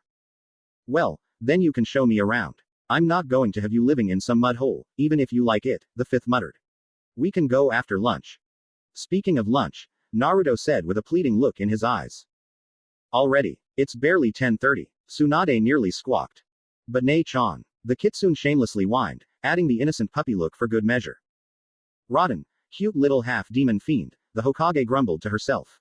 She sighed and said, "Where do you want to eat?" Naruto's face turned from begging to demonically wicked in a split second. "Oh, I have an idea. We have any missions today, Hataki?" Ino asked as she looked up at her sensei. They were standing in the lobby of the mission center. The blonde genin had been waiting impatiently for the Junin to return as without a distraction the events of last night kept churning back and forth in her head. She swung back and forth between elation and a case of nerves so bad she thought the ground would vibrate from her shaking. Her thoughts could essentially be summed up in one sentence. "I can't believe I used the Chidori on him." What had Kakashi lectured her on for hours as he taught her the move? What about all the camaraderie crap she'd bitched at Sakura about? What about the disgust she'd held for Sasuke after learning that he'd used it on a comrade? What about trying to impress Naruto? Was he going to hold her in the same light as the Uchiha? He said she was interesting. What the hell did that mean? Not, "You're good," or, "You suck," or even, "Hey, you're hot, but you're interesting." How the hell was she supposed to interpret that? Why hadn't he been surprised by her not being surprised by his healing ability? Was he going to say something about it? Could he even be harmed? Was her teacher ever going to show up so she could stop eating her mind alive? Kakashi had stared at his student for several seconds when he came back. The girl was acting weirder than usual, and that was saying something. Yep, the Junin said cheerfully, pushing his thoughts out of his mind for the time being. Hopefully Ino was too distracted to sense them. I got our mission right here. There weren't any S rank, but I still don't think you're ready for that anyways. There's a reason for the high level after all. But you'll be pleased to know this is a high-grade assassination request, directly from the Hokage's office. We're going after a group of 3 sound nins to the east that have been causing trouble with outlying villages. 2 of them have displayed unusual bloodlines, so we're going to have to spy a bit before we attack them. Don't want too many nasty surprises. Kakashi's sweat dropped when he noticed that his student was ignoring him entirely and muttering something vicious to herself. No respect. Well, the copy nin had a simple solution to that. His visible eye rolled into the back of his head as all sorts of semi-deranged and totally perverted thoughts began to go through his mind. For good measure, he changed several of the participants into curvy, blonde-haired, blue-gray-eyed teenage girls that were busy molesting several other familiar and willing participants. And vocal. Yes, it wouldn't do to forget the sound effects. He had a lot of practice making up his own soundtrack, considering Tsunade-sama had yet to allow Jiraiya-sama to release his Ika Ika audio books in Fire Country. He grinned under his mask as Ino's mutterings slowly trailed off. The genin slowly began to realize just what those thoughts she was picking up were and who they were coming from. The teen stared at her sensei for several moments as her face grew redder and her jaw dropped lower.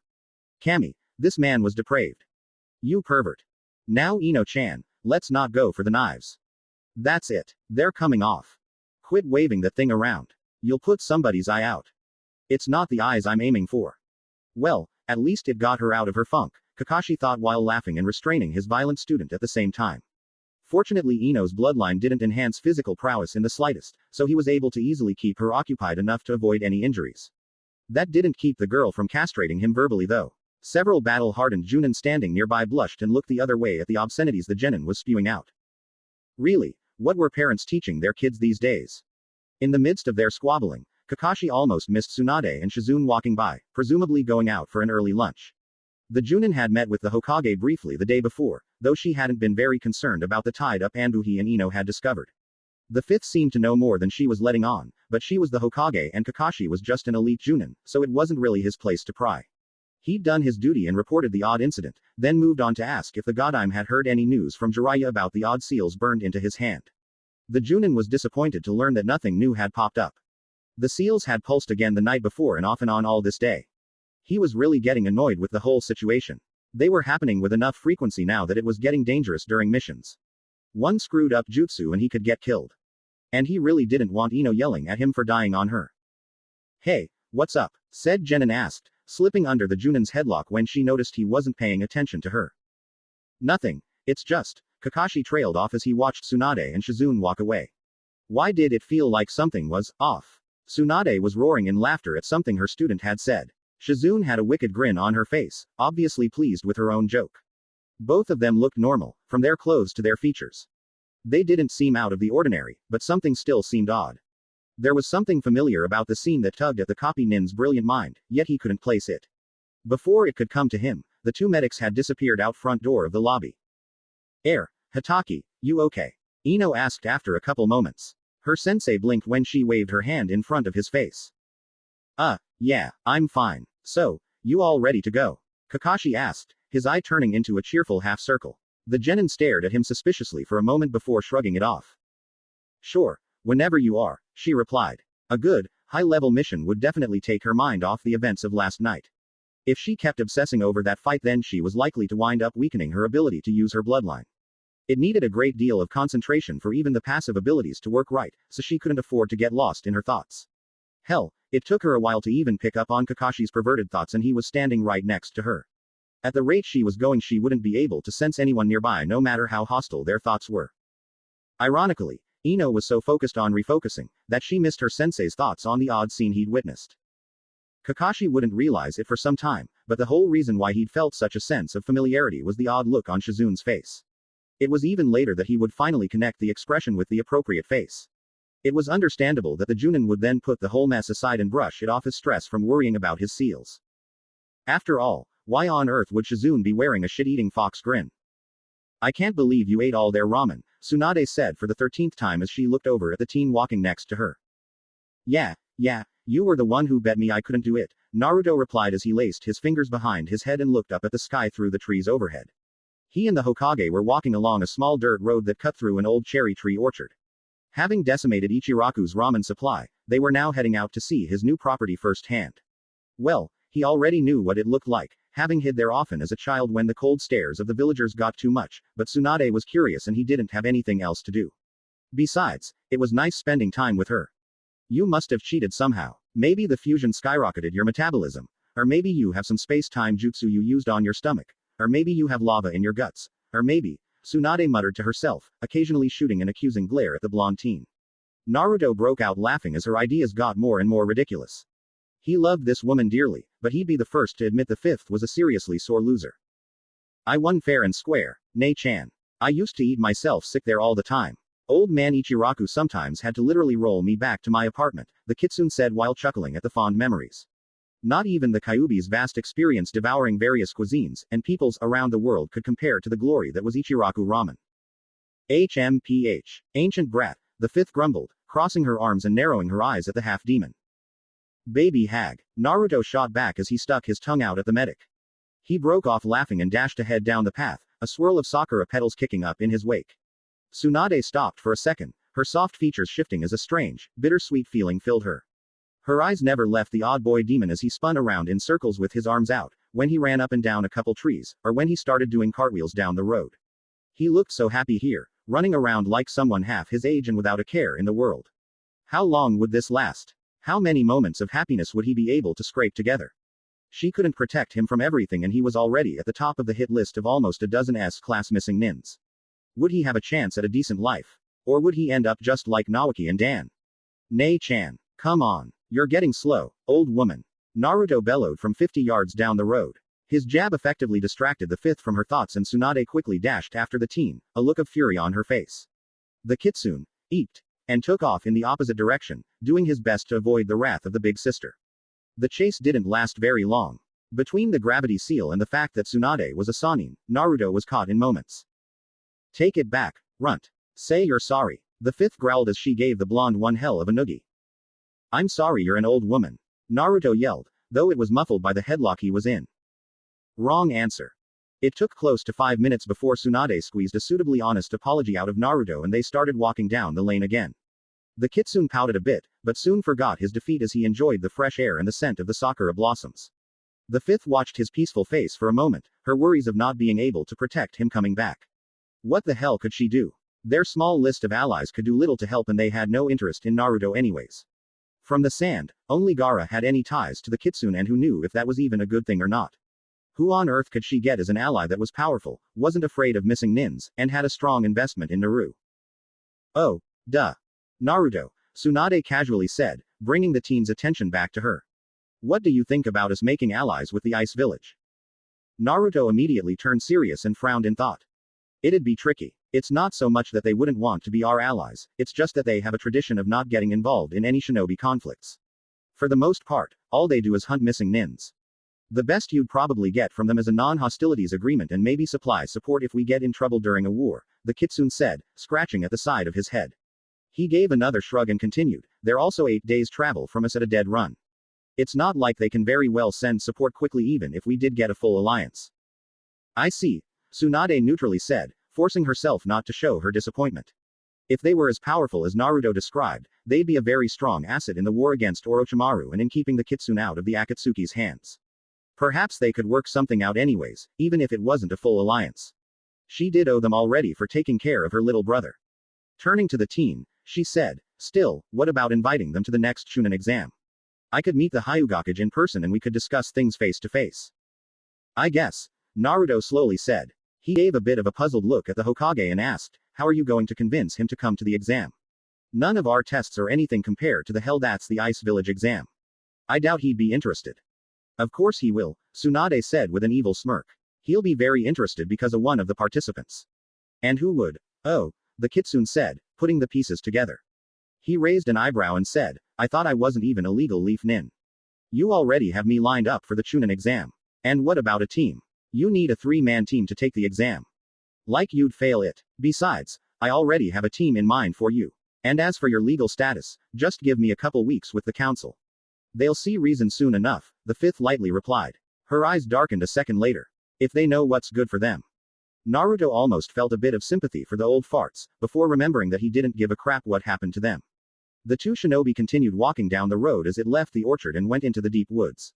Even within the city walls, the forests here were thick and old. The kitsune was enjoying staring off into the surrounding greenery so much that he almost missed the odd clump of trees that marked the beginning of his property. Wait, here it is, Naruto said, holding his hand up in front of the Hokage. He quickly gestured for her to follow him as he disappeared off the side of the road through a cluster of ferns and bushes. Tsunade watched him go for a moment, then trailed after. The underbrush got thick fast, making it hard to see. Honing in on the kitsune's light rustling, the fifth pushed her way through the bushes and came out on the other side. Nice, isn't it? I found it when I was 6 after well, it wasn't a pleasant day. I came here off and on till I became a genin, Naruto said when Tsunade came up to stand next to him. The Hokage raised an appreciative eyebrow as the teen gestured across the place in front of him. They stood at the edge of a long hollow that ran roughly from the southeast to the northwest. It was about 300 feet across and 1,000 feet long. There were only a few large trees within the tiny valley itself, but a thick ring of them surrounded the entire glade, giving it an aura of privacy. The trees grew high at the edges, so the only time the hollow was touched by direct sunlight would be about 10 to 2 o'clock during the day. The southern edge of the glade was mostly flat, but the northern edge was lined by a rocky outcrop which formed a small, 10-foot-high cliff ledge that ran most of the length of the hollow. A small waterfall bubbled over the rocks into a deep-looking pool that drained out in a stream that ran to the northwest along the edge of the cliff. Thick, soft grass grew over the ground and the only sound was the rustling wind through the tree tops. It's very beautiful, Tsunade whispered, mostly to herself. And Naruto owned all of this. Or he would, when the deed came back. The land plot covered all this and about 50 feet into the forest in every direction beyond the tree line. He'd found a good spot for himself where he could. Wait a sec. Naruto, what exactly are you planning on doing here? She asked, turning to look at the teen. That's a secret, the kitsune replied with a sneaky grin. At the fifth's look, he shrugged and said, it's a surprise. I'll show you when I'm done. It shouldn't take more than 4 or 5 days. Actually, I should get started soon if I want to have time for training this month. Alright, I have to get back to my office anyways. But, I want to see this place the minute you're done. You can come by tonight to pick up the deed. Shizune wants you over for dinner anyways, Tsunade said as she started to walk back through the brush. Hey, Nei-chan, you said Ero Sennin wasn't around. You know where he is. Naruto called after the fifth. He's spying somewhere in Lightning Country. Why do you ask? Tsunade replied, turning to look back at the teen. No reason. Just wanted to be sure he wasn't doing something stupid, the kitsune shrugged dismissively. See you later, Nei-chan. Tsunade stared at him for several long moments before a small smile crossed her face. I'll tell him you said hello. I'll see you tonight, Naruto. The kitsune sighed a little as he heard the Hokage moving away through the brush. Was he really that transparent? HMPH, the old pervert had probably totally forgotten about him in his quest to perfect his kinky novels. Still, he was a little worried about Jiraiya. The man was a magnet for trouble that almost surpassed the crap that regularly came Naruto's way. The Toad Sannin could take care of himself, but... Naruto shook his head and started walking towards the center of the hollow. Now wasn't the time to worry about a man who was stronger than 99% of the continent. He had work to do. The sound Nin's scream was cut off in a choked gurgle as Uchiha Sasuke's Chidori-enhanced hand slammed right through the man's chest. The white-haired teen held his pose for a moment, then tore his arm free, a geyser of blood splattering over him and the ground. Sasuke barely blinked his Sharingan eyes as the nin fell over dead. For several moments, there was total silence in the courtyard. Then a light groan echoed as the Uchiha's legs wobbled. Sasuke stumbled over to the nearest steps leading onto the deck that ringed the yard and collapsed. His hair and skin returned to their normal color and the wings retreated into his back. His eyes also returned to their normal ebony. He had burned all his chakra and more, using the level 2 curse seal to extract extra chakra from his body to counter the drain of the Chidori and the Sharingan. A low chuckle sounded from the pale teen. Yes, he'd burned all his chakra, but that didn't matter. He had power now. He was killing Junins with regularity, enough that Orochimaru had ordered him to ease up a bit to keep from cutting down their best warriors before they could be of some use. Sasuke could also summon the level 2 curse with ease and was well practiced in controlling it or allowing it to control him. He could now perform the Chidori 5 times a day, as long as he used the curse seal. He could almost perform it 4 times naturally, though he couldn't quite force himself that extra little bit. What did it matter either way though? He was strong enough to kill his brother now. Itachi was stronger than any Sannin, as far as Sasuke knew. Certainly, Orochimaru seemed uncharacteristically nervous whenever the Uchiha talked about his brother. Probably why he was so eager to get the Sharingan for himself. Sasuke snorted. Like he'd ever allow a fool like the Snake Sanin get his hands on his family's precious bloodline limit. It was only a matter of time before he broke Orochimaru's hold on him, and when he did, the body-switching hermit would die by his hands. Kabuto too. The dark-haired teen was certain he could kill the medic now, and that the only thing keeping him from killing their master was the cursed seal. And when he'd cut down both of them, only Itachi would remain. He'd kill his brother, with or without the Mangekyo Sharingan. After that, none would remain who could challenge him as he resurrected the Uchiha clan. Horrible terror. Swamping mind. Eating away at will, pushing in from all sides. Can't breathe. Get away, get away, get away, get away. Sasuke's teeth clenched as the memory of the worst day of his life gripped him. He counted it higher than both times he'd faced his brother and suffered the Tsukuyomi. It clawed at him in a way that his parents' deaths never had. That was power on a scale he could not and never would be able to comprehend. For once, the Sharingan hadn't protected him from a damn thing. Even worse than being totally helpless was the utterly bitter irony. Naruto.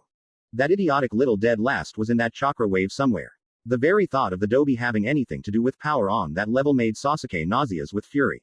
He was better than the dead last. The stupid, no talent fool. Naruto was always a screw-up, and he was always getting in the way. Even when he made himself useful, he still acted like an idiot while rubbing it into Sasuke's face at the same time. The moron just stumbled across jutsu and power left and right without any effort. He actually came close to exceeding Sasuke, though the fight at the Valley of the End proved once and for all who was the better shinobi. And now the dead last had tapped some power that had made even Orochimaru shudder. Sasuke couldn't allow that. Panic surged in his mind. He was getting weaker. He had to get stronger. Had to. He needed power. He needed more power than anyone else. He had to be better than everyone. He couldn't risk anyone being better than him. There was no way he could afford it. No one could be allowed to exceed him. Especially not Naruto. A ripple of pain radiated from his seal, causing the Uchiha to grab his neck and gasp. All thoughts were driven out of his head as he stood and made his way to Orochimaru's quarters. When his thoughts cleared, his rage boiled at the ease in which the Sannin controlled him. It didn't matter. He was getting power, and soon the hermit would realize his mistake. Power would be his. All right. Done, Naruto said to himself as he finished the last marking of the demon seal. He was glad he was done. It was a pain in the ass to keep any cut open long enough to bleed enough to ink a decent-sized seal, let alone the behemoth he'd just made. He stood at the edge of a section of burned ground. The kitsune had to clear the grass off to have a surface to write on, in the middle of his hollow, where he had just made a 4-foot-wide seal that was fortunately relatively simple in its design, despite its large size. The less complex it was, the less chance of him accidentally opening a portal to the center of the sun or something. This seal was going to be the power plant for the home Naruto was going to build here. It would draw energy into itself through both the ground and the plants growing all over the surrounding area. It would refine the energy into chakra, which could then be tapped for other seals. Unused chakra would be made into a form that enhanced plant growth and would radiate back out into the surrounding flora. The plant life's growth would grow faster and stronger from the modified chakra, increasing how much energy the seal could soak up. That meant more energy for the seal to draw on. A rather clever cycle, if he said so himself. Gathering a ball of demon chakra into his hand, Naruto carefully stepped to the center of the seal, avoiding smearing any lines. He concentrated the energy in his hand and pressed it to the central marking. The reaction wasn't as cool looking as he had hoped, though that meant it wasn't as chaotic as he'd feared. The blood markings glowed a fiery red, then burned straight down into the ground and out of sight. Despite not being able to see it, the kitsune knew that the seal lines were changing and concentrating into one glowing orb about 15 feet underground. After several moments, the seal pulsed and drew in energy from the surrounding forest. As Naruto watched, the grass all over the hollow turned yellow and the leaves on the trees began to wilt. After almost a minute, the orb pulsed again and life flooded back into the flora. More than that, each blade of grass and leaf looked slightly more vibrant than before. Little green tips began to sprout from the blackened patch of ground even as the half-demon watched. Another minute and the seal pulsed again, drawing another crop of energy from the plant life. Naruto stood up and cracked his neck. Well, that job was done. The flora of the hollow would eventually get used to the back and forth energy flows, so sometime in the future the colors would stop changing. The only physical evidence of something odd here would be the unusually robust trees and undergrowth surrounding this place. Assuming anyone would ever find this place after the next seal the kitsune put in. Naruto sighed and altered his thumbnail so it was slightly longer and much harder. With a casual flick, he split his index finger open and knelt down to start inking out more seals. This one was going to take a while.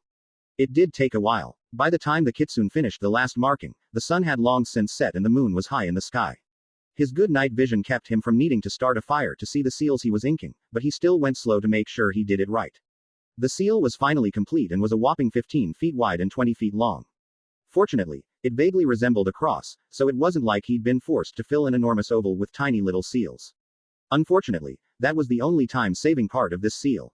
He'd constantly had to cut his finger open every 5 to 10 seconds or so, which, if he'd been interested in doing the math, meant he'd cut his finger open over 5,000 times so far. Talk about annoying. He'd also eventually using a jolt of demon chakra to kill all the plants within the area he was working on, as they kept growing back and trashing his seal marks whenever he burned them away with a normal fire jutsu. The seeds from the rest of the grass would eventually take root there, but for now he had a large and ugly scorch mark in the middle of his land. His land. That thought brought a slight smile to Naruto's face. He'd taken a break during making the second seal to go pick up the deed and enjoy a brief dinner with Tsunade. She'd kept a copy of it, just in case his god destroyed or lost, and had spent the entire meal making not so subtle inquiries about what he was up to out in the woods. The kitsune had taken great delight in teasing the Hokage by dropping little hints that he might be making some sort of undead army or summoning another demon lord or even channeling the ghost of Ika. Tsunade had belted him through the wall for that one. Some things should not be joked about, as Shizune so sagely put it. After dinner, Naruto had tucked his deed away and rushed back to his hollow, eager to finish his seal work so he could start his next project. And now here he was. This was by far the most complicated seal he'd ever done, with the sole exception being the fusion ritual. That thought brought him little comfort. Naruto took a deep breath and gathered a huge amount of demon chakra into his hand. Activating this seal would drop him down to less than half his total reserves. Hopefully he hadn't fucked anything up, either in the demon seal's design or in his inking. Well, he'd never get anything done standing around worrying about it. Carefully, he stepped up to the edge of the cross-shaped seal and laid his palm on the activation mark. A hissing sound echoed through the glade as every line of his inked-out blood glowed like fire. For almost a full minute, nothing happened beyond that. The half-demon was starting to get worried that he really had screwed something up when the line suddenly changed from red to bright blue intermixed with gold. The seal glowed brighter and hummed, its power moving outwards beyond the boundaries of the hollow. There was a momentary pause. The kitsune glanced about, hoping a rift into hell wasn't about to open up underneath him. A bending force pulled at every molecule in Naruto's body, twisting his vision and forcing vomit up from his stomach. The distortion passed after a few seconds, far too long for the half-demon's liking, and by the time the teen was done retching Shizune's meal all over the ground, nothing seemed amiss in the hollow. Naruto stood and wobbled over to the stream to rinse his mouth out, not bothering to take a look at his seal till he got rid of the nasty taste. When he got back to the burned patch of earth, the seal had cooled and faded in brightness. It was only faintly luminescent in the dark night, even to Naruto's sensitive eyes. The kitsune glanced about and noted that nothing was out of place. He leaned down and pressed his hand to the markings and carefully extended his chakra into it. After a few seconds, Naruto leaned back and muttered, "Damn, it really worked."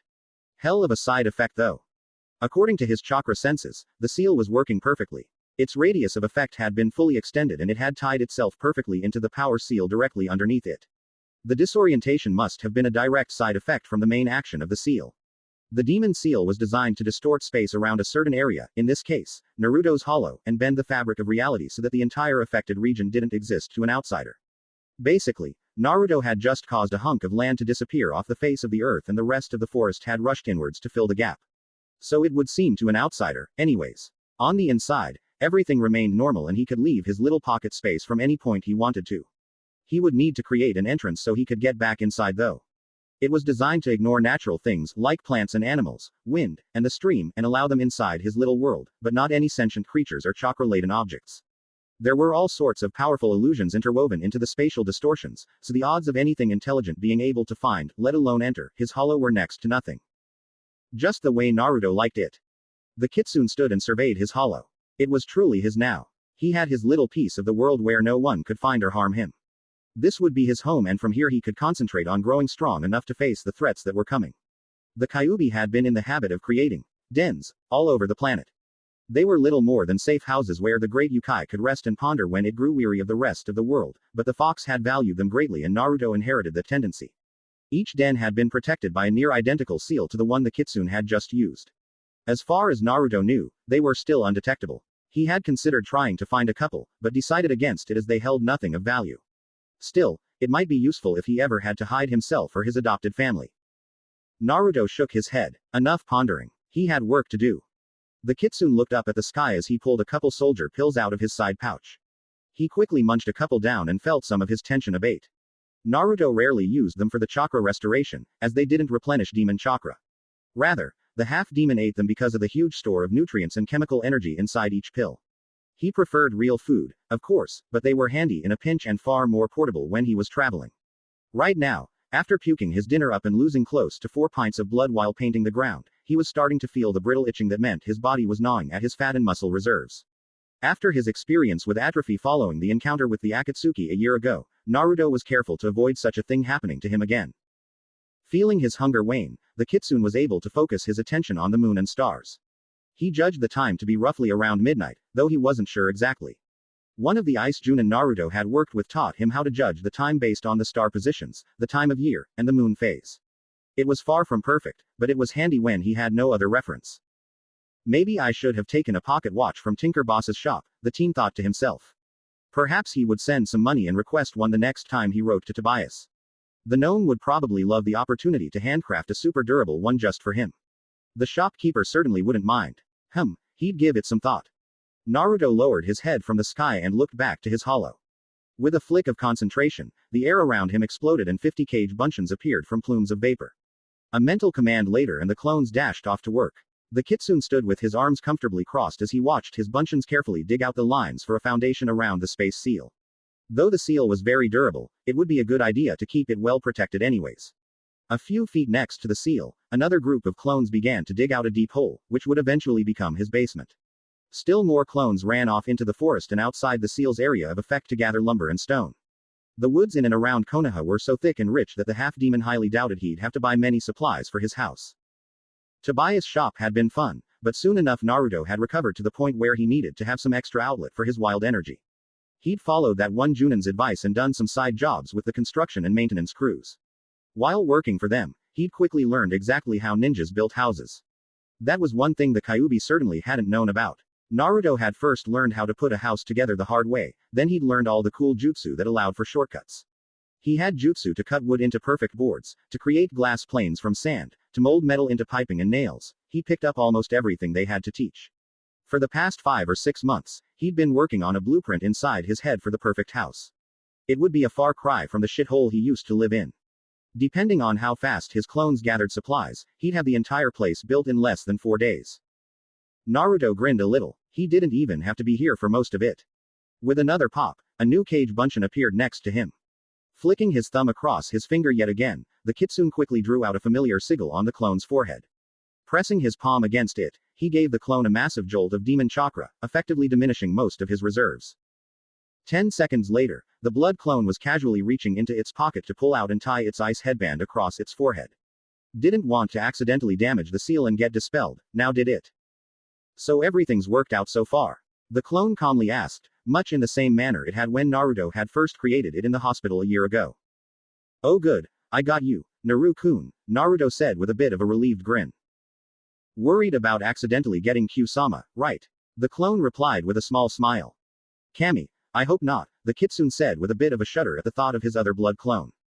Q-sama was the craziest being he had ever met. That was saying something coming from someone who hung out with Coyote after the spirit had devoured 5 pounds of psychedelic cacti. Coyote just got giggly and weird. Q-sama, on the other hand, was a total psychopath that managed to exceed even Gaara's temper on a bad day. We're based of parts of your personality, remember? Naru-kun said with a light-hearted grin. It was fun to tease his creator. You only have yourself to blame for the way he turned out. Don't remind me, Naruto grumbled. There was yet another mental issue to add to his collection. A psychologist would give both legs for the opportunity to analyze the kitsune's head. Said psychologist would also probably die a very rich man too. He shook it off and said to the clone, never mind about that. Hopefully the next one I create will turn out better, but we'll worry about that later. For now, I need you to keep up the construction of the house while I start training. I gave you a quarter of my total demon chakra, so you'll have plenty to keep up the work. You have my memories back to when I last created you, right?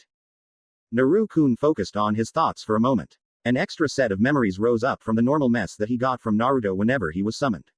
He briefly skimmed through them, paying only moderate attention to most, though he paused at both the meals at Ichiraku and the fight with Ino.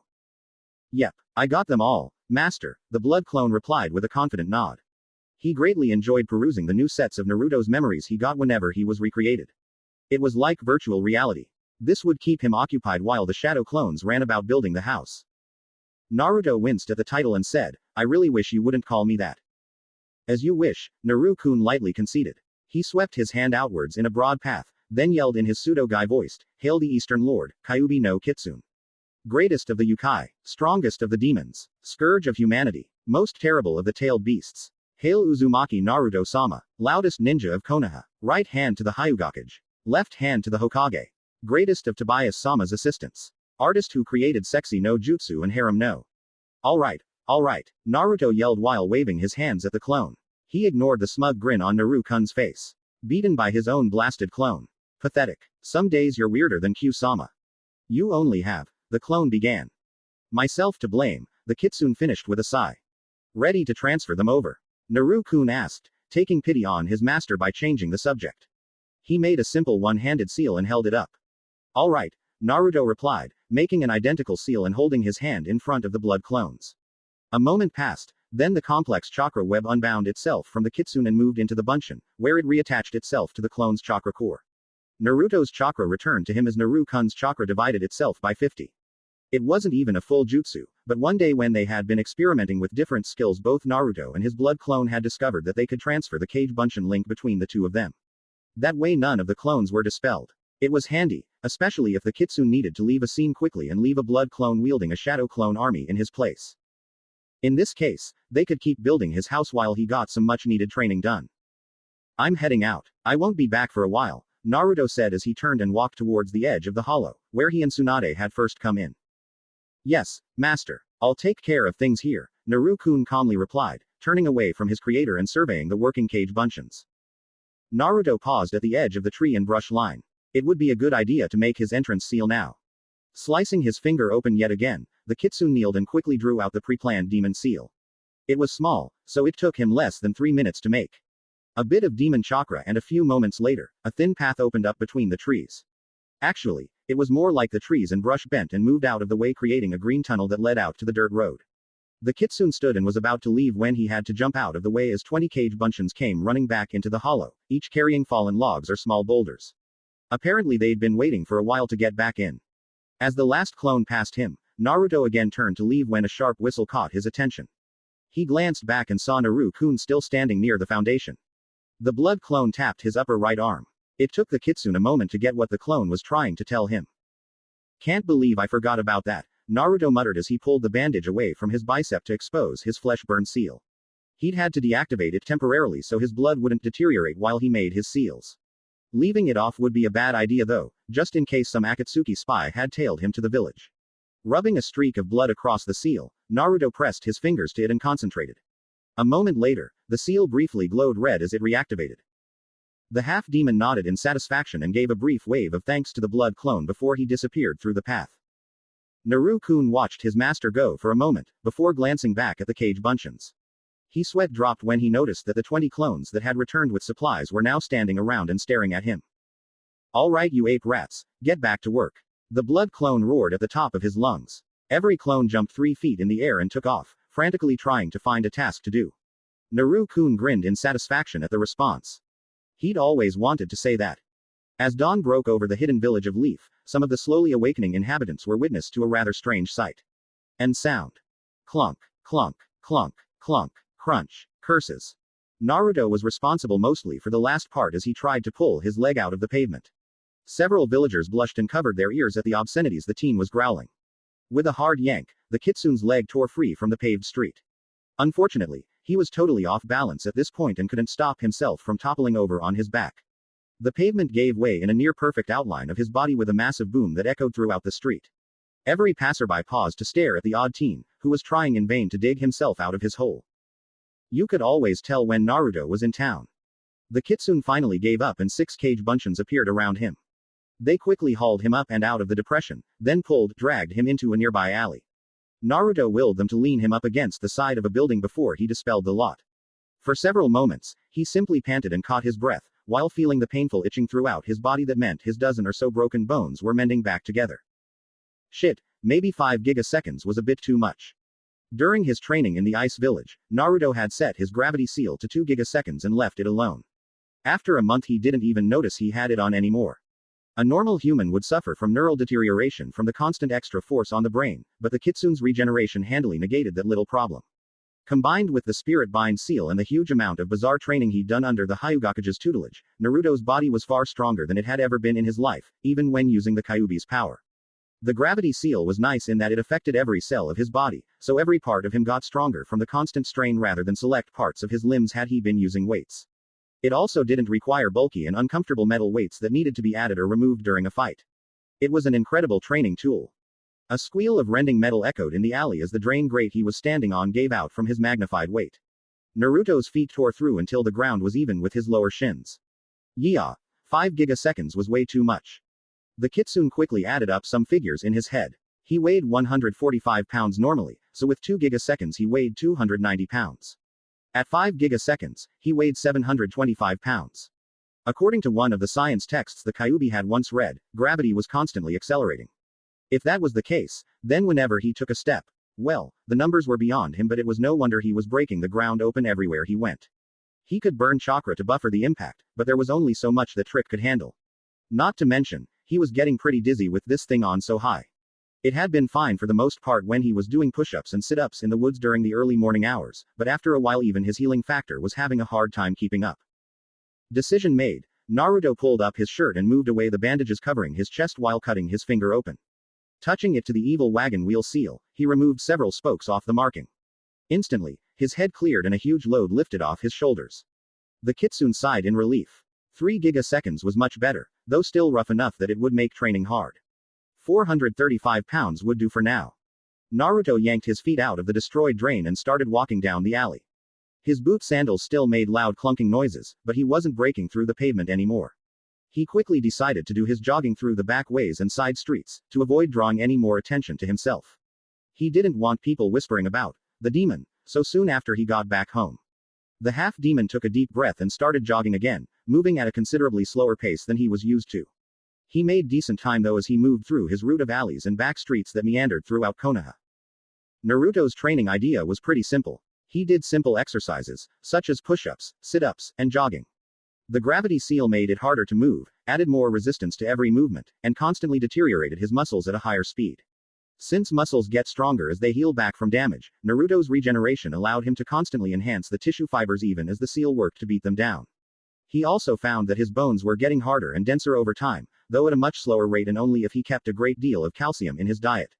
Overall, his body was constantly growing tougher, though he was surprised at the slow change in his physical appearance.